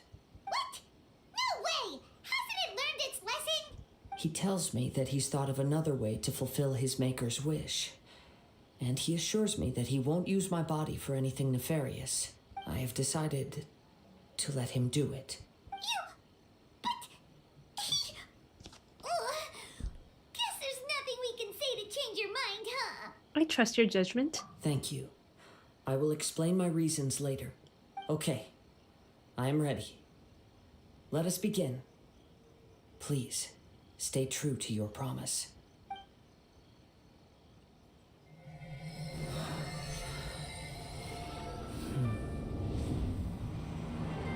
My power is almost spent. Without him, my eventual demise is inevitable. But if I abandon the future to give everything I have in this moment, my physical form can be forged anew. Everything? You mean? Yes. The cost is my entire consciousness.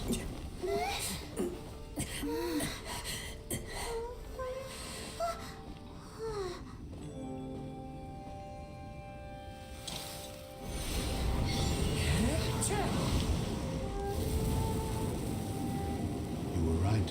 There's nothing that I can accomplish now. But there's still a chance for Ishin art. Once remade, I will be a valuable resource for your studies. Ishin lives on, and its finest hour is yet to come. Even if I am not the one... I can't see Kazuha ever doing this. As long as it is an Ishin blade, crafted by Kaedehara hands, it will still fulfill his final wish. Thank you, son of the Kaedehara clan. Over the years, my real name has been forgotten by all. I'm ashamed to utter it, yet it remains strong in my mind. Kagotsurube Ishin. This name is now yours to keep. Rest in peace. Wow, he looks cool now. After leaving leaving the Amona smithy, you learned of the blade's final words from Kazuha. So, that's why he said it had to be done in that order. His consciousness will disappear forever after fulfilling the bladesmith's wish. Kagotsurube Ishin. It was the first time I ever heard his name. It seems like deep down he disapproved of his own actions, and thus chose to bury this name deep within his heart. Only in the final moments, before his consciousness faded, was he willing to entrust it to another. Seems like he really, really wanted to fulfill his maker's wish. The same fervent ambition that gave him the motivation to keep going forward also fueled the stubborn determination that blinded him to the path ahead. Speaking for myself, I'd rather see him recognize and atone for his mistakes than see him punished for them. The remnants of defeated gods are nothing to scoff at. I understand. Perhaps this is a flaw in my personality. I've always been captivated by grand aspirations. Hearing his wish to rival the divine light touched something inside of me, just as the sight of those who fought to repeal the Vision Hunt decree did. Your quest to face the gods and trace your sibling inspires me in the same way. After everything I've seen, perhaps these pursuits fascinate me a little more than they should. Oh, Hazara. I will continue to support you from this point on. Know that you will have my assistance whenever you need it. I'll hold you to your word. Wait, shouldn't we also go update Kujo Kamaji? Oh, you're right. We need to tell him about the findings of our investigation. And it's also time to give him a response to the offer he made me. He'll say no. And I know he'll say no. He does not want to be a forger. It's not him.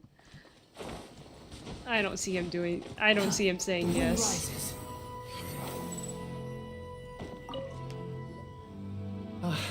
You've returned. I hear that the issue has been resolved. Though this was a treacherous investigation indeed, we're most fortunate that no lives were lost. The Tenryou Commission has already attended to the danger at the warehouse. The investigation into Amanoma Yuya should conclude soon. I do not believe he will be charged with any crime. Wow, you sure kept your ear to the ground.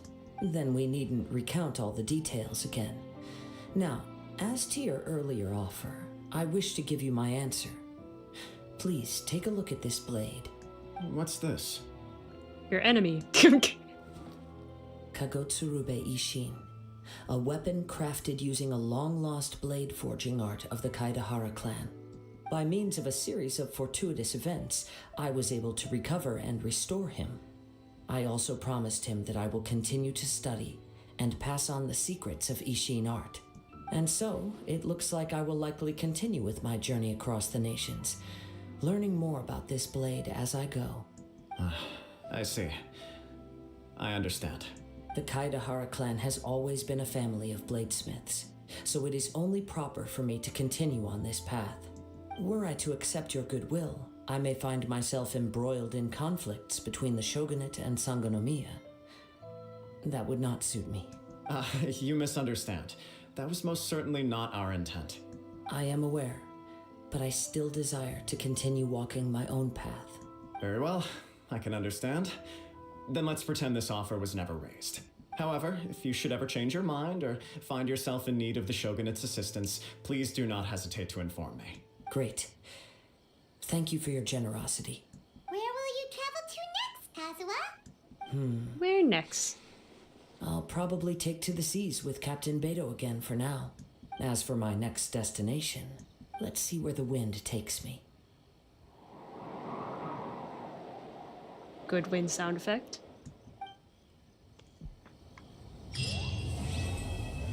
A strange and friendless road. You must have a whole bunch of questions after our last conversation got with the weapon. Nahida. Paimon was ready to ask her a million more questions, but didn't want to seem too pushy. Like, about these descenders. So, does that just mean people like you who come traveling to Teyvat from someplace else? And as for your brother, so many questions. Let's go find Nahida and see what else we can find out. Wait, I want to use the weapon. Please. I need the weapon. Does it have elemental mastery? No! Wait. Can I refine? This is so sad.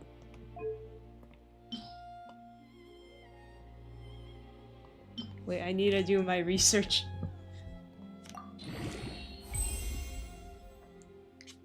Kazuha best weapon.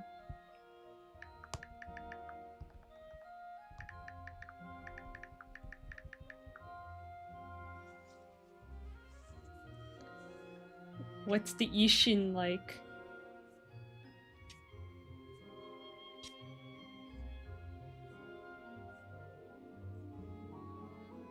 Only freedom sworn?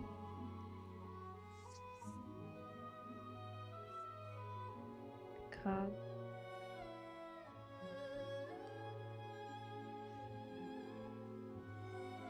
It's not great for him? This is so sad. It's good for Ayaka though.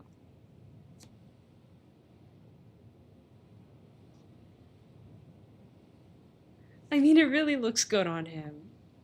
Come on. It's not fair. It's not fair. Best 4-star for Ayaka. You know what? In honor, I'm giving it to Ayaka. Oh, this is awkward. She has a better sword. This is really awkward. Does it look good on her though? Okay, at least it looks good on her.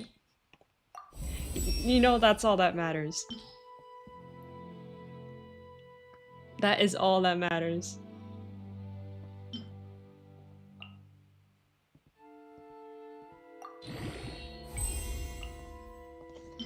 This is really sad. Okay, I'll make use of that weapon later. That weapon will be used for something, I promise. I feel really bad. Okay, now we can do the Scaramouche quest.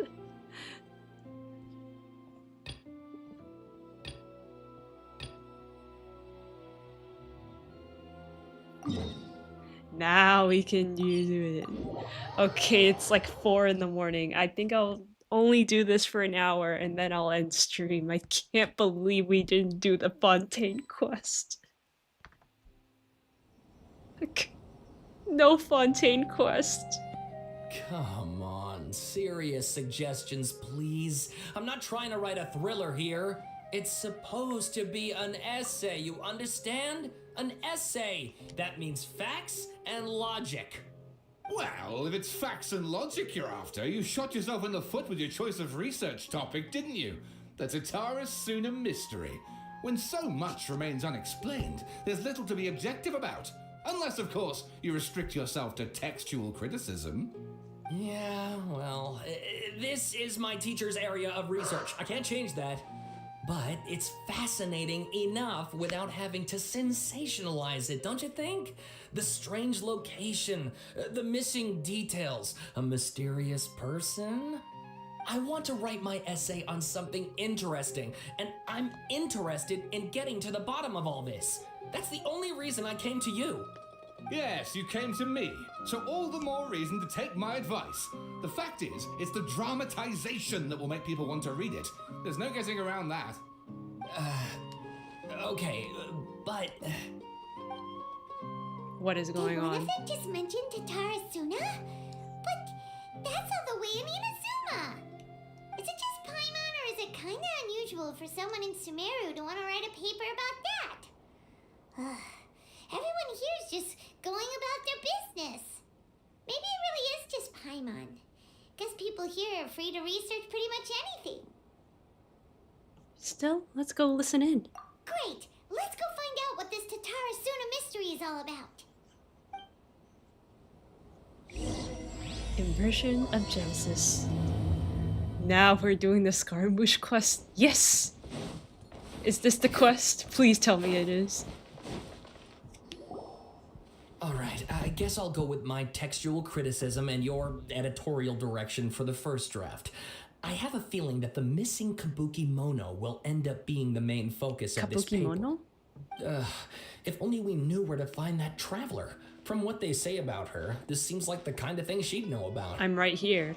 Looking for me? If you're looking for the traveler, that's me. Oh, you're the traveler, you say? Why do you have an accent? Hey, what's with that face? Don't believe us? If you don't believe me, I'll go. No, of course I believe you. Actually, I first heard about your great exploits when I was still in Inazuma. This is my first time coming face to face with you and your mysterious silver-haired companion. I couldn't believe my luck, and out of force of habit, I started, examining the evidence. Sorry. Oops. So what? For the love of... Sorry, we don't get out much, so our social skills are kinda lacking. Traveler, I hear you've helped many people a great deal and been to many places. Would you be able to tell us about Tatarasuna? Actually, we don't know much about that place either. In fact, we only came over here because we heard you talking about it and wanted to learn more. Ah, I see. Sorry, I can't help this time. My teacher chose this area of research as a personal challenge. He said it's difficult to get into because even Inazumans don't know much about Tatarasuna's past. But who'd have thought that... If you don't mind, I'd love to show you all my outline for the book I'm writing about Tatarasuna. Hold on, Sawada. Don't you think that's a bit of a deep dive for a first read? Well, fair point. In that case, please ease yourselves in gently by taking a look at Akaba's latest essay draft. Don't tell Let me I need give to you read. Some background. This all started with the You're scaring discovery of me. some records in Tatarasuna. The writings mentioned someone by the name of Mikoshi Nagamasa, who crafted a fine blade. But in the end, he threw it into a fire to destroy it, and killed his servant Katsuragi. Why? Well, no one knows. Apart from the swordmaker, his servant, and the one who wrote this all down, the records also mention a kabuki mono. This seems to be an Inazuman word for an eccentric stranger, someone who dresses funny or acts in an unusual way. That's is right. that why he... Akaba's teacher has spent quite some time researching these events on the ground. This kabuki mono lived in Tatarasuna for a while before disappearing without a trace. And shortly afterwards, as Akaba mentioned, things got pretty ugly. So first this strange person goes missing, then a murder happens? Seems kind of fishy to Paimon. Yes, my thoughts exactly. So I helped out too. I asked everyone I could think of if they knew anything about what happened back then. And wow, did I get lucky! Stop shouting! This part's important. I just wanted to make it stand out. Okay. It just so happens that a friend of mine works at the government records office. He looked into it for me, and I can now confirm that all the aforementioned individuals did, in fact, live in Inazuma over 400 years ago. Even back then, Tatarasuna was already at the center of Inazuma's smelting industry. The man in charge was a government official named Niwa. Curiously enough, it seems like he went missing too. Could it be... Wait, so there are 2 missing people in this story now? That's right! What's more, Niwa is a name with a lot of history to it. Have you ever heard of the great swordsmith clans of Inazuma? Yes, actually. Oh, the swordsmiths? Yeah, like Ishin art and so on?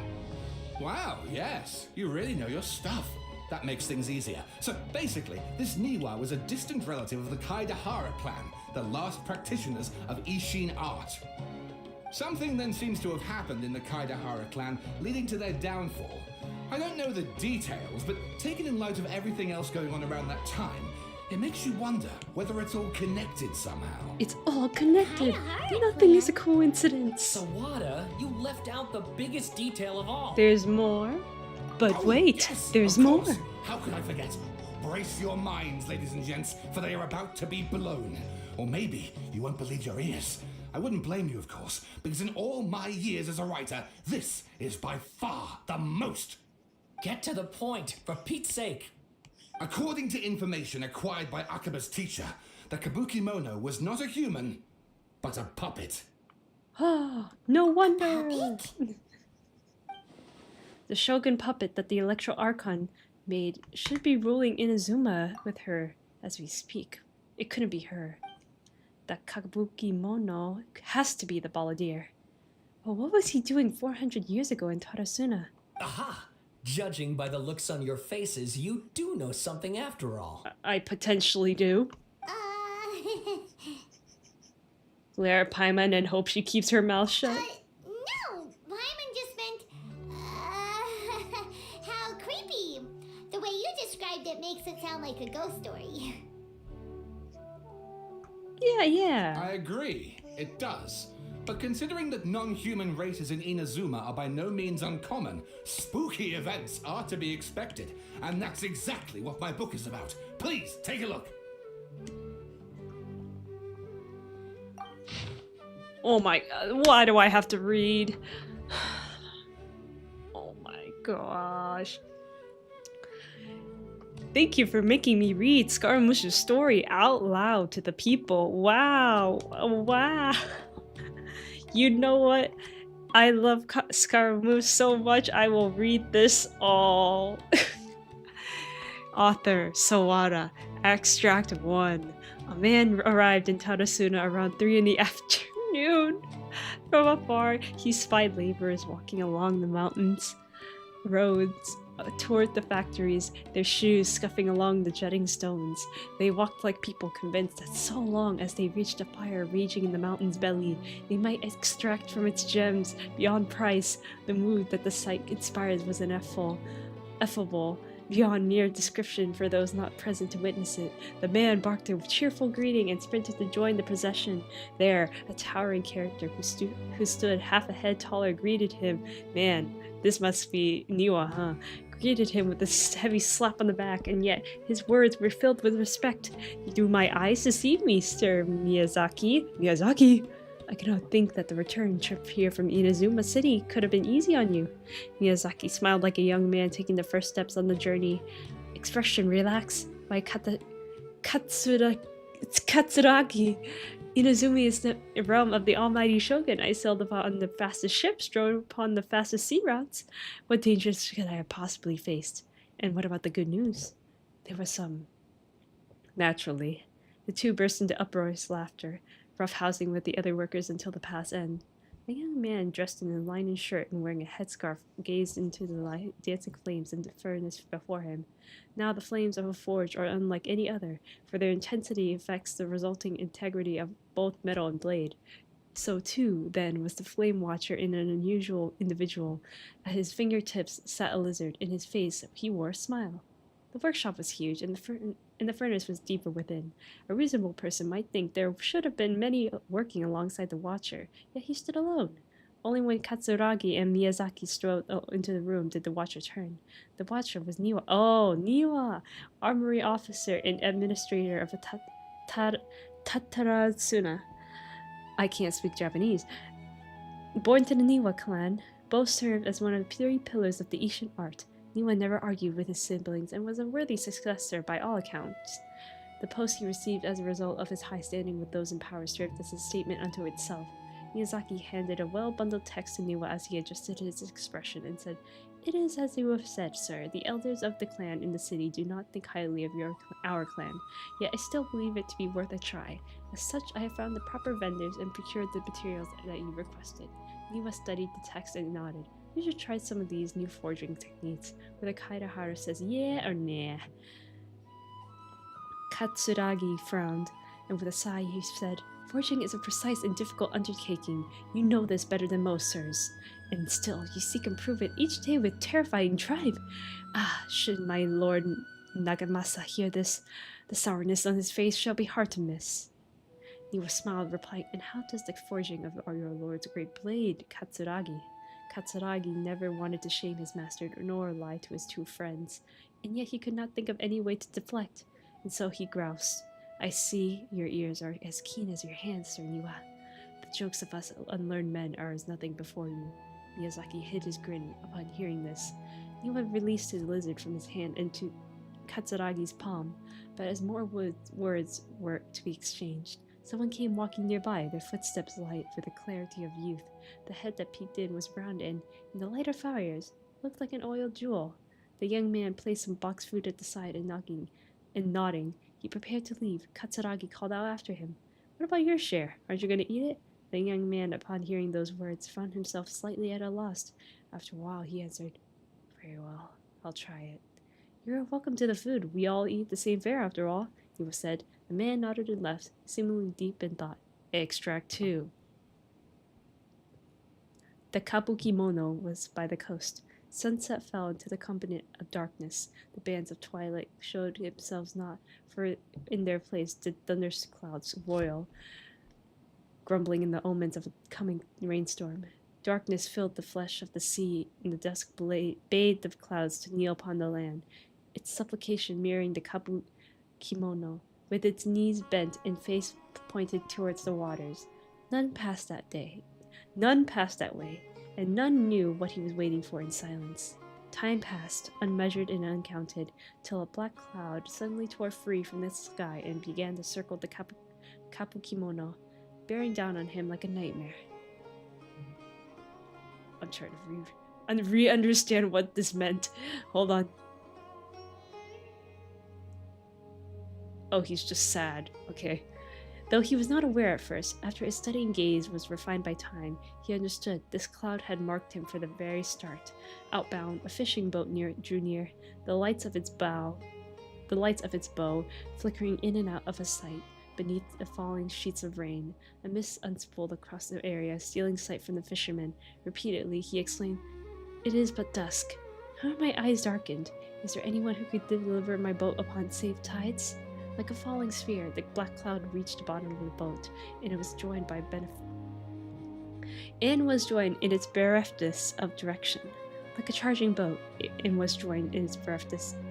Like a charging boat, they plunged. I am dyslexic. Oh my gosh. Like a charging boat, like a charging beast, they plunged into the shoreline. Scant steps away, the kapikimono stood idle, slanting his head to study the grand wreck. Not but half an arm was left for the one who had cried out for help, and with a plop, it landed at the kapikimono's feet. He crouched to better study the object, straining against the urge to take a bite out of it. What was he eating? I don't know what he's eating, yet he did not, for the dark clouds swirling down had already picked the remnants of the ship clean. The kapikimono stared at it blankly like a wakening dreamer. When he returned to himself, the clouds had shattered, as if they had never been there at all. As for the ship, could it have been struck down by a storm? Who was to know? Not the kapukimono. Oh my gosh, I can't read. I'm struggling. Extract 3. Katsuragi rushed to the doorway and shouted, "My lord, things go ill at the furnace. I've searched for Sir Niwa, but there is no trace of him, and much time has passed since Sir Miyazaki left to seek aid, but he has yet to send us any missive. Look." Mikoshi Nagamasa turned slowly, his face grave as one attending a funeral. He spoke then, his words heavy laden. "I wish not to say such words, Katsuragi, but Sir Miyazaki may never return." Katsuragi peered again past Nagamasa's broad, stiff shoulders beyond the windows. The clouds above boiled in waves of black, as if darkness now was the only weather. It might even morph into an abyssal beast and devour Tataratsuna whole. Over 10 people had already perished. That was why Katsuragi recoiled as struck. Yes, it was coming back to him now, in dribs and drabs. That is why they had to set out to seek aid. Miyazaki had been the first to set sail. The clouds had only just begun to form then. Traveling from Tatarasuna to Inazuma to ask for support was normally no great feat, and yet there had been no sign of his return. Then a second ship was sent, followed by a third, and a fourth, till the Kakimono himself had departed upon the tides. Under foul skies and ominous fortunes, it had been Katsuragi who had brought him back and treated him as his own, and it pained him greatly to see the lad go. Yet the situation on Tatarasuna was severe. Even should they sacrifice more lives, it should have been worth it to gain assistance from Inazuma City. Niwa was gone, and none could find him. Afterward, Nagamasa led a search party into the mountains in the area around the furnace, all to no avail. Folk began to wonder if Niwa might have encountered an accident, but worry soon turned grown into suspicion. And they wondered if he had fled, unwilling to bear the sin of having caused these incidents. The people grew ever more suspicious, and Nagamasa himself strained against his discontent and fury. His face had grown to resemble the rumbling clouds above. Suddenly, a figure flashed by. Their presence did not go unnoticed by Nagamasa. He drew his blade and cut, though he only nicked the silken veil the intruder wore. For a moment they swayed, and then, like a marionette pulled by strings, they moved behind Nagamasa, laughing darkly.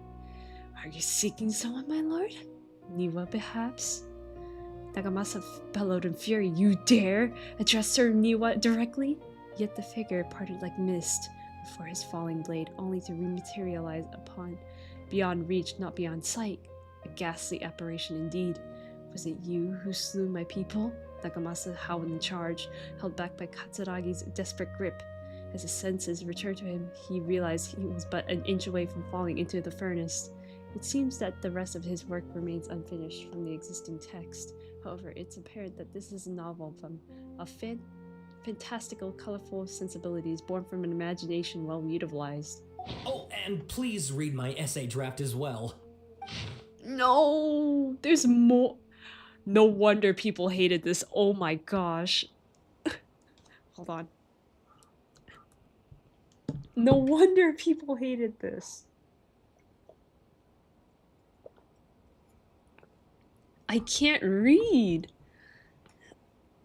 Okay, I think I need a little break. I spent the past 15 minutes reading. This could have been cutscenes. This could have been cutscenes. Okay. I think I need to drink some water. I'll be back. I'm getting my cup right now as we speak.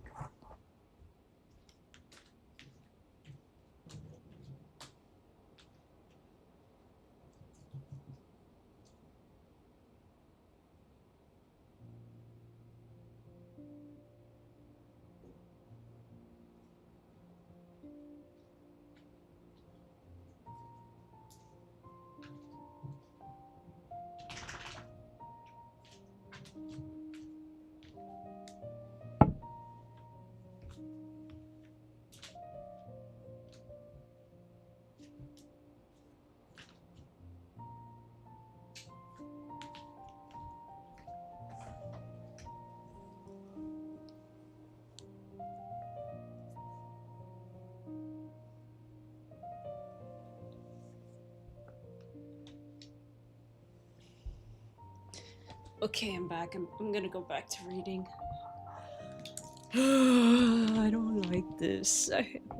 Why are you making me read? This is way too long. Please tell me this is fiction. Oh my... No wonder people hated this. Oh my gosh. You know what? I'll read it for you guys. I'll read... And my brain is not gonna comprehend a single thing.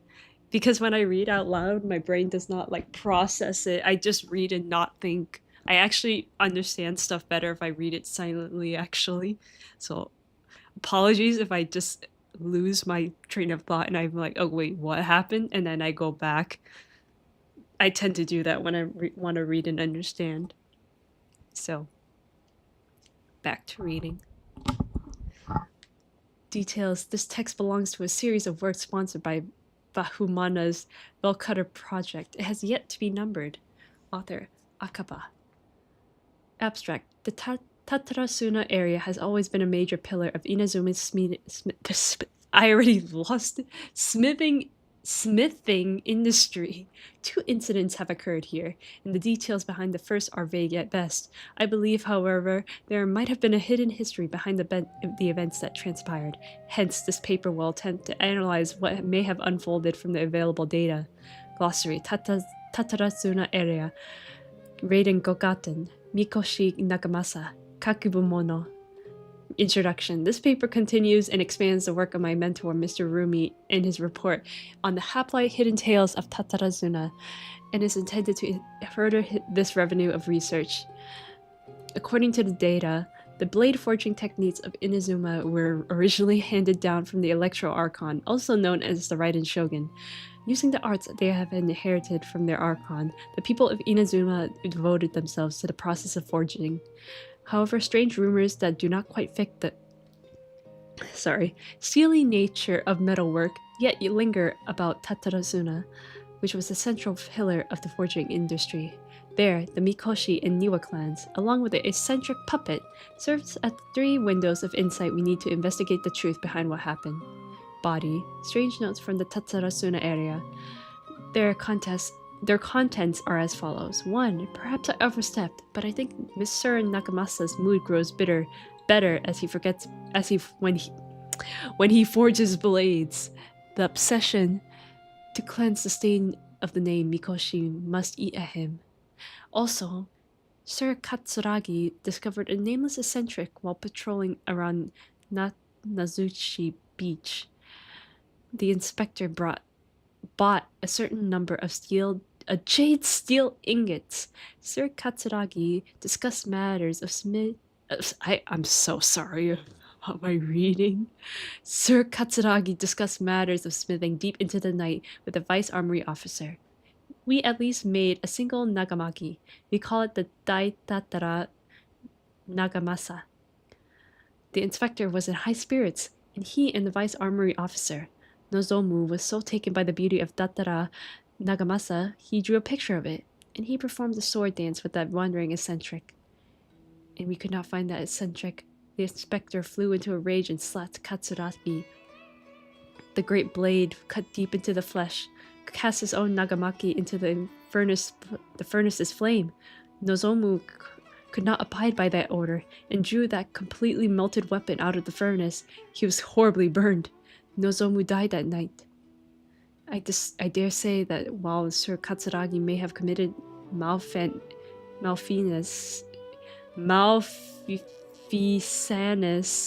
it was out of the goodness of his heart. Kinjiro hid the nagamaki and Nozomu's drawing in the arsenal. Nagamasa is harsh, but also knows right from wrong. But even so, he is not amenable to reason. His name indicates one obsessed with purity. Still, I and some household of Tatarasuna have not been blinded by the matter of Nagamasa's mother, Chiyo.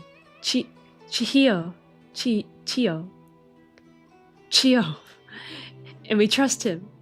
I also remain unwilling to forget the joy of creating the Daitatara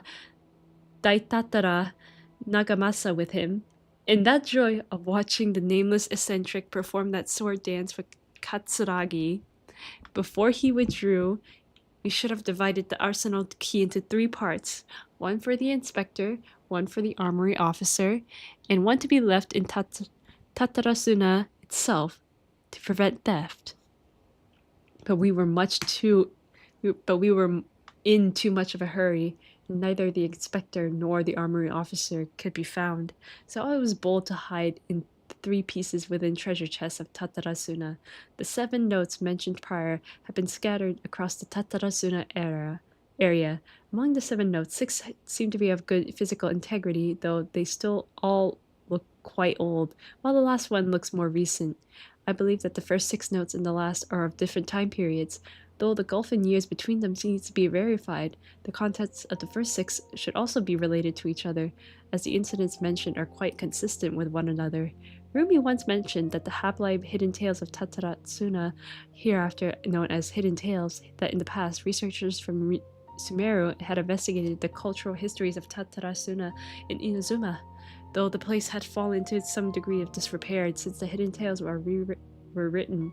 Things have improved since the time I wrote my original article. Regardless, what used to be an area of major industry remains a place most inhospitable, and residents of Tatarasuna may have found a living and dwelling by the waters. The residents, when questioned, told the researchers of Tatarasuna's golden age centuries ago, when it was administered by Armory Officer Niwa, Vice Armory Officer Miyazaki, and Inspector Mikoshi Nakamasa, yet the elders among the locals with deeper ties to the region also seemed to stress the fact that there were strange rumors surrounding their homeland's past. A great many of these rumors revolved around the yokai, who are so very characteristic of Inazuma's folk histories. A very small number, however, mentioned the word puppet. It should be known that the puppets are neither traditional nor common yokai in Inazuma. This fact drew the attention of the researchers to delve further, and eventually the following pieces of information came to light. A puppet did once appear in Tatarasuna. Its visage was elegant, its apparel impeccable, and the way it dressed hid all the joint lines in the body. If no one were to mention that it was indeed a puppet, it would be hard to tell at all. Additionally, this puppet seemed to possess special joint lines that would fade with time, potentially even disappearing altogether, which would perhaps eventually make the puppet seem entirely human. The name of the puppet was known to be almost none. Some claim to have spotted it appearing around Tatarazuna, while others mention encountering it in the central regions of the area. Some even claim that it would frequent the beach, tales spread of it standing beside the sea and gazing across the waters toward Inazuma City. What was that the puppet was gazing remains a mystery. As mentioned earlier, the 6 notes all document a certain nameless eccentric. The eccentric, which can be also read as kakubui mono, is usually used in Inazuma to refer to a figure who dresses or behaves in a peculiar manner. It is understandable, therefore, why this character could have left such an impression. Should the people of Tatarazuna indeed have had a puppet in their midst, incurring mass panic? A good possibility considering the coexistence between yokai and humans in Inazuma at large. Then the puppet would have likely become a local resident. What is less well known is if the kabukimono was just another title for this puppet. Perhaps because it was uniquely dressed to attract attention for its more special characteristics. A workable theory, but one that still lacks enough evidence to support it. Still, it can be retained as an analytical lens of sorts. A list of individuals related to the Tatarazuna has been compiled here based on historical documents from Inazuma. Starting from the administrators, the records are as follows. I need more water. Gosh.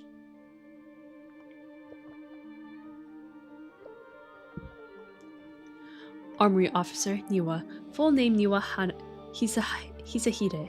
He was the interior of the Ishin art and successor to the Niwa clan.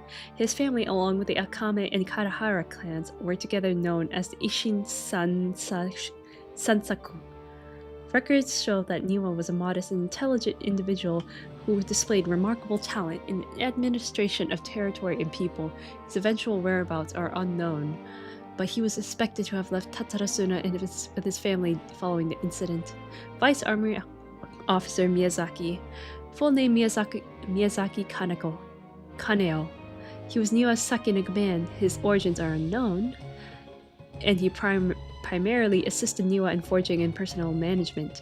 He was of affable temperament and had many friends in the region, including one, Mikoshi Nagamasa, Inspector Mikoshi Nagamasa, the successor of the Mikoshi clan, adopted son to Oni warrior Mikoshi Chiyo, and the younger adopted brother to Mikoshi Michikiro, also known as Iwakura, the successor. With his mother missing and abandoned by his brother, Nagamasa bore alone the family name, striving daily to wipe the shame from their history. Though records state that Mikoshi Nagamasa was a stubborn figure, he was also noted to be a person of more virtue and integrity. It has also been noted in various records that he practiced forging swords for self-cultivation and specifically requested special instruction from Miyazaki to further his capabilities. However, after the famous blade Daitatara Nagamasa was forged, he used it only to slay his subordinate Katsuragi for reason unknown at present. Katsuragi, subordinate. Katsuragi's full name and background remain unknown. Despite all the materials I've sorted through, I've yet to find anyone additional personnel information regarding him. As one of Mikoshi Nagamasa's subordinates, he was a loyal warrior who had been saved by Nagamasa in his youth. From then on, he swore to stick by his lord through thick and thin, and to give his life in service as if it was but asked of him. Kapukimono, full name unknown, background unknown. The many sources I've combined with Rumi's personal observation, this character might have been the puppet mentioned in the rumors. The Kakumono was a figure of fashionable grace and gentleness. According to the hidden tales, he was brought back to Tatarazuna by Katsuragi and became a member of the community. When the Kakumono first arrived at Tatarazuna, he knew nothing of cleaning, cooking, or any work of meticulous nature. The locals taught him their skills over time, showing him how to clean his attire, dance, and craft small trinkets. Records state that the Kakumono was there when the Daitatara Nagamasa was forged, though his trail ends before Mikoshi Nagamasa slew Katsuragi.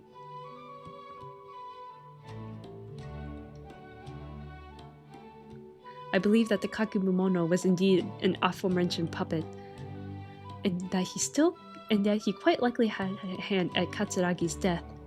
It seems that the rest of this paper remains unfinished. One thing is for sure, though, a lot of thought was put into it. Oh my gosh, please let it be done. was encouraging me to follow his more creative approach, but I think essays should be grounded in facts.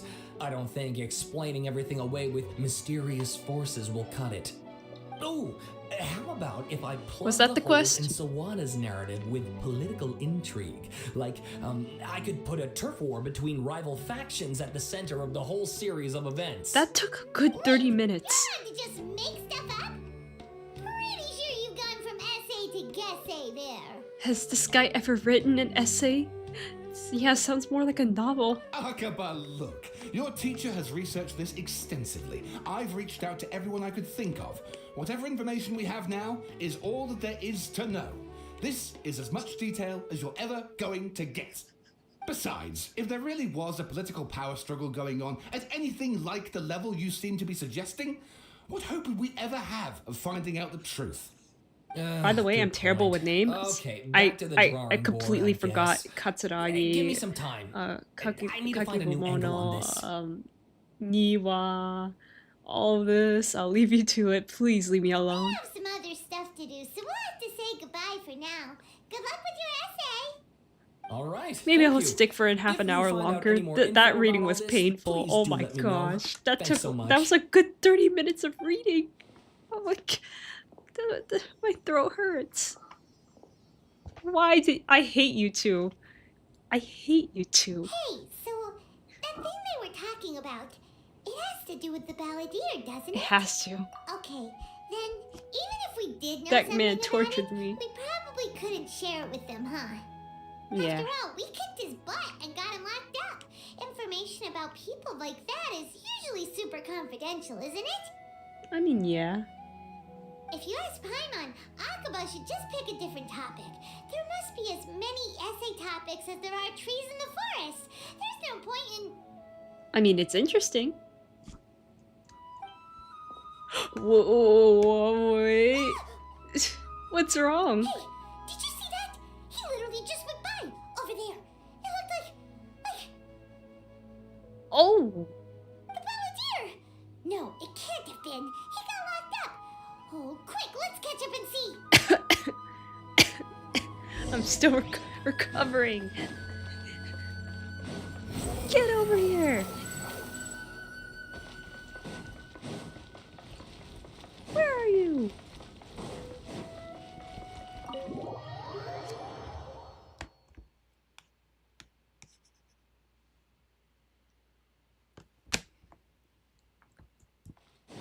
Yeah! Where are you? Nahida, what's this?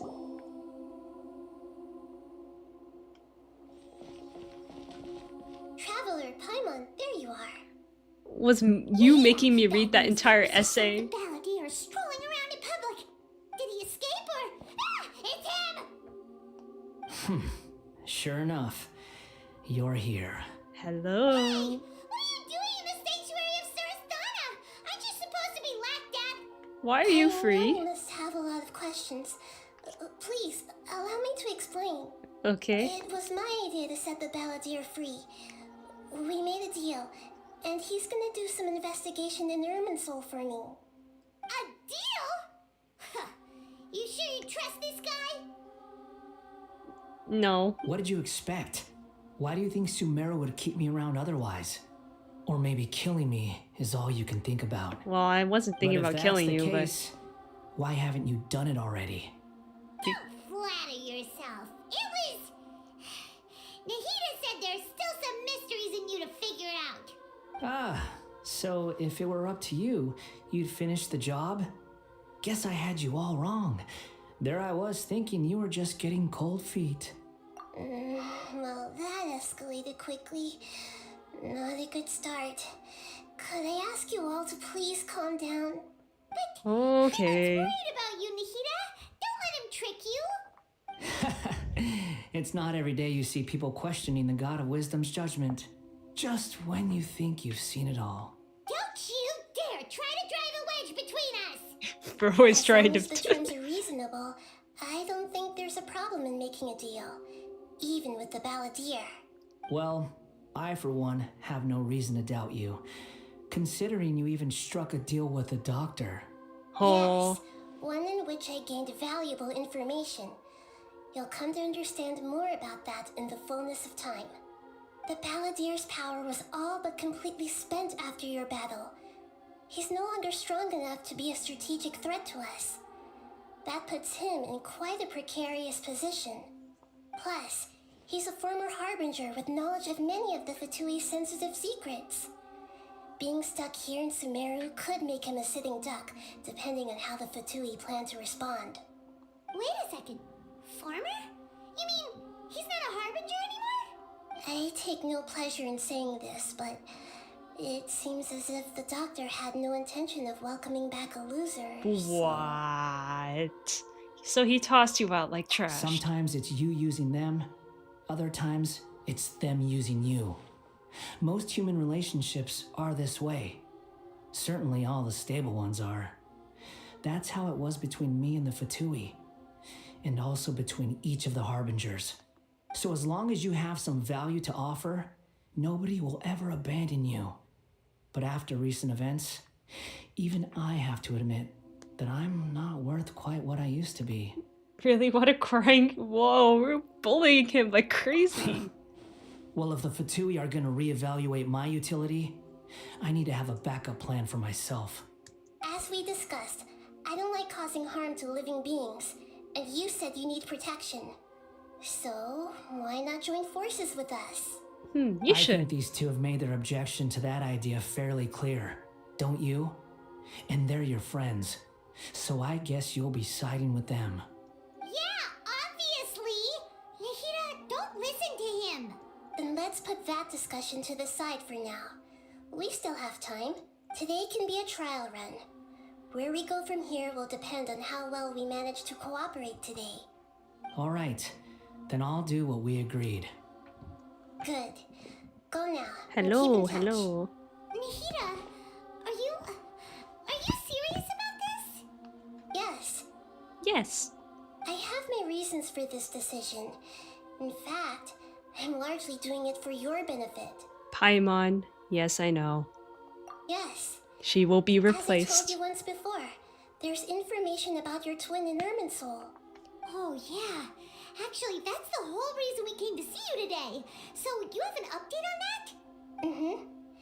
You may remember me mentioning that the Fatui had not included your twin's details in the Descender category. This is an extremely important point. It's possible that the Fatui have other information that even I don't know about. And since the Balladeer used to be one of them, he'll be better acquainted with this information than I am. He was granted the power to connect with Irminsul when he almost became the god of a new era. Even though he no longer has the Gnosis, some traces of its power remain in him. He can still connect. The amount of information in Irminsul is vast beyond description.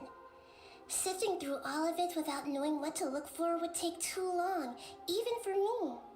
So I asked the Balladeer to search in Irminsul for any information about the Descenders. He's more familiar with this kind of information, and should be able to find it more quickly. What if he lies to you? Exactly! Or what if... Paimon just doesn't trust him! He's treated us as enemies every time we've run into him! I understand. But sometimes, everything is dictated by which side you're on. How things You know will what? go in I'm the glad future Nahida's depends on speaking what more than information he Paimon brings right now. back. And Traveler, I know what your heart desires most of all. Let's be friends with the volunteer. Before. That's what my There's heart a wants. corner of your heart reserved for an intense longing. A feeling of being all alone in the dark, searching for the one candle whose light still burns. As Sumeru's deity, it is my responsibility to be on guard against the Balladeer. But as someone who counts you as a friend, I want to do something for you. If this deal with the Balladeer can give you the answers you've been longing to find, then it's worth it. Thank you, It's Nahida. my pleasure, really. You're Sumeru's hero. You've more than earned it. Paimon's still worried about this idea. Is there anything we can do to help? I was going to contact you about that, but then you suddenly showed up on your own accord. Seems like we have a telepathic connection. In fact, It's telepathy. I was going to ask you to supervise the balladeer on my behalf while he carries out the task I assigned. Okay. Even though he only has a fraction of his full power left, that's still a fraction of a former harbinger. If you could accompany him, it would put my mind at ease. Of course, I'll be there to help guide you through Irminsul from the outside. Got it. I'm glad I'll be able to help. Got it. Great. Thank you. We get to talk to the Prepare balladeer. yourselves. I'm going to transport you into Irminsul. You play Wuwa? Yes. Wow, it looks pretty different here compared to last time. The colors are The shape is gentler. different. Guess that must be because Sumeru's at peace now. Balladeer, balladeer. Look at that. Hot on my heels. You know, you didn't have to cut your catch-up short just to keep me company. Oh, but I guess you panicked when you realized that I might enter Irminsul ahead of you. Nahida sent me the baby savior. Shut your beak, jailbird! No way a prisoner gets to be so smug! I understand that prisoners have to put up with harassment from the guards, but right now, I'm on temporary release. So maybe you should think about backing off a little. No. Sounds like a successful rendezvous. I need to be quite clear about something. In a few moments, you'll be entering into the innermost region of Irminsul. It is an environment like no other, and the most important place in all of Sumeru. Unlike anywhere else, Irminsul's inner region consists exclusively of torrents of information. You must put aside your differences and be extremely careful as you navigate your way through. I know there are many grievances between you on both sides, but it is essential that you remain calm after entry. This is as much for your own safety as anything else. When am I gonna play Wuwa?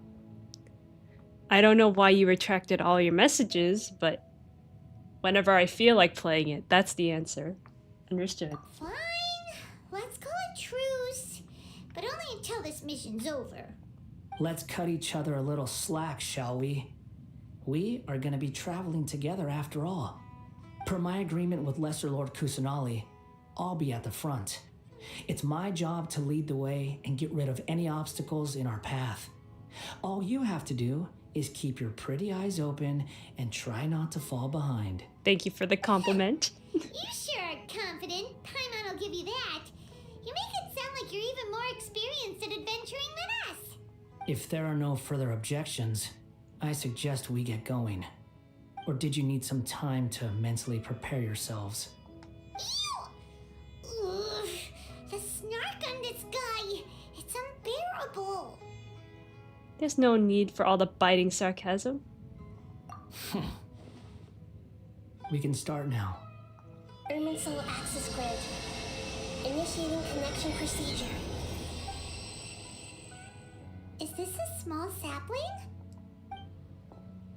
Oh, darn it! Come on, let's catch up with him.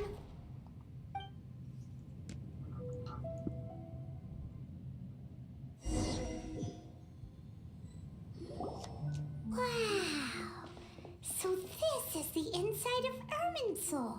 It's different than what I imagined. Ooh. Paimon's never seen anything like this. And it feels like a sacred place. Irminsul is closely intertwined with the entirety of Tevat. Every bit of information flowing here means something. Pick your jaws up off the floor. It's time to go.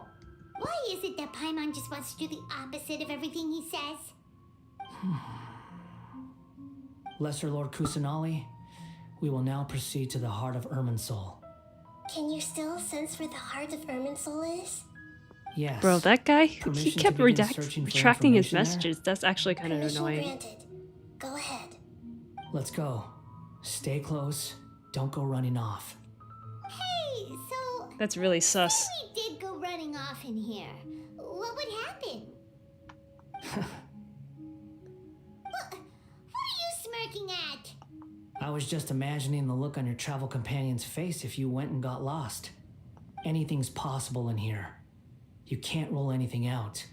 So if you want to stay safe, your best option is to stick close to me. You want to hold hands?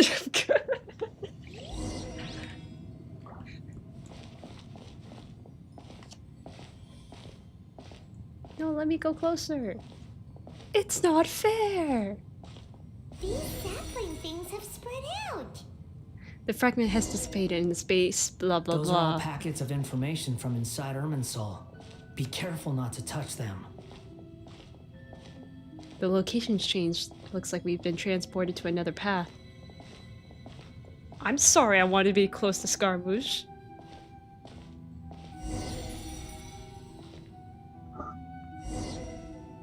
It looks the same in every direction. Space is indeed unusual, but it seems that the balladeer is more used to it than I. No wonder he mentioned about getting lost. Huh. What do you know? He was actually telling the truth. Hee. Is he mocking me again? What is it this time? Okay, I like him even more. There's a time and a place to lie, but this definitely isn't it. So why don't you relax your guard a little?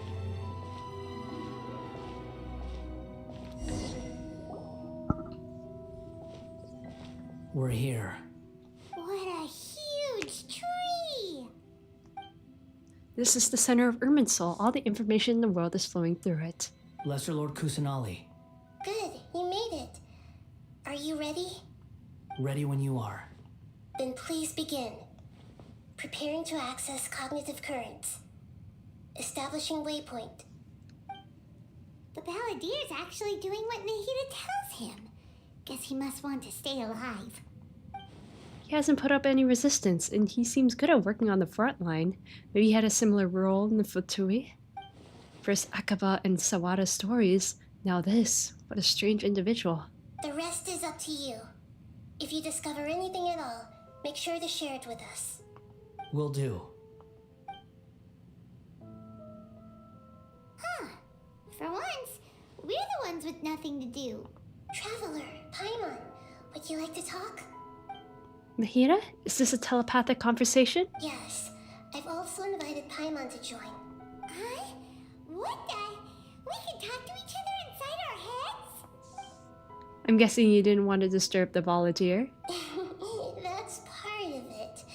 Plus, we're all friends. There's nothing wrong with us talking like this once in a while. Paimon's never tried this before. This is great! So, Paimon's been wanting to ask you something. Don't you think the balladier's a bit of a walking contradiction? He's always talking back, but he seems to listen to what you say. Yeah, and he seems to excel at doing odd jobs for others. As I've told you before, there are still some mysteries for him to resolve. Things that are clear as day to me, but that he has yet to understand. Perhaps today will be the day that he finds some answers. Is it about his past, the betrayals, and the other events in Inazuma? Well done.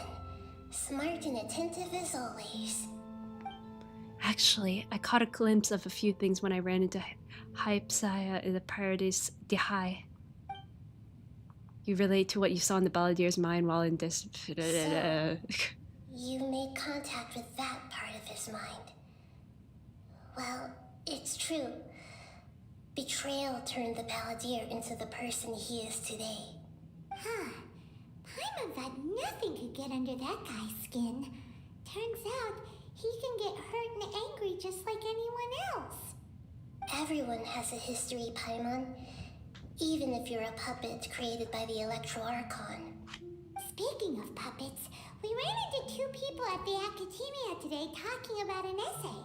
Turns out their topic was about the Tatara Suna incident. Nahida, do you know anything about that?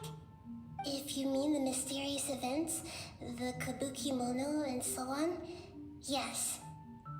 I know about all of that. Really? Because from what they were saying, it sounded like lots of Tatara Suna's history is still unexplained. And most of the information we have now is just from people filling the gaps with their imagination. At least that's what they thought. Oh? How interesting. Those two managed to deduce quite a lot through guesswork alone. So the Gesse got it right? The Gesse right? Well, they guessed right about one thing. Tatara Suna was sabotaged. Must be a riveting conversation you three are having. Funny how all the good ones happen when I'm not involved. What makes you think we're talking to each other? Don't insult me. You're having a private conversation without me. Obviously, I must be the topic of said conversation. I mean, they're not wrong. We have every right to keep certain things confidential. Of course you do. You can't have your prisoner knowing too much. So, have you found anything yet? Still looking. Don't get your hopes up, though. You and your twin come from outside this world. It wouldn't surprise me if there was nothing on either of you in Irminsul at all. Wait, how did you know about that? Didn't Nahida tell you? It's not like we've never met before. And anyway, you're world famous. It'd be more surprising if I didn't know a few things about you. But your attitude is better than I thought. Right now, we have to keep the peace. I'm not interested in creating more misery for myself. And making cordial conversation is something I can manage. Huh? Wait. This light, it looks similar to those saplings. What could it be? Anonymous data. Hey, don't you forget the agreement. You have to share it with us. Shh. Just wait. Mr. Niwa, are you certain this is worth the risk? We are talking about Tatara Suna's furnace, after all. It may not pay to act rashly. There's no one else who can enter the furnace. It has to be me. Is that so? Well, since you insist. It's... The name. Niwa was the man in charge of Tatarazuna. Plus, he belongs to the lineage of Ishin art. Whoa! Too much information.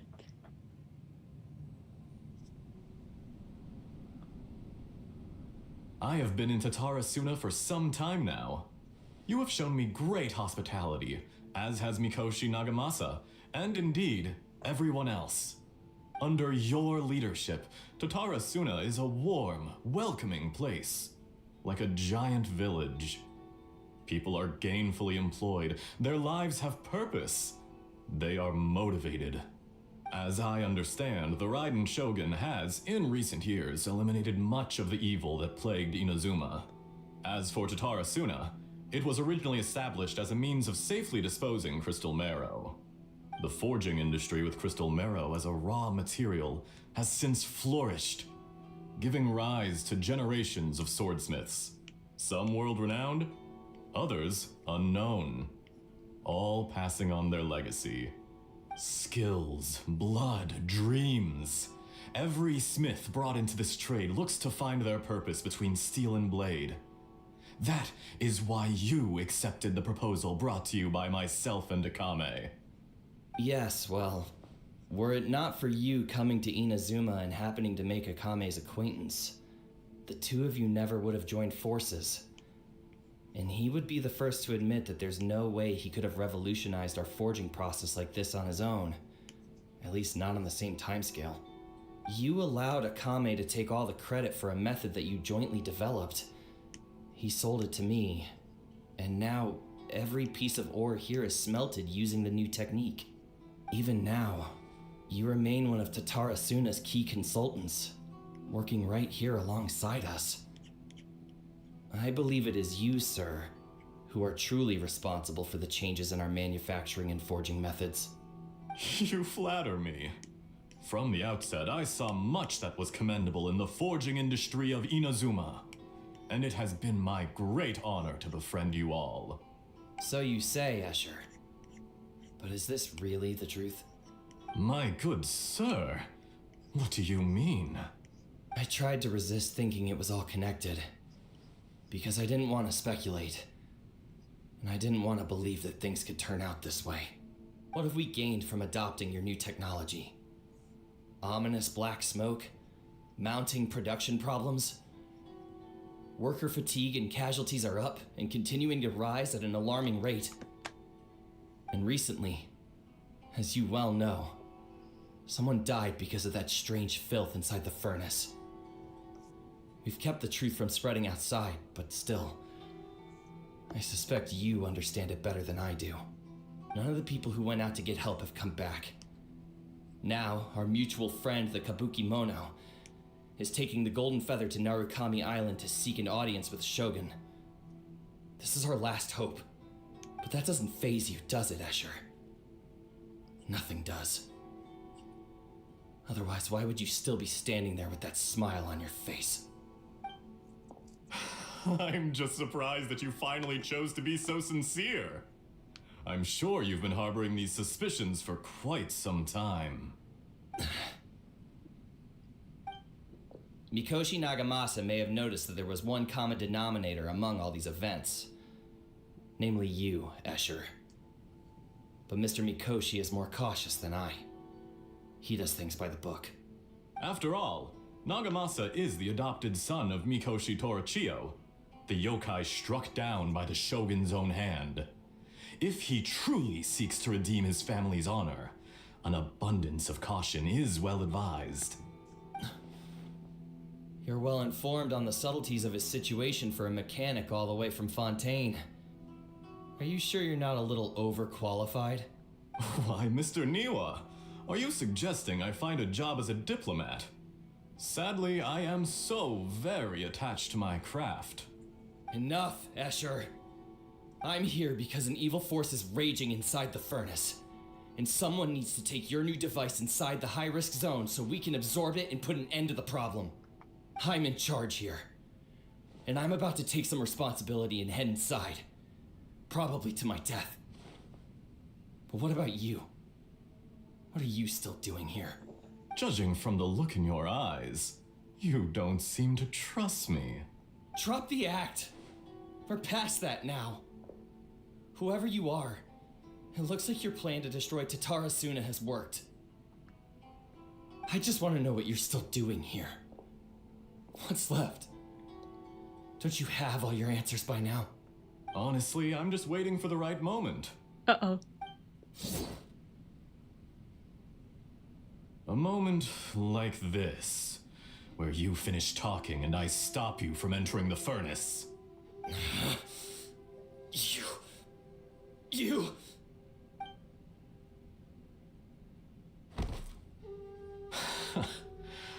You're a little smarter than I initially gave you credit for. I thought I'd disguised myself exceptionally well, at least for the first few days. But to my surprise, you had your people look into my background right from the start. It's a long journey from Inazuma to Fontaine, but that didn't stop them. Eventually, they managed to confirm that Escher was an alias, and that I was not from Fontaine at all. And yet, despite all of that, you still fail to realize my true identity, and what I seek in Tatarasuna. Did you really think you would be able to see through my plan?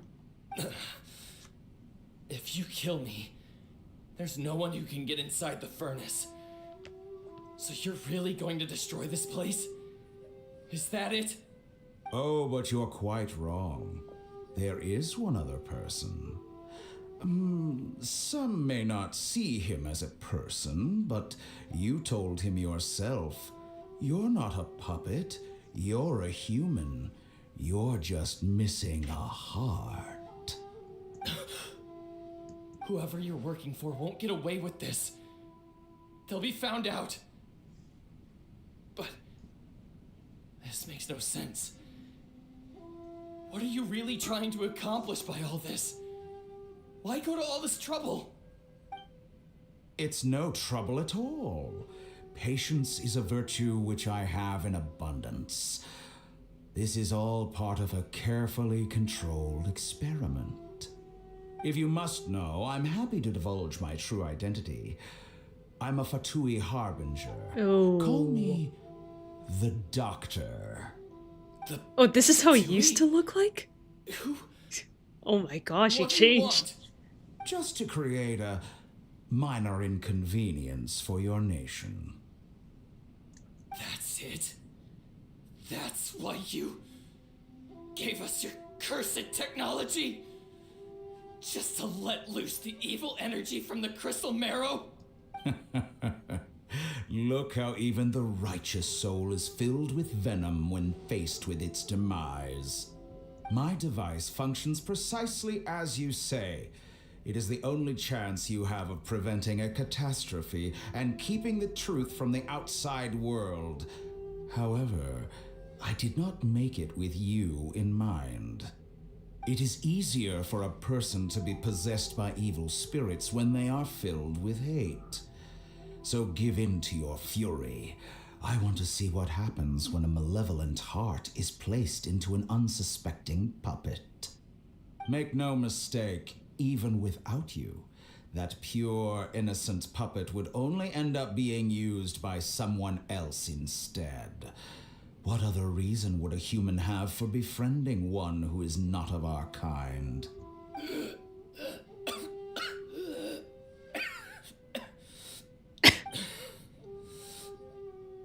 If you give him my heart, tell him that both Nagamasa and I see him as one of us.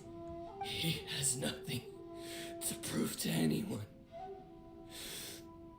Because not everyone just wants to use other people.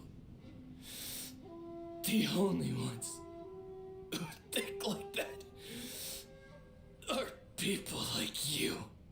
What a beautiful way to see the world. It almost makes me feel a little guilty. Then out of respect for you, I shall redefine myself. Think of me as a monster or a demon, if you wish. At least this way your death is not a consequence of your own folly turning you into an easy target. You simply lost to something more powerful than you could ever hope to defeat. I mean, you're not wrong. I say, Mr. Niwa, let's see what happens. Will your puppet friend become a human? No, that will prove quite impossible. Mr. Niwa, already dead. What a pity. Jester, I have completed the task you gave me, creating a gap and infiltrating Inazuma's inner workings. What fun it was. I'd like to introduce a puppet to you. If he proves useful, let's make him our newest comrade. And if not, let's turn him to dust.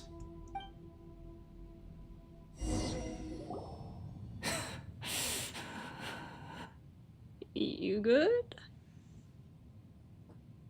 Hey, are you alright? Dottore.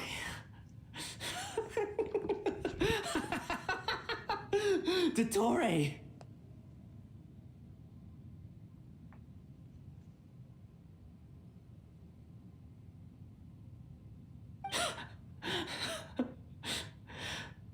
Good.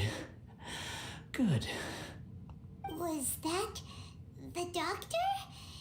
Did he turn into a mechanic from Fontaine?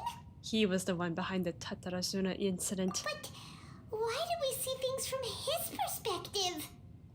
When I touched the doctor to confirm whether he'd eliminated all his segments, I read this memory in his mind. You have to admit, it must be the truth. Maybe so, but it means nothing. Does it? But this memory shows that Niwa didn't betray you. He never meant for you to be the one to take the device into the furnace. You know very well what that means. Even more so than I. So you were tricked. The betrayal was a lie that he believed for hundreds of years. Was this part of the doctor's experiment? If the betrayal never happened, it existed only in his imagination. But where does this leave him? Let's give him some space. He looks really mad. I Yeah. don't want to be anywhere near him right now. I'd give him a hug, but I think he'll kill me. So let's go over You there. need to give him some time to process his emotions. I'm still confused about the Tatarasuna incident. So, the doctor was behind it, but why has that gotten him so worked up? Nobody has ever deceived you like that, Paimon. It's natural that you find it difficult to understand. Perhaps he needed to learn this someday. So now you have the complete picture. Katsuragi took the Kabuki Mono to live with the people of Tatarasuna. Later, the doctor showed up, disguised as the mechanic from Fontaine. And that's when the trouble began. It was all a horrific experiment planned by the doctor. Everything he did was just to plant seeds of disaster in Inazuma that would bear fruit in the future. Of all the unwitting participants in the doctor's experiment, the balladeer became the main test subject. After the events you just saw in that memory, the doctor put Niwa's heart into the device and handed it to the balladeer. Then, he instructed him to enter the furnace and absorb all the filth caused by the smelting process. The load was far beyond what he expected, but the balladeer survived. He left the furnace in sheer exhaustion and said to the mechanic, "This device seems to have protected me. What's in it?" The mechanic answered, "Niwa fled this place for fear of punishment, but he left you a gift. He said it's the one thing that you've been looking for." He took it straight from the chest of one of his innocent servants.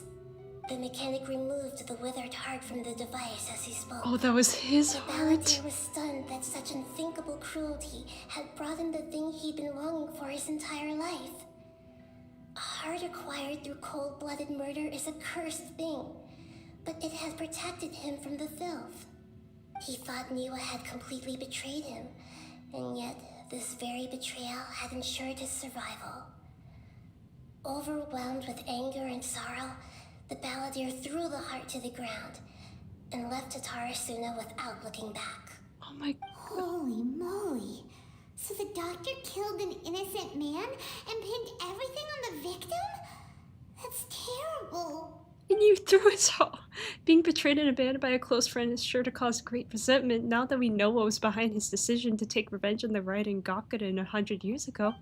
But this doesn't mean that vengeance was the right decision. Yes. Only if he understands this can he choose a new path forward. Tottori, you brazen-faced... Niwa didn't run from justice.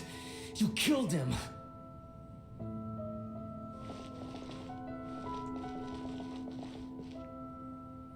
Yeah, I'd be mad too. A while later. Shall we see how he's doing? How you doing? Hey, you alright? Okay, That's a scary expression. okay, you're not alright. Okay, I Are you got worried it. about me? If we didn't have such a history, I'd almost think that qualifies me to be your friend. We just want to make sure this doesn't affect the plan. It won't. I'll keep my end of the deal. Hey, are you investigating the stuff we want to know about? That's why we're here. But unfortunately, there's no information about the Descenders in Irminsul. Even if you can't find anything, that seems to confirm it. Irminsul does not keep records on the Descenders. Anyone who comes from beyond this world is not counted as part of Tevat. Oh, does that mean we have to leave empty-handed? Not unexpected, but still, thank you. Don't thank me just yet. You look really upset. Well, since Irminsul was a dead end, I guess I can share some other info that might interest you. Huh? About what? Your history? The reason why there are records about your brother in Irminsul. It might have something to do with Conria. Apparently, Conria was his first destination when he arrived in this world. Plus, he only came to this world because the heavens responded to the summoning. The heavens Responded? The heavenly principles. The jester told me this himself. You can take his word on this. He was a royal mage in Conria and lived with your brother for a time. The jester? Another Fatui harbinger? I don't know the details. It's up to you whether you want to believe me.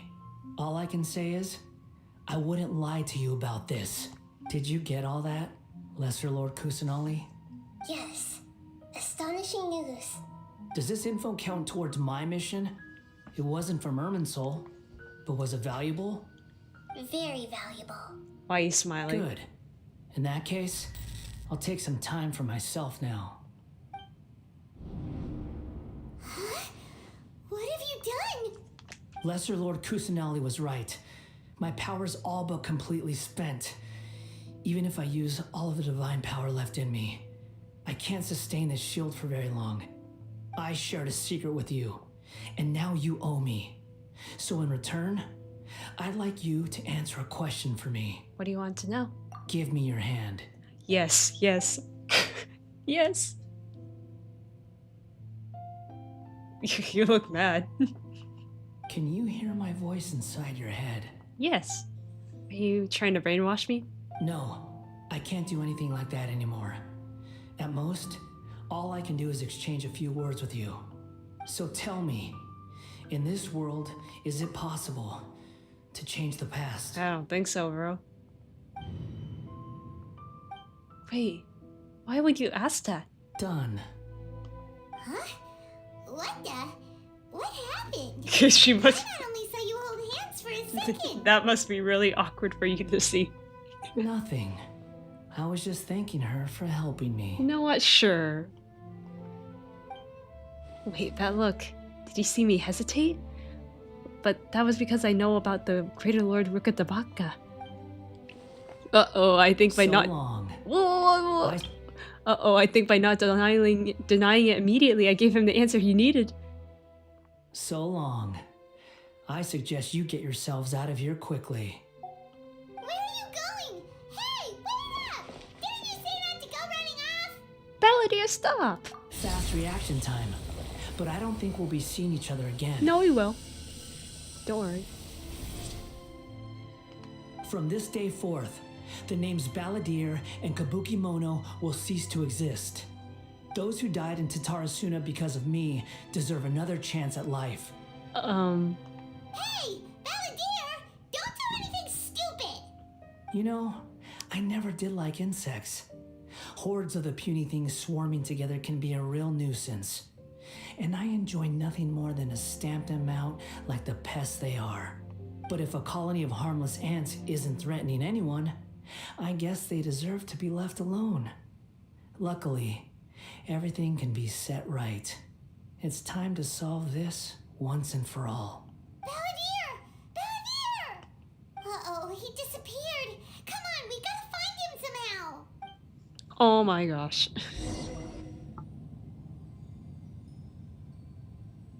Just go in the tree. He's in the tree. Oh no, he's really gone. Oh, can you hear me? Nihida! Traveler, Paimon, Balladeer, what happened just now? I was suddenly cut off by some kind of power. Well... It was the Balladeer's fault. He shut you out. You tell Nahida everything that happened. I didn't think he'd be capable of something like that with so little power left. Did he keep some of his power hidden when he was defeated? Or did he achieve something beyond his abilities, and it took everything he had? Where the heck did he go? It's all our fault. We were supposed to keep an eye on him. Sorry, Nahida. Don't be. It's not your fault. Please, let me handle this from here, even though I'm not sure I can solve it. We're running out of time. Follow my lead and get out of Irminsul as soon as possible.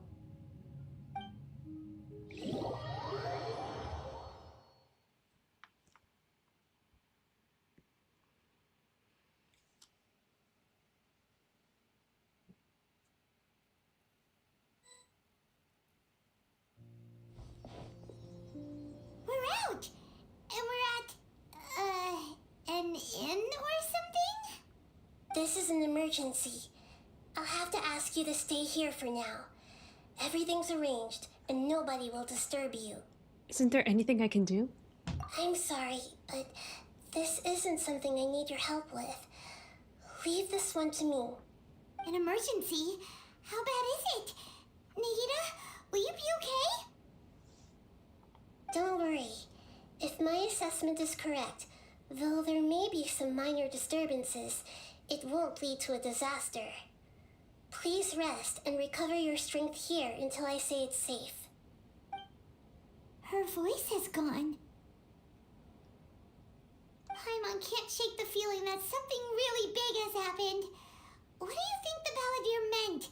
And why did he suddenly grab onto you before? Paimon doesn't remember Greater Lord Rukkhadevaka, and the Balladeer's question was a strange one. It's hard to explain in full, and the truth might be very distressing for Paimon. I'll skip the part about Greater Lord Rukkhadevaka for now, and focus on the Balladeer. You tell Paimon what the Balladeer asked you and what he might have been planning. He wants to change the past? But surely that's impossible! It's not easy, that's for sure. Right! You can't just rewrite history. All that stuff happened already in real life. It's like, imagine Paimon drank all the water in this inn. Even if no one was there to see it, Paimon would sure as heck remember drinking it. Yeah, great example. So, why does Paimon still have a bad feeling about this? Paimon can't help but feel scared about what he might do. Oh, Paimon's so confused. Maybe he wants to erase himself from history. Paimon, you okay? Sorry, Paimon accidentally... It's the Balladeer's fault for causing Paimon all this mental stress. But erasing yourself from history? It's unthinkable. Is that really possible in Irminsul? Well... not necessarily, but maybe. Uh-oh. Paimon's head is overheating from trying to understand what he's up to. And it's still not working. Ugh. Paimon's had it with that little brat. He's been nothing but trouble ever since we met him. There's no way he'll actually succeed, right? Otherwise, won't everyone who's connected to him be affected too? Perchance.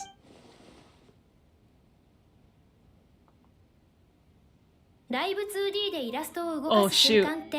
Stop! That is not what I meant to play. Indeed, if the Balladeer does erase himself from Irminsul, many people in Inazuma will be affected. I can't imagine what that situation would look like. Worst case scenario, it would affect everyone with a connection to the Raiden Gokuden. Kazuha, Ayaka, Ayato? Will this mean that they'll disappear? There's nothing we can do about it at this point. Hey, have you got any ideas on what we should do next? Seems like now there's nothing left for us to do but to go to sleep. But Paimon's still so worried. Paimon won't be able to sleep a week tonight. Me neither. So, how about, we list all our favorite foods to take our mind off things? Heck, if that doesn't work, Paimon's probably gonna collapse of anxiety here. Alright, Paimon will start. First dish. Munstack grilled fish. Oh, and chicken mushroom skewers. Tea break pancakes. Cream stew. Sauteed matsutake. And Dragon chili chicken. Almond tofu. Satisfying salad. Oh, also Adeptus Temptation. Golden shrimp balls. Triple layered consomme. Lotus seed and bird egg soup. And...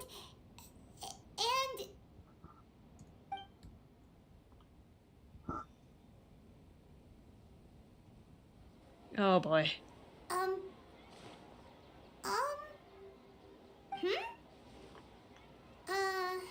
Paimon, what's wrong?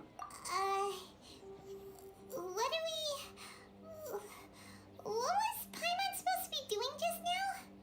Paimon was, talking? Huh.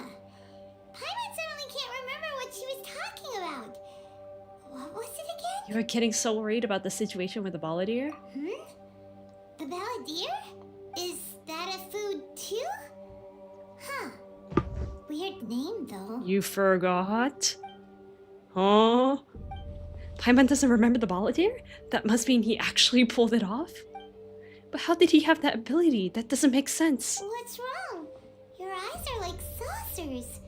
Was it something Paimon said? No, it's nothing. So, the balladeer.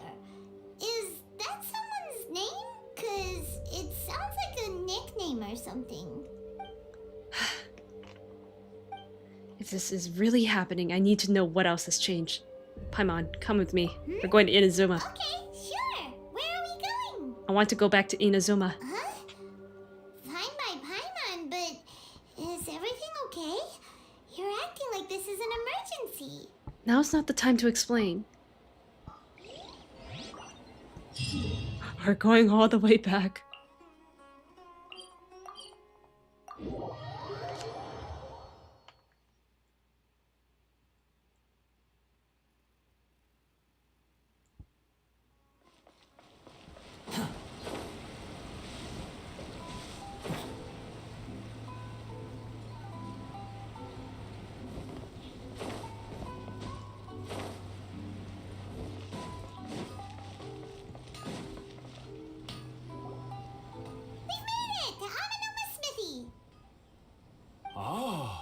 It's been a while. Pardon me, I'd like to ask a question if I may. Of course.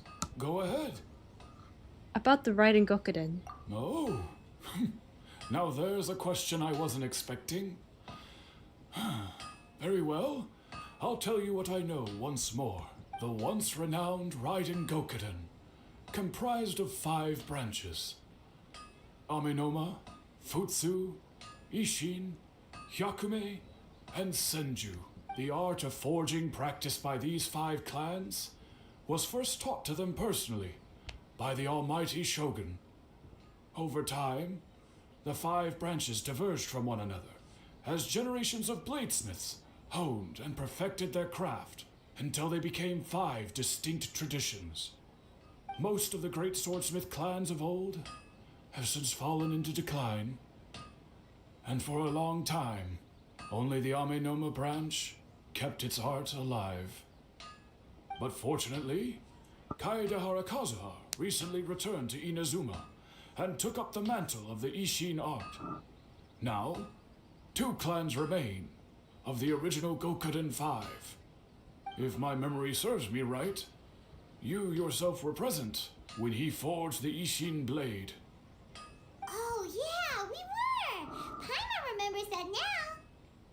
They learned a bit about the decline of the Raiden Gokuden then too. It seems like such a shame. What was the reason behind their decline? That, my friends, is a tragic tale indeed. In fact, this was not made known to me for most of my life. All these years, I knew of those great clans' demise, but never the cause. Only recently, when the question was on my mind, did I ask Kaedehara Kazuha about this. He told me that, as we are both heirs to a branch of the Raiden Gokuden, it was right that I should know the truth. There is no harm in telling you, but I must warn you. It is a dark and sorrowful tale. The Raiden Gokuden were the targets of a murderous rampage by a vengeful bladesmith. Vengeful? Why? Vengeful? 400 years ago, so I'm told, there was a catastrophic malfunction in Tatarasuna's furnace. One brave swordsmith heard the commotion and chose not to flee, but he rushed to the scene, hoping to prevent a disaster. Tatarasuna was home to a state-of-the-art forging and smelting operation in that day, and overseeing it was the armory officer. His surname was Niwa, though he had family ties to the Kaedehara clan. Knowing that they had just one chance to save countless lives, Mr. Niwa and the swordsmith leaped together into the furnace. The furnace quickly stabilized, but neither of them made it out. Huh? The smith's death, though heroic, dealt a devastating blow to his family's fortunes. His orphan son was left to fend for himself and grew up deeply resentful at the world. Okay, let me read this because I was paying attention to something else.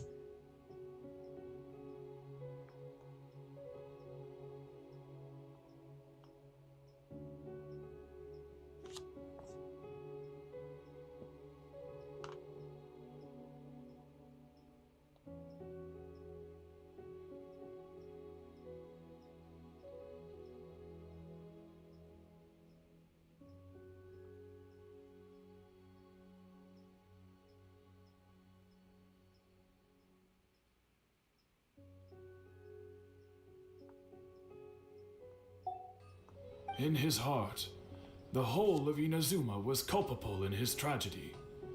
He hated the almighty shogun for her apparent indifference towards his father's death, and he hated everyone who had done nothing to try and save him. Powerless and destitute, the only legacy he had to pass on to his children was his hatred.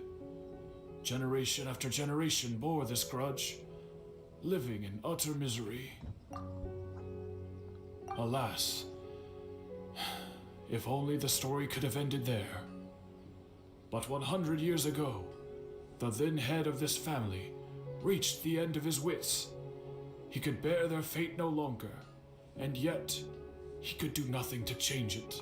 Finally, he made a drastic decision to take revenge on the Raiden Gokuden. In doing so, he sought to vent his pent anger and shake the very foundations of Inazuma's forging industry. In his fury, he murdered indiscriminately, killing even bladesmiths from the Hyakume clan which he belonged to. His goal was absolute, the devastation of all of the Raiden Gokuden. But when he came to the Kaedehara and Kamisato clans, his killing spree came to an abrupt end.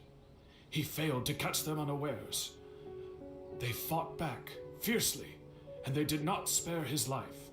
That is why the Kaedehara clan and their Ishin art survived that day. I suppose they were the lucky ones, under the dire circumstances. The legend of the Raiden Gokuden has changed. Someone else attacked the swordsmiths. It looks like the Balladeer did something in Irmisol, but it seems Niva still died. Was there anything else you wanted to ask? Have you seen Kazuha recently? Kazuha? Why, yes. Just yesterday, in fact. We spoke for a while over some tea. He seemed well. Phew, so he still exists, and he's the same Kazuha I know. Things don't seem as bad as I feared last night. That's all. Thank you very much. My pleasure.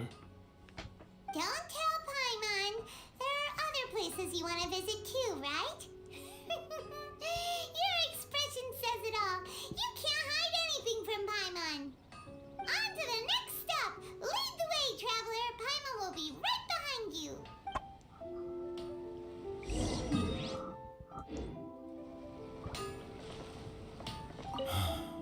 Whenever I'm reminded of what happened back then, it always weighs on my heart.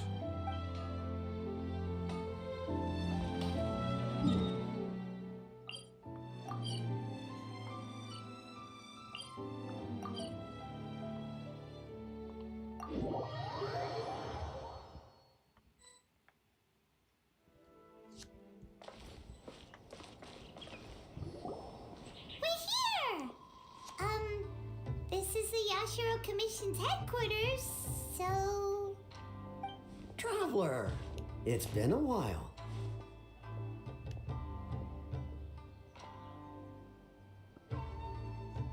Hello? If you're looking for the Commissioner and Miss Kamisato, I'm afraid your timing is unfortunate. They're not here right now.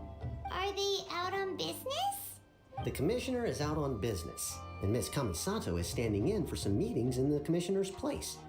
If it's urgent, you're welcome to wait inside until they get back. What do you think? Shall we go in? Thank you. We'll take you up on that offer. If it were anyone else... Can we take a walk in the courtyard? As you're so close with the commissioner and Miss Kamisato, I think it should be okay. We'll be heading in then. Thanks! Hello, dears. Is there something you want to say? Ma'am, can I ask you a couple of questions? Of course, traveler. Yes, I know who you are. Miss Kamisato has told me about you.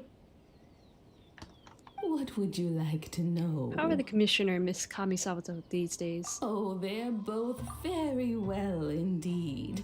Lately, Miss Kamisato has been rather busy attending all kinds of meetings and occasionally paying visits to some local organizations on the commissioner's behalf.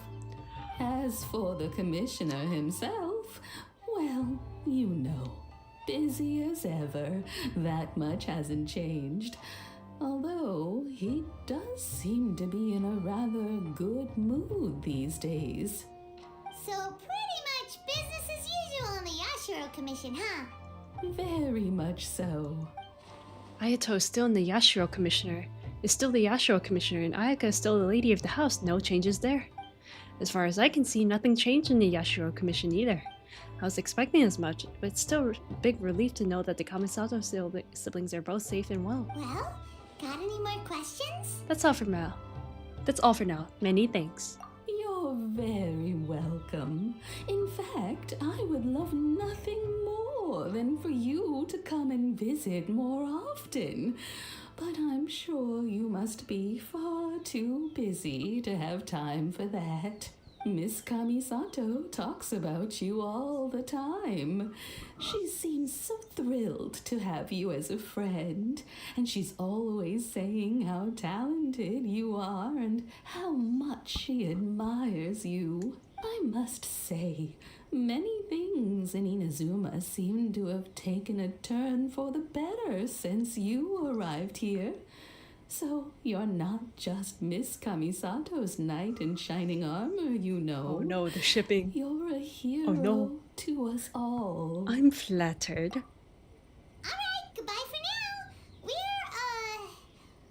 Where are we going next? Tatarasuna. Great! Goodbye, ma'am! Don't worry, we'll see ourselves out. All right then.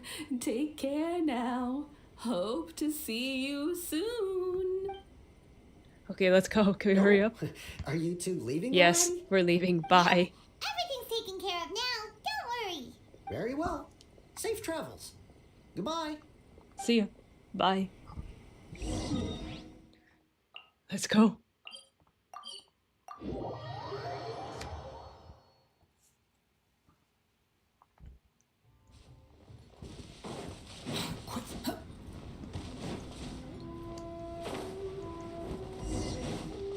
Who are you? Well, here we are. But what are we looking for? Something or someone? Do my eyes deceive me, or is that the traveler in Paimon? It's you. I haven't seen you in years. Xavier? What are you doing here? I was in the general area, and now I'm in this specific area. There, that's me. So what about you two? We have some questions and thought you might be able to help. Do you know much about Tatarasuna? Certainly do. I've researched the furnace here in some depth. If there's anything you want to know, just ask away. How well do you understand the history of this area? Like the back of my hand. Make no mistake, I have been here a good many times before. Not only that, but I've met people in Inazuma whose families used to live in Tatarasuna years ago. They said it's all true, the history here. Go on. I'm listening. Oh, well, it's a long story, don't you know? The tale of Tatarasuna starts a long time ago. I need to hear it again. I'm told that its history is one of the most foremost forging and smelting operations in the nation. Goes back around 1,000 years. Still, the furnace has had a couple of serious maintenance issues along the way. A couple? When exactly? One was just in the last few years, the other was several hundred years ago. A fun fact, I'm not the first Fontaine tech guy to come and work on it either. There was a guy back then too. Oh. They say he was a mechanic who consulted on a technology upgrade. It seems like the technological collaboration between our two nations goes back a long way. How about that? Mechanic, huh? Looks like the doctor still sabotaged the furnace, leading to all the ensuing chaos. Hey, weren't you gonna ask Xavier something about Tatarasuna? Come on, ask already. I am. Oh, I didn't realize you two were here for a history lesson. Me neither. Paimon doesn't know what's gotten into this one today. Feels like we've been preparing for a history exam or something.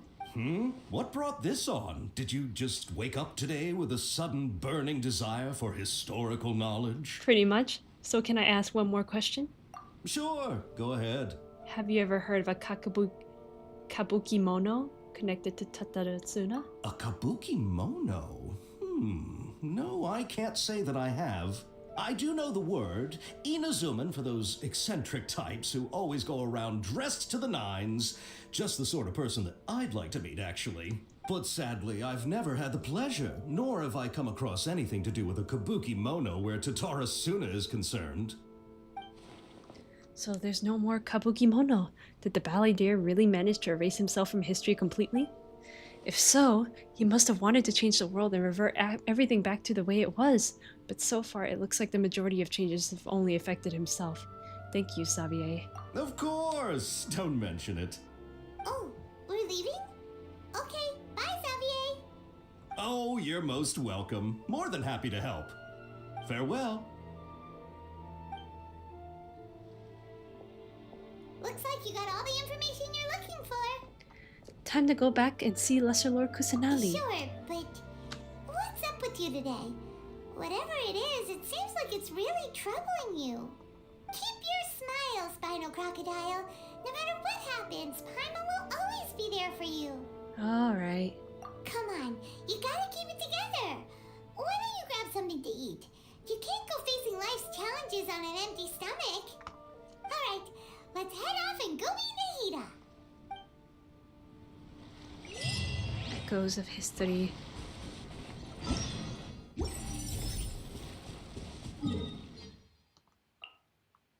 Can't we... Why did we spend all that time?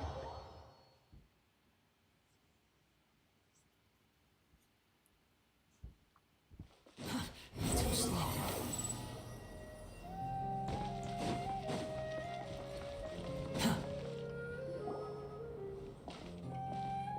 Hey, it's them. Leave me alone, please.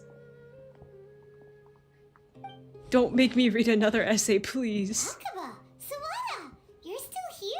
No, go, please. I don't want you here. Are you still talking about the essay? Indeed we are. If you have a moment, we'd love for you to No. join us once more. No. We have time. What do you want to talk to us about? No. It's the same topic we discussed last time. Obviously. Go away. Still looking for more info about Tatarasuna, huh? Should we join them? No. Perfect. These two have researched Tatarasuna's past. Let's hear what they have to say. Unfortunately, we haven't made any real progress. Can I read it again? I don't want to read it again.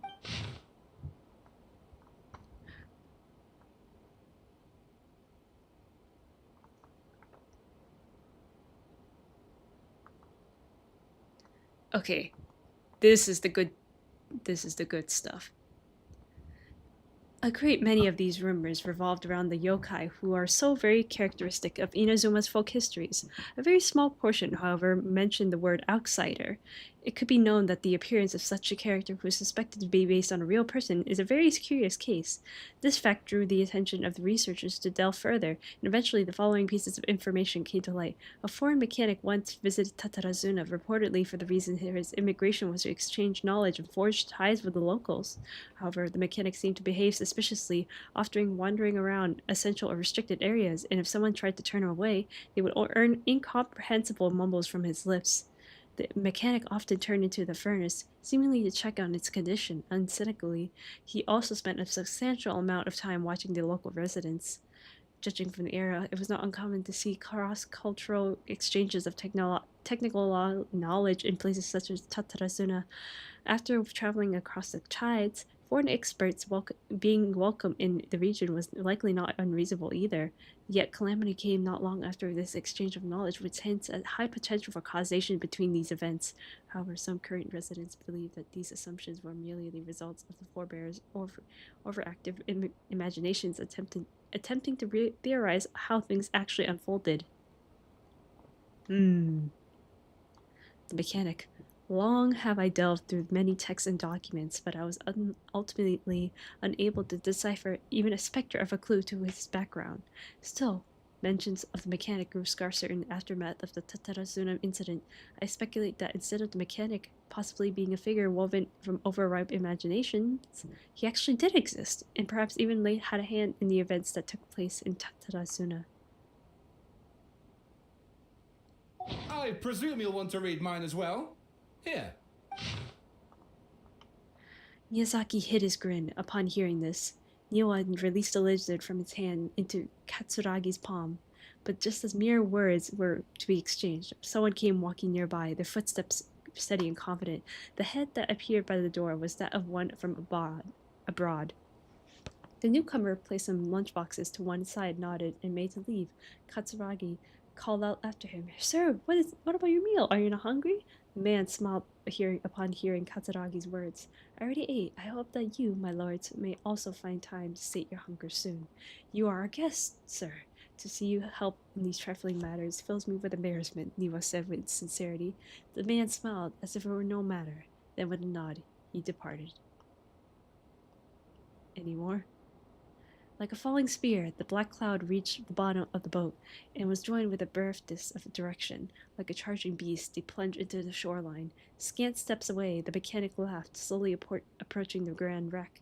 Not but half an arm was left of the one who cried out with help, and with a plop it landed at the mechanic's feet, who crouched to better study the object, straining against the urge to take a bite. Yet he did not, for the dark cloud swirling down had already picked the remnants of the ship clean. Then a second ship was sent, followed by a third, a fourth. Each who left to seek salvations did so under foul skies and bleak fortunes.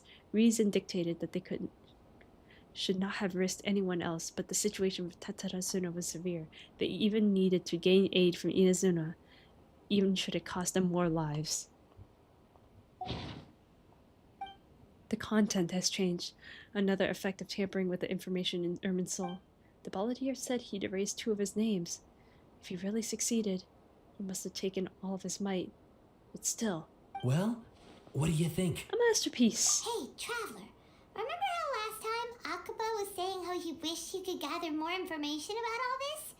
Well, we just got back from Inazuma, so how about we tell them what we learned? Sure. What did you find out? Something big? It's a long story. Basically, we have some friends in Inazuma, and... Blah, blah, blah, blah, blah. You tell the new writers what you learned about the writer Goku and Tatarasuna's history. So many new details. Thank you so much for sharing that with us. Well, well. So it all comes down to one man's desire for revenge. Huh. You heard this from a member of the Amanoma clan, you say? Then I guess it must be true. Ugh. So there's no ghost story here after all. Not really. This new information actually lends further credence to my hypothesis. Evidently, swordsmiths were seen as having an incredibly prestigious role in society those days, to the extent that harming them was conceived of, at least by the perpetrator, as a way of exacting revenge against those in power. Yes, okay, point taken, you were right.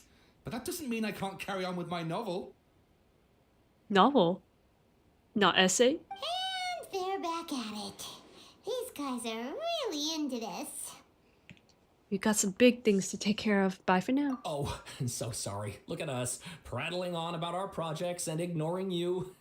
Thank you so much for the information. You're welcome. See ya. Keep us in the loop if you find out anything else. Will do. Please leave me alone. Can we please go back? Me.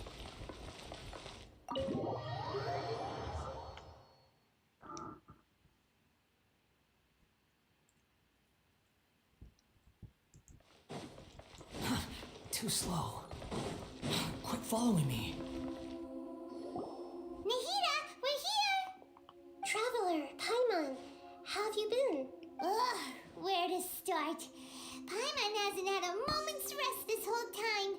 That night, we ended up chatting and chatting until suddenly the sun was up. And then she decided she wanted to go to Inazuma. I was investigating the situation with the balladeer. The balladeer? It sounds like some kind of code name. You should know. Oh no. You look troubled. Is there something you need to tell me? You should know. Even Nahida doesn't remember? Just like last time, any changes to Irminsul affect her as well. The balladeer acted quickly. He finished erasing himself before Nahida could stop him. I'm the only one who still remembers the things that were erased. Once again, I am the record keeper. Traveler? Hey, what's wrong? You look so upset. There are things that have happened that only I can remember. I have to tell you the truth. With a heavy heart, you piece back together the story that was broken and scattered across time. There once was one named the Balladeer, created by the Electro Archon. He was a puppet that who lived among men. After a series of events in Tatarazuna, the Balladeer, thinking he had been twice betrayed, left Inazuma to roam the world beyond. With no trust for humans and only loathing for the gods, he bore his grudge for years as he grew in strength. Then he returned to Inazuma to take his revenge. He tried in vain to become a deity with a gnosis and ended up losing everything. Finally, he entered Irminsul and learned the truth behind his betrayal. Knowing now that his entire life was built on lies, he did the unthinkable in an attempt to reverse his tragic fate. That's quite a story. So, this puppet known as the Balladeer erased himself from Irminsul, hoping that he could change the past. But how was he even able to do that? As the Traveler said, he very nearly became Sumeru's deity. Admittedly, I remember it a little differently. I don't recall finding anyone inside the machine after we defeated it. Nevertheless, it does make sense. If someone were to successfully erase themselves from Irminsul, the world would change to reflect the new reality. So, you believe this person really existed, and we just don't remember him because he literally changed the world? Yes. Theoretically speaking, it is possible to do this. But I'm struggling to imagine the kind of person who would dare go through with it. The Traveler comes from a world beyond to that. That's why there's no information about her in Irminsul. And it also explains why any changes to Irminsul wouldn't affect her. So if there's anyone in the world capable of retaining memories from a past that has been rewritten, it's you. It's quite incredible when you think about it. You can say that again. Paimon's having a hard time understanding this Balladeer guy's motivations. Why did he do it? I can only make inferences based on the information we've been given. As for what kind of person he was, only you remember that. I am not really sure. We were enemies after all. I don't know his perspective on all this, so I can't say why he did something so extreme. Did he want to reset everything? Or save someone? Or did he want to completely undo his existence? Everything can be set right. It's time to solve this once and for all. Maybe that's all there is to it. I still remember the question he asked. He asked me specifically. My hesitation gave him his answer. I hesitated because I witnessed Greater Lord Rukutavaka erase her own existence, but I can't tell Nahida that. To put another way, I know why the Balladeer was so sure it could work, but I can't tell him that. Something else worrying you? Something that you can't share? He chose such a radical option, and yet... It couldn't change the fate of the ones who had died, right? Yes. Once the Balladeer realized he hadn't been betrayed after all, it must have completely changed his view of the people of Tatarasuna. Now he saw them as friends again. He couldn't keep hating humans after that. And if he thought there was a chance he could save his old friends, it would be hard not to try. The story makes sense, every part of it. The balladeer tried to achieve godhood with the doctor's help.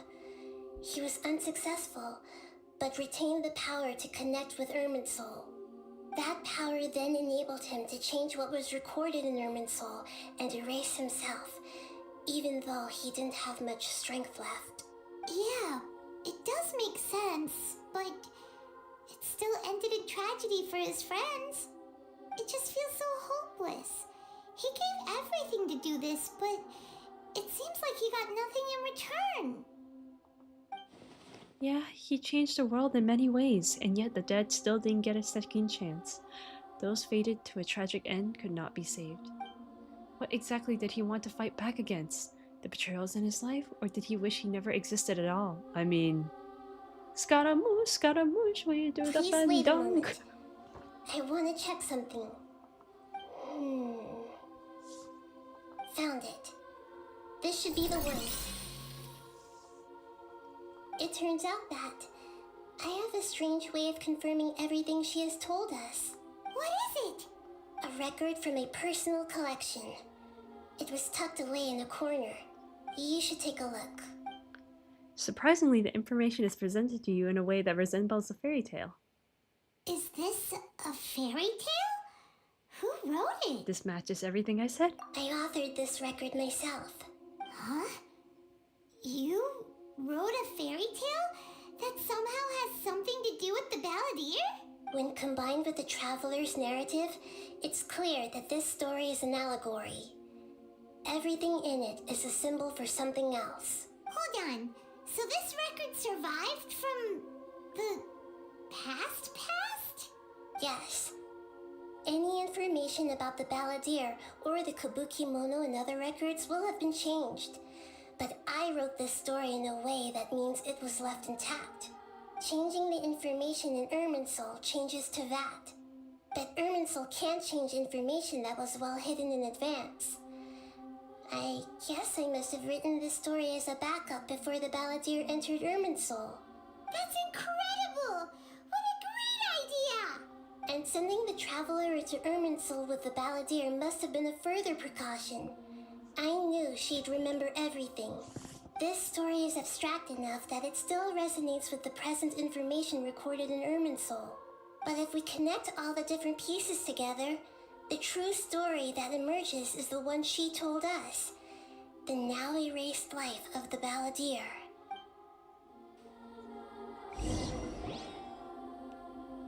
There was once a lone monster draped in fox fur. Oh, we're The back to monster found 2D a art. family of foxes, joined them, and they became friends.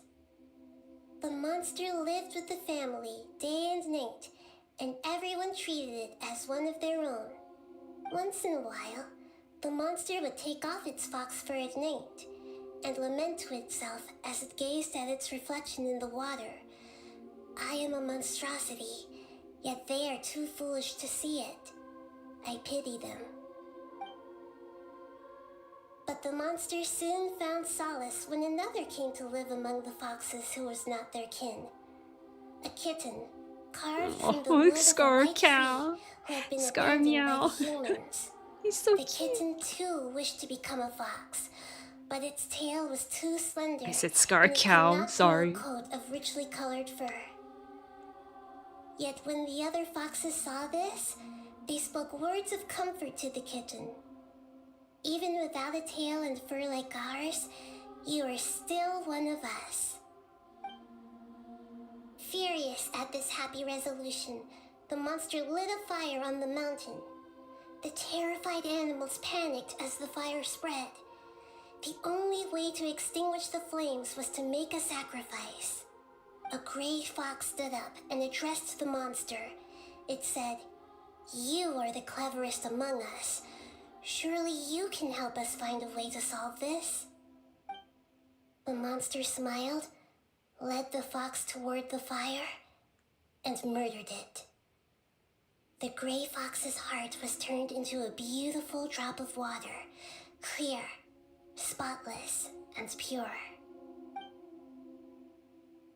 The monster gave the heart of water to the kitten, telling him, "The foxes have decided. You are the one who must be sacrificed. Take this, quench the flames, and die for your fox kin. The fire was extinguished, but the kitten lived. It left that side of the mountain and found a little bird who had a broken wing. The two promised they would spend their whole lives together, but the little bird did not have long left to live.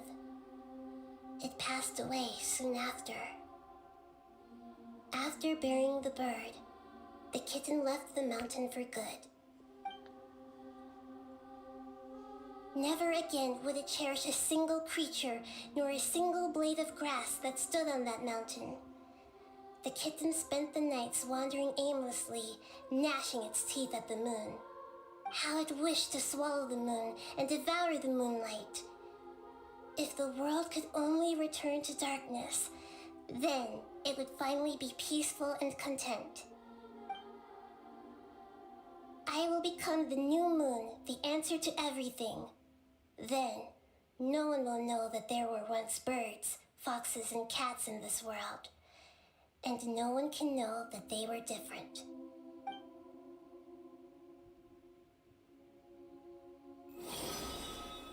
We solved it! That's a cuter way of telling the story. I remember now. This is not just the Balladeer story. It is his very own memories. I made a backup so that it would be preserved no matter what happened. To become a god, he was experimented on and modified countless times. It was brutal torture, and the only reason he was able to survive is that he was a puppet. This memory was extracted from him by the scholars. Presumably, they kept it to have something to defend themselves with. Creating a deity was just the first step. Some of them wanted to be able to control it. That's why they backed up his memory for later use. I buried it deep inside one of my own dreams, and then hid it inside an allegorical story so that it wouldn't be altered. It's hard to believe that this person really existed, let alone that he tried to get rid of us on more than one occasion. Paimon has no memory of him at all. He completely vanished like a puff of smoke. The Balladeer agreed to help me look for information about the Descenders, and although he was unsuccessful, he still helped you. Before he vanished, he confirmed an important detail. That Conria was where your twin first came into this world. Yeah, that's correct. We still don't know how the change to Irminsul will affect the senior ranks of the Fatui, but in all likelihood, they won't even remember their own Harbinger. It feels like life is as significant as a feather. It sounds like Paimon wouldn't like this guy a whole lot if he was still around.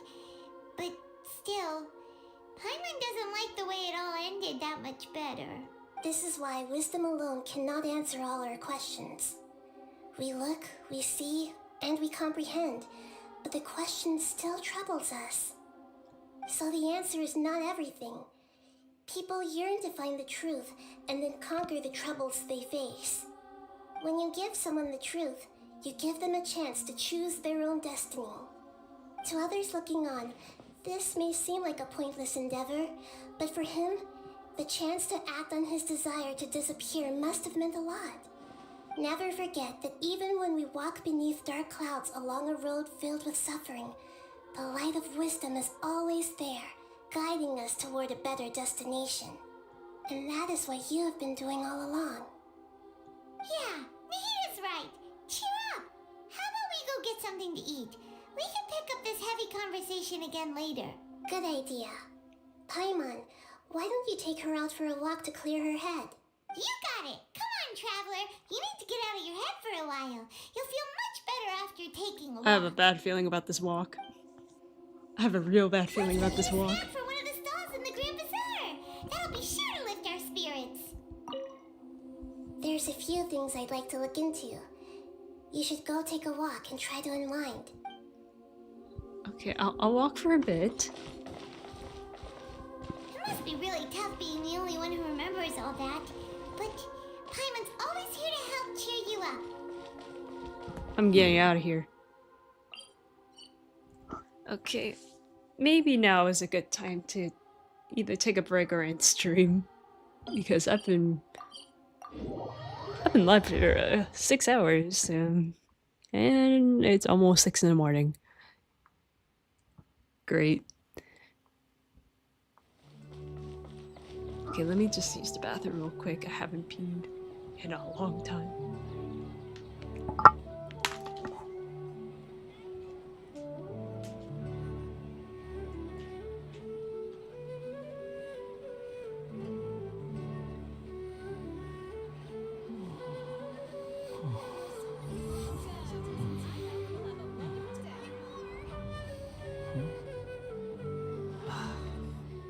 Don't you remember your adventure plans, my lady?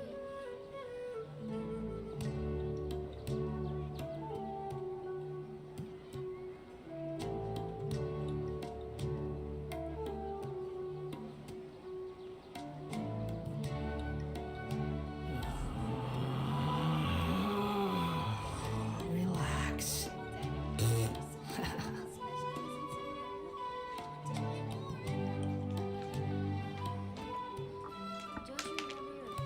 Okay, I'll give it 30 more minutes.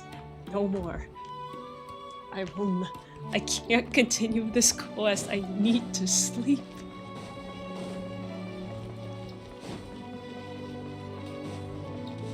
But I really want to know what happened to Scaramouche. I really want to know.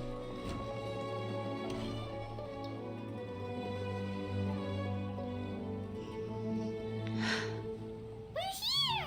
What should we eat first? Are we gonna see him? I have a nagging feeling. Like there's something I'm missing. Something important that I'm forgetting. Hey, are you gonna answer or what? Sorry, it's just... Give me a minute. I'm still processing. Alright, whatever you want. Well, Paimon will be right here when you figured stuff out. Then we can get something to eat. Come on, brain. Let's dig this out. It's gotta be in there somewhere. It was something about Irminsul, in deleting oneself. Greater Lord Rukatabaka, Forbidden Knowledge, Nahida. What is it? Have you figured it all out? Yes, that was it. Greater Lord Rukatabaka. She said that no one can erase themselves from existence. Not even her.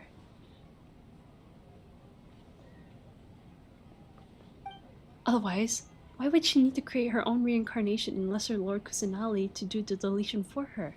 There would be no point. Why'd you jump up all of a sudden? No, I can't tell Paimon. She doesn't know about Greater Lord Rukatabaka. But this is a crucially important detail. It's simply not possible for the Balladeer to completely erase his own existence. In which case, the question is, what happened to him? Excuse me, boss. There seems to be a small problem with the last bill. Look, here. It's him!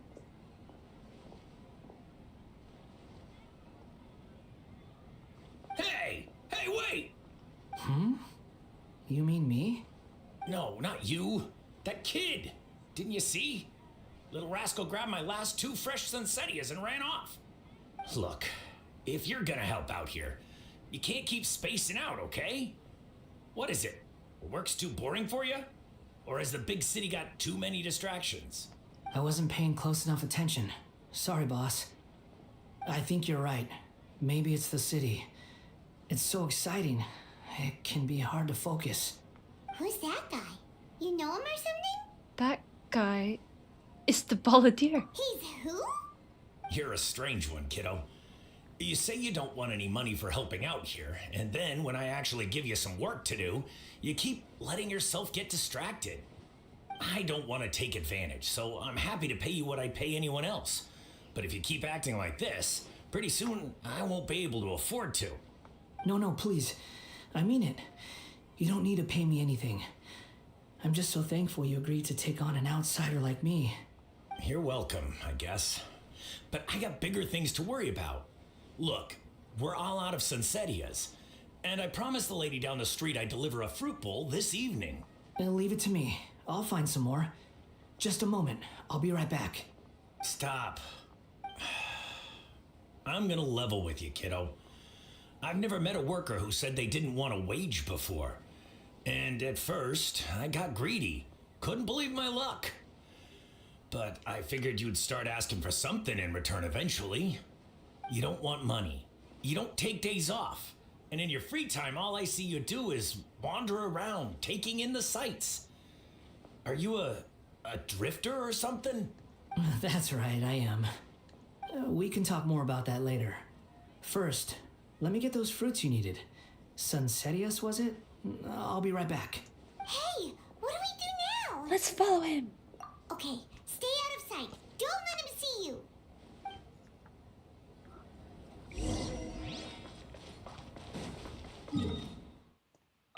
Sneaking time.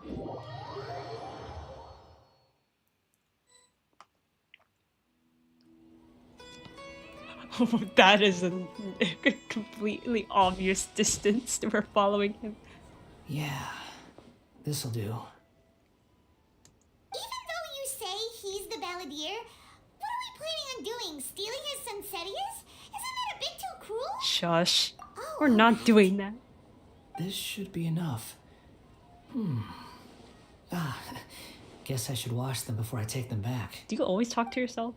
If I wasn't seeing this with my own eyes, I would never believe it. Huh? You two over there. Is there something I can help you with? He spotted us! You've been following me all the way from the city. I'd have to be blind not to notice. You're right, we were following you. Have we met before? Kinda? No, we haven't met. But you know me? Yes. I have no recollection. It's complicated, but I do know you. Are you absolutely sure? Yes. Sorry, but I just can't take your word for it. I can prove it. You're a puppet. A puppet? What makes you think that? Huh? You were right! The look on his face! I guess you do know me after all. That is not something I share with a lot of people. Look, I'm just a wanderer. But seeing as you've gone through all this trouble to track me down, I'm sure whatever it is must be important. There's somewhere I want to take you. Okay, but please let me deliver these goods to my boss first. Are you really working for that guy? He said you don't want any more for it. Is that true? Yes, I ran into him out in the wilderness during a storm, and he let me take shelter in his cart. In return, I said I'd be his helper for a while. That's oddly nice of you. Let me take these back. Then I'll come with you, okay? All right. Let's return to the city. The chore impact.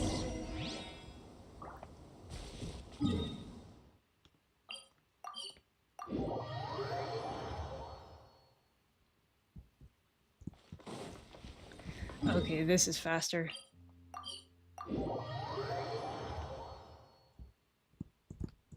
Swallow Fury.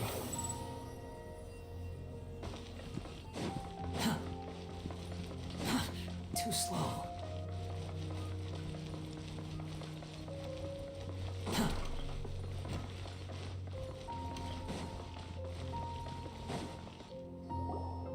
Here you go, boss. I'll leave them right here. Oh, you really went and picked some more. Who are these two? Something's come up, and they need to borrow me. Sorry, boss. I'm afraid I'll be away from the stall for a while. I was just about to pay you anyway. Go wherever you want, kid. Don't waste your time here. What? I get it, okay? You just wanted to help me out, to thank me for giving you shelter from the rain that day. Even then, I don't understand why you're so adamant that you don't want any pay for it. But look, it was pouring down, and there you were, sauntering along without a care in the world, like you had nowhere to be and didn't even care that it was raining. Imagine you were me for a second. It's a little weird, right? Why is this guy traveling during a rainstorm if he's not trying to get somewhere? And why is he taking a shortcut through the open country if he's not even in a hurry? But anyway, taking you in didn't put me out even slightly. You don't owe me a thing for it. Certainly not all this. Your time is valuable. You know, you should go live your life. But I don't...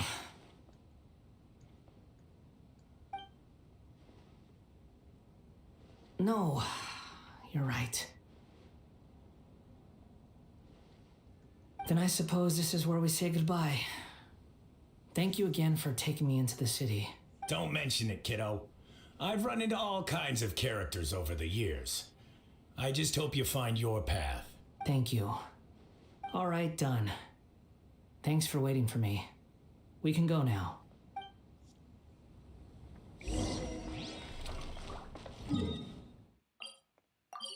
We did not need to go through that. Quit following me. The wind rises.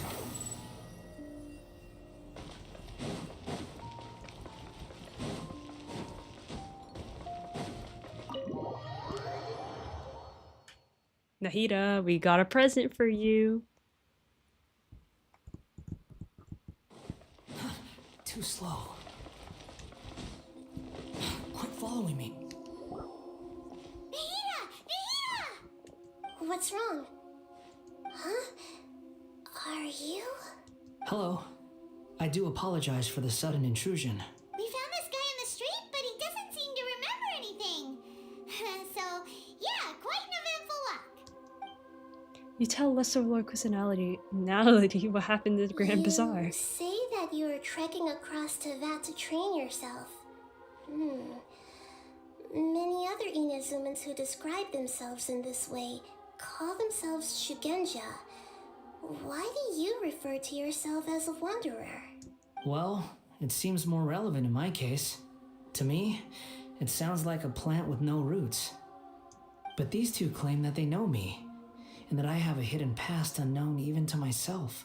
I wouldn't call it the past, but rather... this is a difficult one to explain. I don't like to rely on using terms like this often, but in your case, it seems that it ought to be called a previous incarnation. Oh, like a past life or something? Yes, something far more distant than the past. So far away that you cannot perceive it. Okay, I have to ask. What was I like in my previous incarnation? Oh, okay. I see. You want to tell me, but you can't bring yourselves to say it. Looks like I didn't have the most wonderful existence in my previous incarnation. We're just trying to think where to start. If it's that difficult to talk about, I have no doubt it will be just as difficult to hear, but I'll be able to handle it. Please, tell me the truth.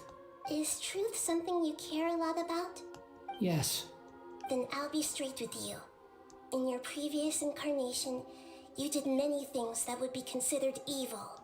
You nearly died because of what other people did, and many died because of you. As a non-human being, you hated gods and humans alike. You drifted from place to place, never able to settle, even where you found status and identity. You adamantly believed that you were missing a heart. Actions rooted in persistence sometimes bear bitter fruit. Sometimes, you have to let parts of yourself go, or you'll never be happy. Nahida tells the Wanderer about his past. I gave everything I had, but it barely changed history at all. In terms of the outcome alone, that's true. I don't think I can judge everything I've heard purely in terms of right and wrong. Each choice a person makes belongs to a specific place and time, a chain of cause and effect, a cycle of karma and consequence. That is the nature of truth. If one thing is right, its opposite must be wrong. And yet, dichotomies like this are not enough to explain the world in all of its complexity. It seems like my previous incarnation wasn't the most likable individual. Well, yeah.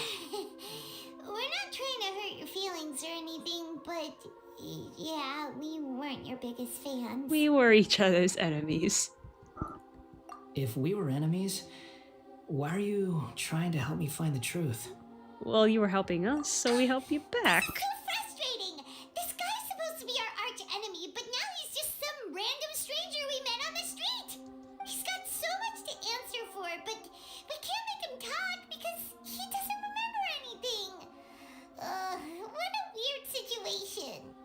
Lesser Lord Kusanali, as the god of wisdom, I trust that everything you told me must be true. Yes, it's all true. I can even show you the memories themselves, if you're willing. Please, I want to see them for myself. I want to experience my own transgressions. Even though it will cause your present self great mental anguish? I'm just a puppet, with no heart and no name. There is nothing in this world for me to cling to fill the void within me. Except maybe these sins that can never be undone. Very well. As you wish. Wait, shouldn't we go with him? This one's kind of on us for bringing him here. I mean, yeah. Don't worry. Whatever danger I might face, it's my burden to bear. Traveler, could I ask you to supervise him Yes. on my behalf? Oh, good point. Given your, unique situation, we'd better keep an eye on you. Understood. Thank you. Now, prepare yourselves, everyone.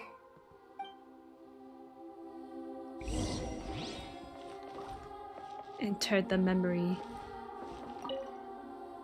No matter what lies ahead, I'll face it. Whatever it takes. I'm just sorry that you have to join me for the whole thing.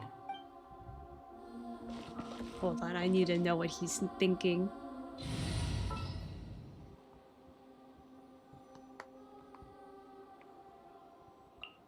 Time to broaden the horizon. Time to face the music. Everyone hold hands. What? I can't read my own memory. No matter what lies ahead. It's time to get ready.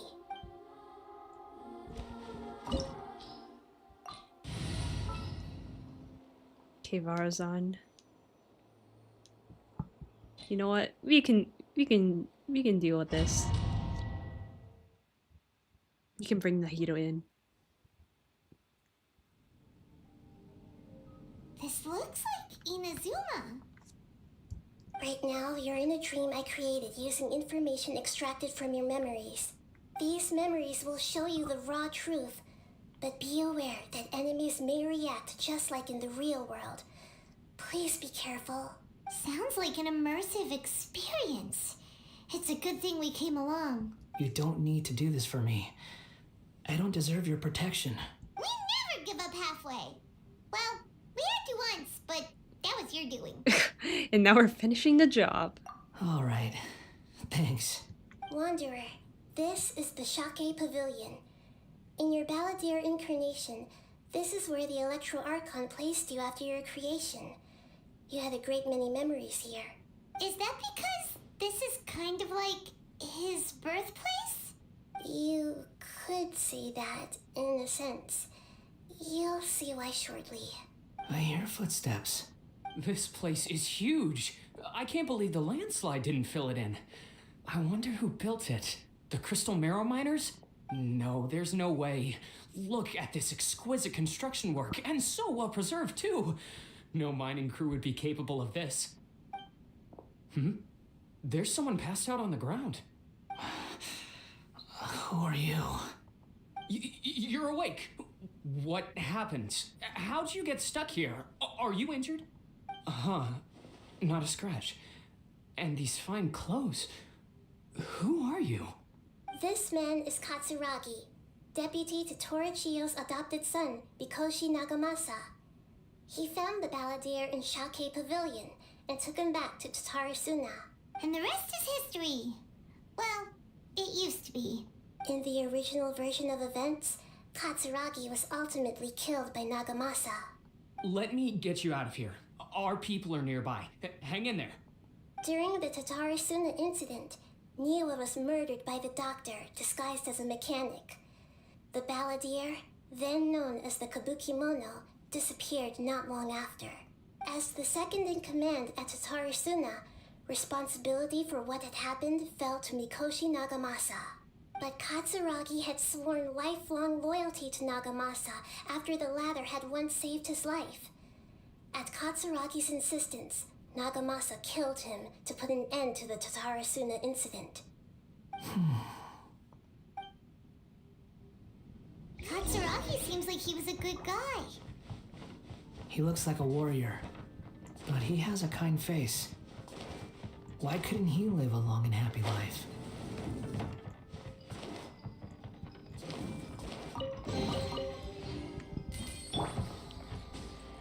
Nagamasa, I found this young guy in a cave sealed off by a landslide. He doesn't remember his name. Well, we need to call you something. I hear the workers are calling you the Kabuki Mono. That's fine with me. Katsuragi, report to Niwan. Tell him we have someone new joining us.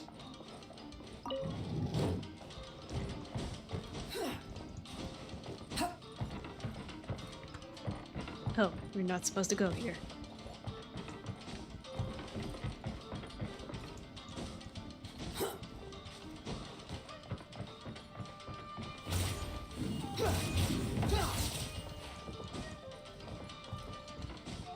Oh.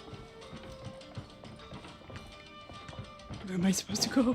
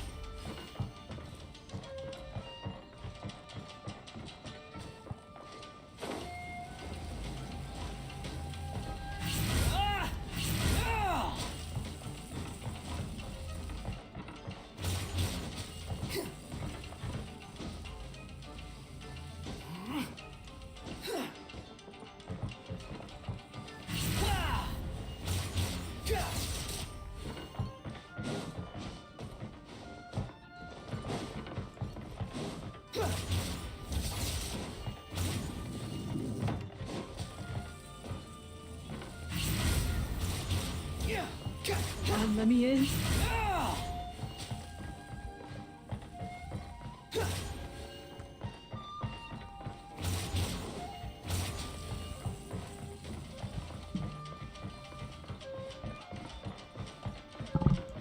I see everything.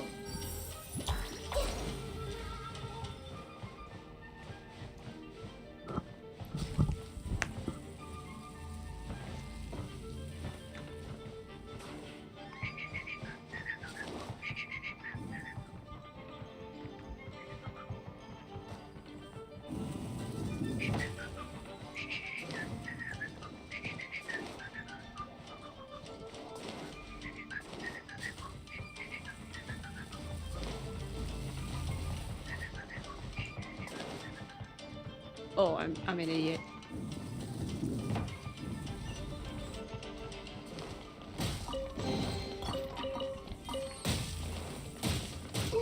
Lasts forever.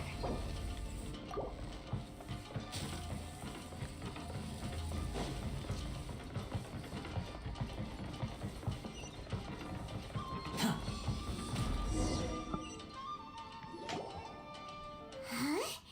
What are we doing back here?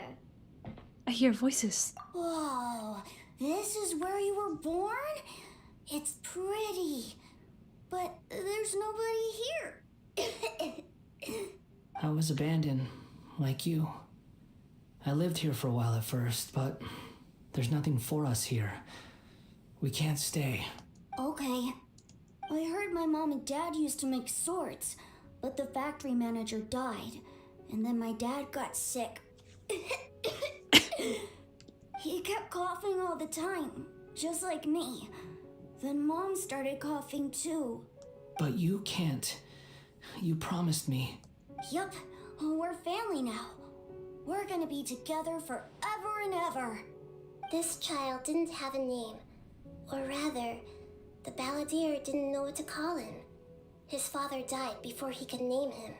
After his mother died, the child stayed in their straw hut alone. Some of the neighbors helped to raise him. After leaving Tatarasuna, the balladeer ran into this child who didn't have a name, just like him. They made a promise to live together. What happened to the child then?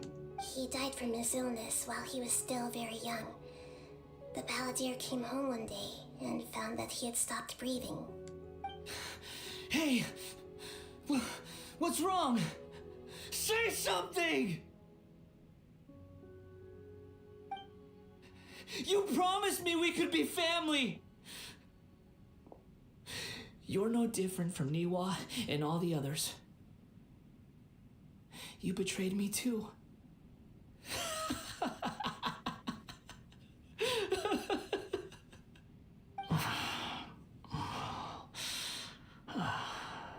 The voices have gone. It looks like the memory ends here. Let's keep going.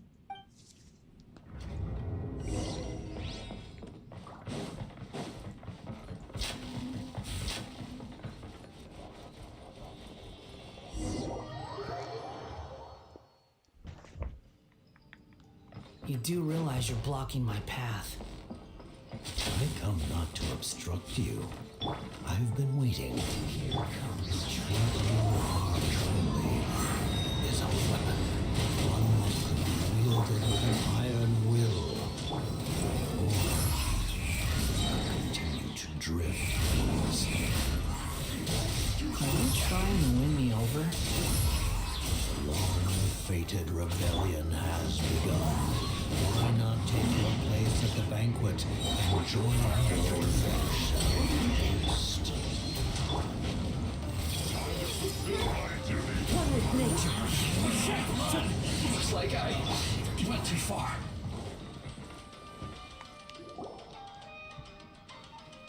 This place is dark. Paimon knows this place. It's the delusion factory in Inazuma. In the original version of events, the traveler once encountered the balladeer here. This is where we first met. Such a creepy atmosphere. And so familiar. I remember this. It was an unsettling place. Hey, look over there. Well, well, my fair lady. Is this rundown factory and these incompetent fools all for me? Wow. You shouldn't have. Huh. What do you have to gain from belittling your subordinates? You might not want to admit it, but you are a part of this plan. Perhaps you find fighting in the abyss to be a more meaningful use of your time? Oh, but of course, even this pales in comparison to being experimented on by the doctor. What a sharp tongue you have. Funny how negotiating never seems to be your strong suit. For the task ahead, I suggest you keep your true feelings to yourself. Save your breath. I know what I have to do. I'm sure you think so, but I still think you need to hear it. Don't start thinking you're invincible, and don't let your emotions get in the way. Surely you're not worried about me. I just can't have you getting in my way. You and Child never fail to find ways to complicate things. I'm merely lighting a little fire in this chaotic nation. But you, being tossed out like trash, must make you want to destroy it completely. Do you remember the last time you were here? That was a lot of swordsmiths you killed. I'm sure the descendants of the Raiden Gokaden are still suffering the consequences now. Look at you. Oh, don't get so sentimental. Now, give that poor little tongue of yours a rest and stop pretending like you're above everyone else. Bye then. See you at the victory feast. Poor little tongue? She's playing with fire talking to me like that. Who does she think she is? Forget it. Someone might find me here any minute now. I should prepare to give them a warm welcome. Is this where we meet? The plot does not end here. There is more of this story to come. Wanderer, are you able to continue? Yes. Please don't worry about me. Why are you staring at me in silence? Can't you think of a nicer way to express yourself? I'm under no obligation to be nice to you. Besides, I thought nothing mattered to you except results in your own interests. Isn't that right? Which... Everything! Oops. Muddle-headed puppet. You're only number 6 because you can take more abuse than other humans. Do you really count that as an asset? You're about as much fun to be around as a raging inferno. But before we murder each other, it'd be best if we finish our duties. Everybody stand back! The Temple of Wisdom! Yeah, this way through. The wind knows me. Over here! The birds come!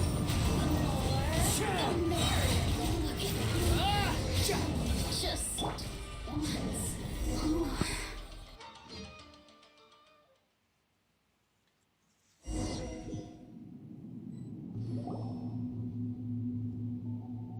Looks like we've arrived in Sumeru. Is that? Considering that Immorta's sage, Nafis, refused to join this project, I'll take part in the experiment in his place. Welcome. I look forward to a fruitful collaboration. When do we start? You seem impatient. You should know that becoming a god is far from a trivial affair. The biological transformation is a lengthy process. As such, I too would recommend that we commence as soon as possible. In the event that a successful connection is established, his body will become permanently bound to the machine, and he will be unable to move independently of it. Nothing worse than what I've been through before then, Doctor. You were the most resilient test subject I ever came across. Thanks to you, I was able to garner a great deal of information. Alas, after that, you were under orders to remain in the abyss. We barely saw each other, and it became difficult to further refine the knowledge I had gained. That was gracefully worded. Ever wonder what they think if they knew that nothing matters to you apart from your crazy experiments? I suggest you speak to me in a more respectful tone, Scaramouche. The mere fact of your utility does not make you indestructible. The doctor again? That was uncomfortable to watch. That person gives off a very sinister energy. He's the doctor. He's behind all of this. It's normal for him to give you the creeps. He scares the bejeebers out of Paimon. Let's move on.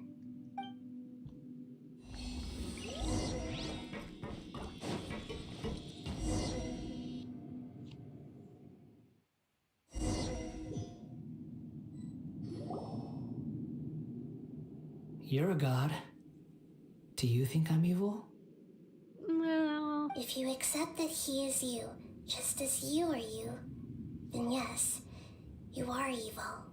In your eyes, are there any differences between humans and puppets? Well, you're Do kind you of puppet. think there are any differences between your present self and your previous and future incarnations?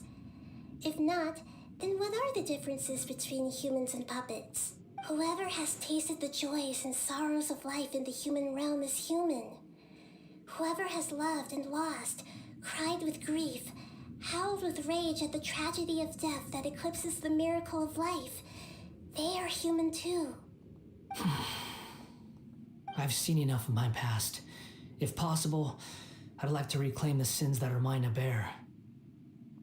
No matter the consequences, I won't run from blame or punishment. Whatever I am due, let it come to pass. Are you saying... Can you return my memories to me? Huh? But won't that mean you'll lose your current identity? I've always believed that human lives follow a set of rules, with each person being a collection of past experiences. As a puppet living in a human world, my life is subject to the same rules. Regaining your memories means reverting completely to your previous incarnation. All the emotions that you discarded will return to you. Are you sure you want to do this? I've lived with a void in my chest my whole life. My creator didn't need me. And ever since I awoke, I've just drifted from one place to the next. But then I met you. And I finally realized that reclaiming my missing sins might be my one opportunity to become my true self. No matter how evil you are, is this the true meaning of Greater Lord Rukkhadevaka's words? A person can't erase themselves, and even though the original Balladeer is gone, this person will live on in his place. Are you a person's sins an inescapable part of their destiny too? I've always felt I have an innate tendency to yearn for something more, in a way that goes deeper than for most people. But for all my soul searching as a Shugenja, I've never fully understood it. Looking at it now, it seems that I brought this curse upon myself. So I beg you, grant me this opportunity to gain a purpose, to change my destiny, and end my wandering. Very well. Since your mind is made up, I will return to you that which is yours.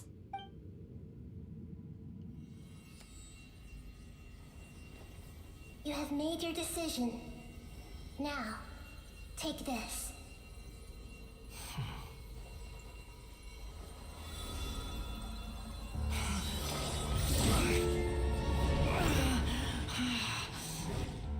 Set him free. A puppet? What's he doing here?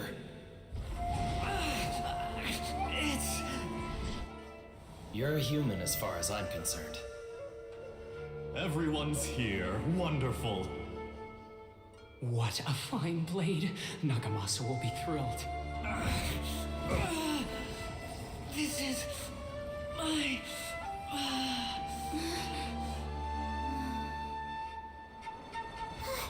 Is he alright?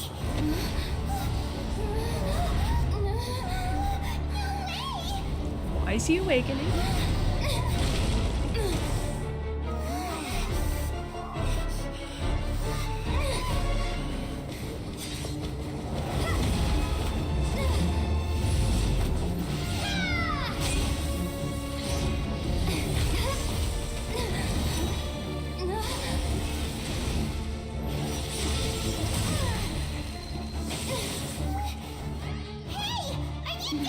Oh my gosh.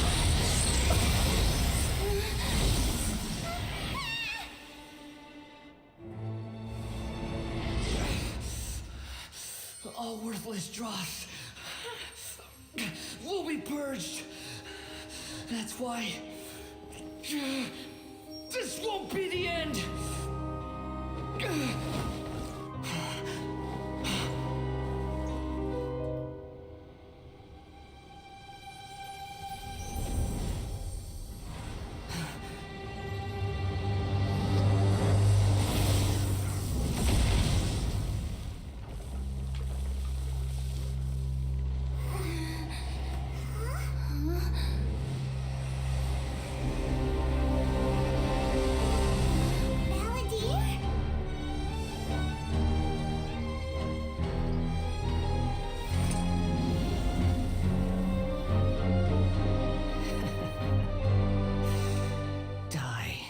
Oh my god. This Here is we trying go. my patience.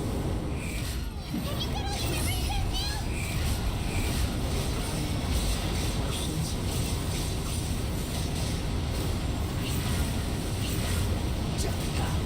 Feeble human!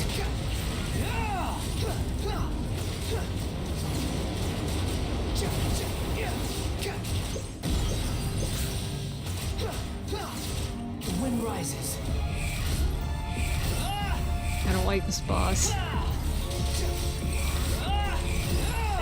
really don't like this boss. You shall fall. I don't want to fight this boss. I'm tired of it. No! That's far enough. I have no brain power. Significant past.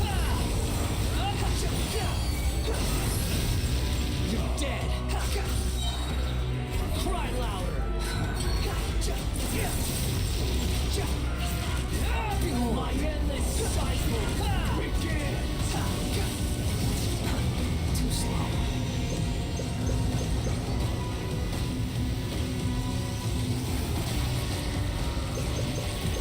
The wind rises.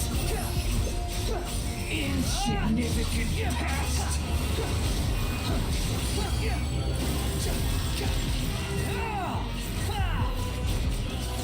He's killed. Okay. With the power of food, we did it. Imbecile! Get out of my sight. It disappeared. Did we win? What did you expect? I'd never lose to that. There's the tone of voice again. You're definitely back to your old self. Wait, but it was you inside that thing too. What have you got to be smug about? Sorry. I'm harsh on myself and everyone else. Just the way I am. Now that you recover your memories, the past will catch up with you. You sound like you're concerned about me. But don't worry. Thanks to you, even if I didn't change a thing, at least I now know the truth. The memory recovery seems to have been a success. This dream has served its purpose. Come on. Let's continue this outside. Me, myself, but not I.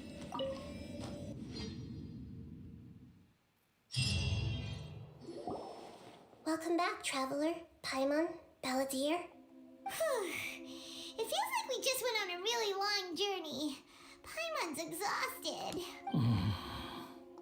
You don't like being addressed by that name? It's fine. But I was just thinking, I should probably change it. You won't go by the Volunteer anymore? After learning about everything the doctor did, there's no way I can carry on using a name connected to him. I'm not planning on returning to the Fatui, and they wouldn't take me back anyway. Recent events will have affected a lot of people, and they might not even remember who the sixth is. So, you're quitting the Fatui for good? Let's call it a tactical retreat. It's like you said, Lesser Lord Kusanali. Everything may look futile, but it wasn't completely meaningless. At least I made a lot of people forget about me. But that doesn't mean your own past has disappeared. Of course. And your main goal, for which you gave up everything you had, you weren't able to achieve it. I hope you can see and understand that. Changing the world, changing the past, changing the fates of other people, these are not simple things to accomplish. What you are looking for is complete annihilation. But this is just a fantasy. Even if the Balladeer is removed from existence, the world will not heed your will. Indeed. How ridiculous. Do you regret doing all that when you've gotten so little in return?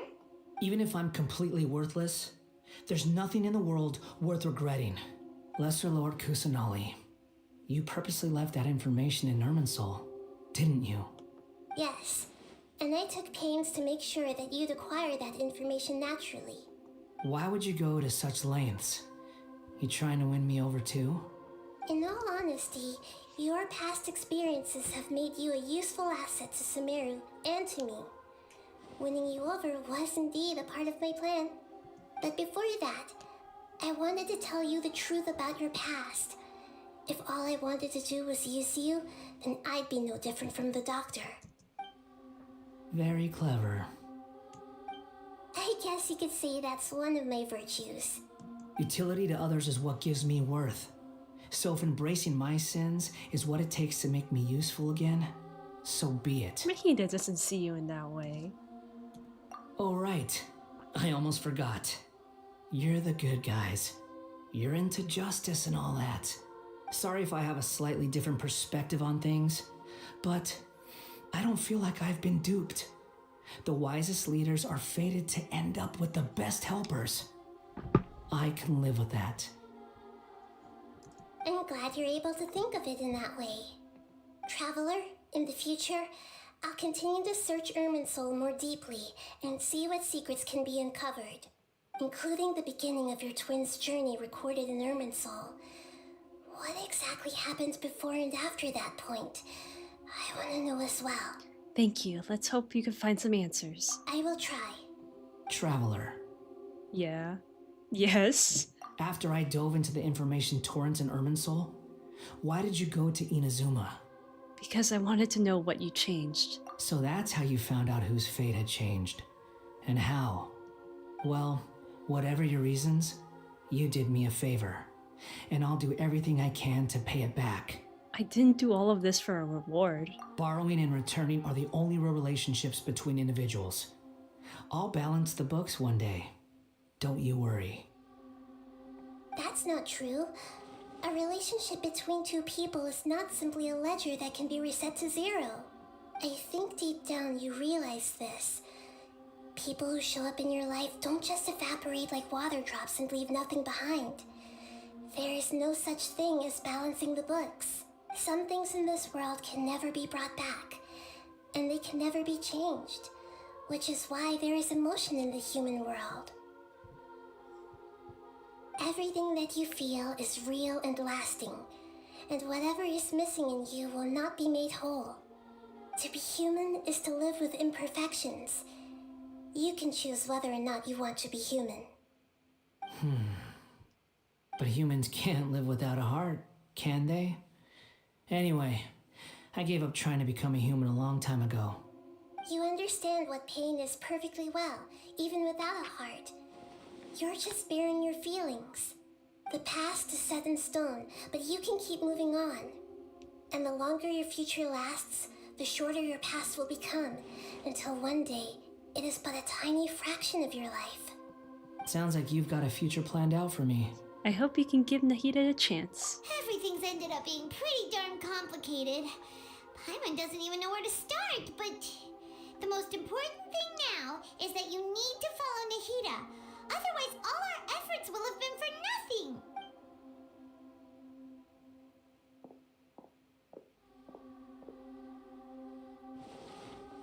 Aiya.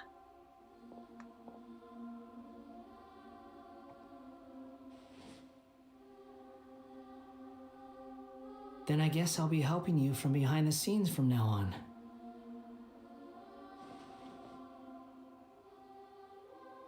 I'm glad that you've accepted our proposal. Why don't you choose a new name to celebrate? Ooh! Paimon wants to pick an Oh my gosh. Why? Because she likes to do that. Because Paimon still doesn't Oh like my you that much. Then I hope we don't see much of each other in the future. A name is life's first gift. You didn't say it out loud, but I know that's what you're thinking. The Traveler and Paimon have helped you a lot. If you can't decide on a new name, maybe you can ask them for ideas. Huh? You want us to decide? No, Paimon only does nicknames. If it's a serious name you're after, it's all yours. Okay, Have you got anything? I have thought of the perfect name. I've been thinking of a name for a very long time. Name change rules. Blah, blah, blah.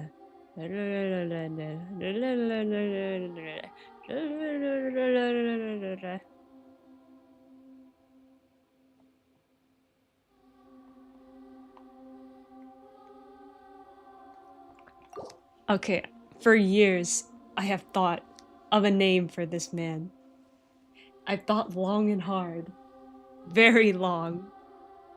And after very careful consideration, I have decided to name you Makoto. That is it.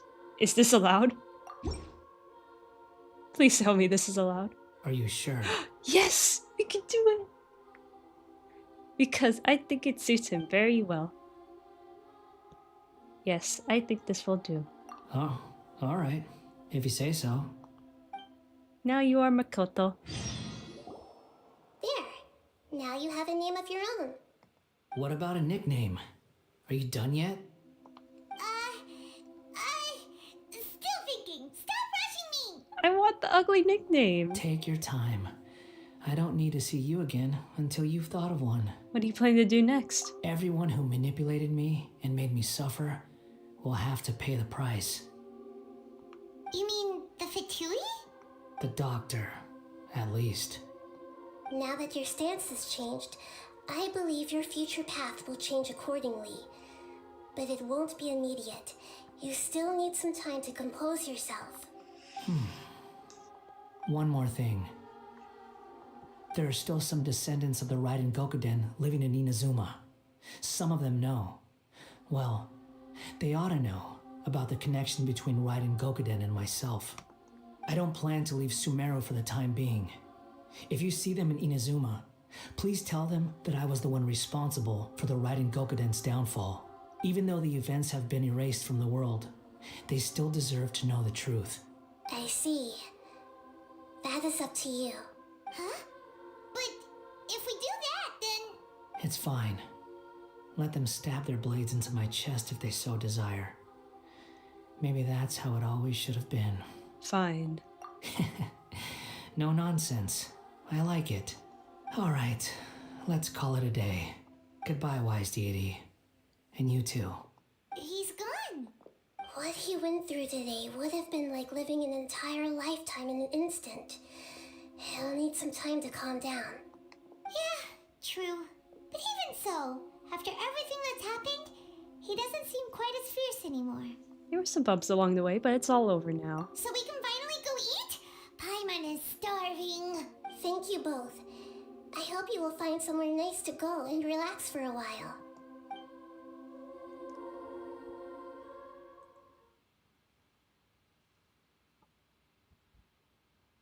Is that it?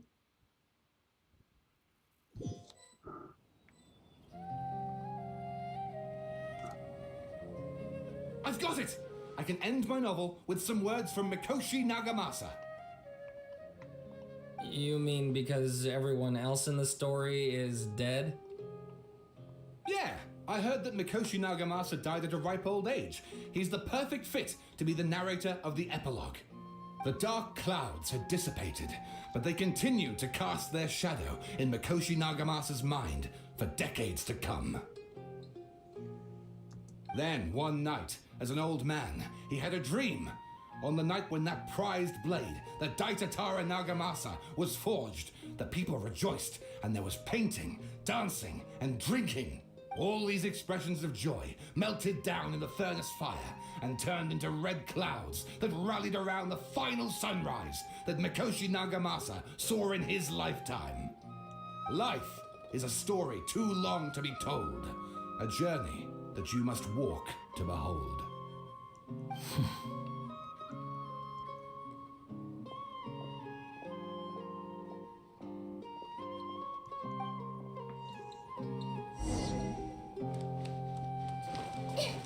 Akaba, thanks for inviting me to research together. Of course, Sawada. Your creativity has been indispensable to me. Without you, I'd have scratched my head bald by now.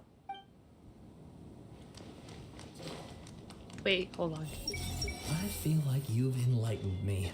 I can finally finish my essay.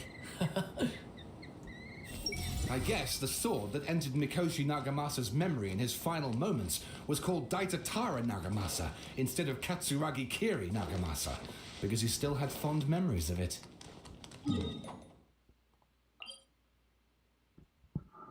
Okay, I guess we walk all the way there. Or we can teleport here.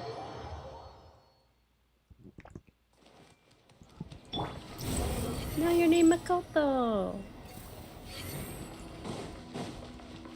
Yeah.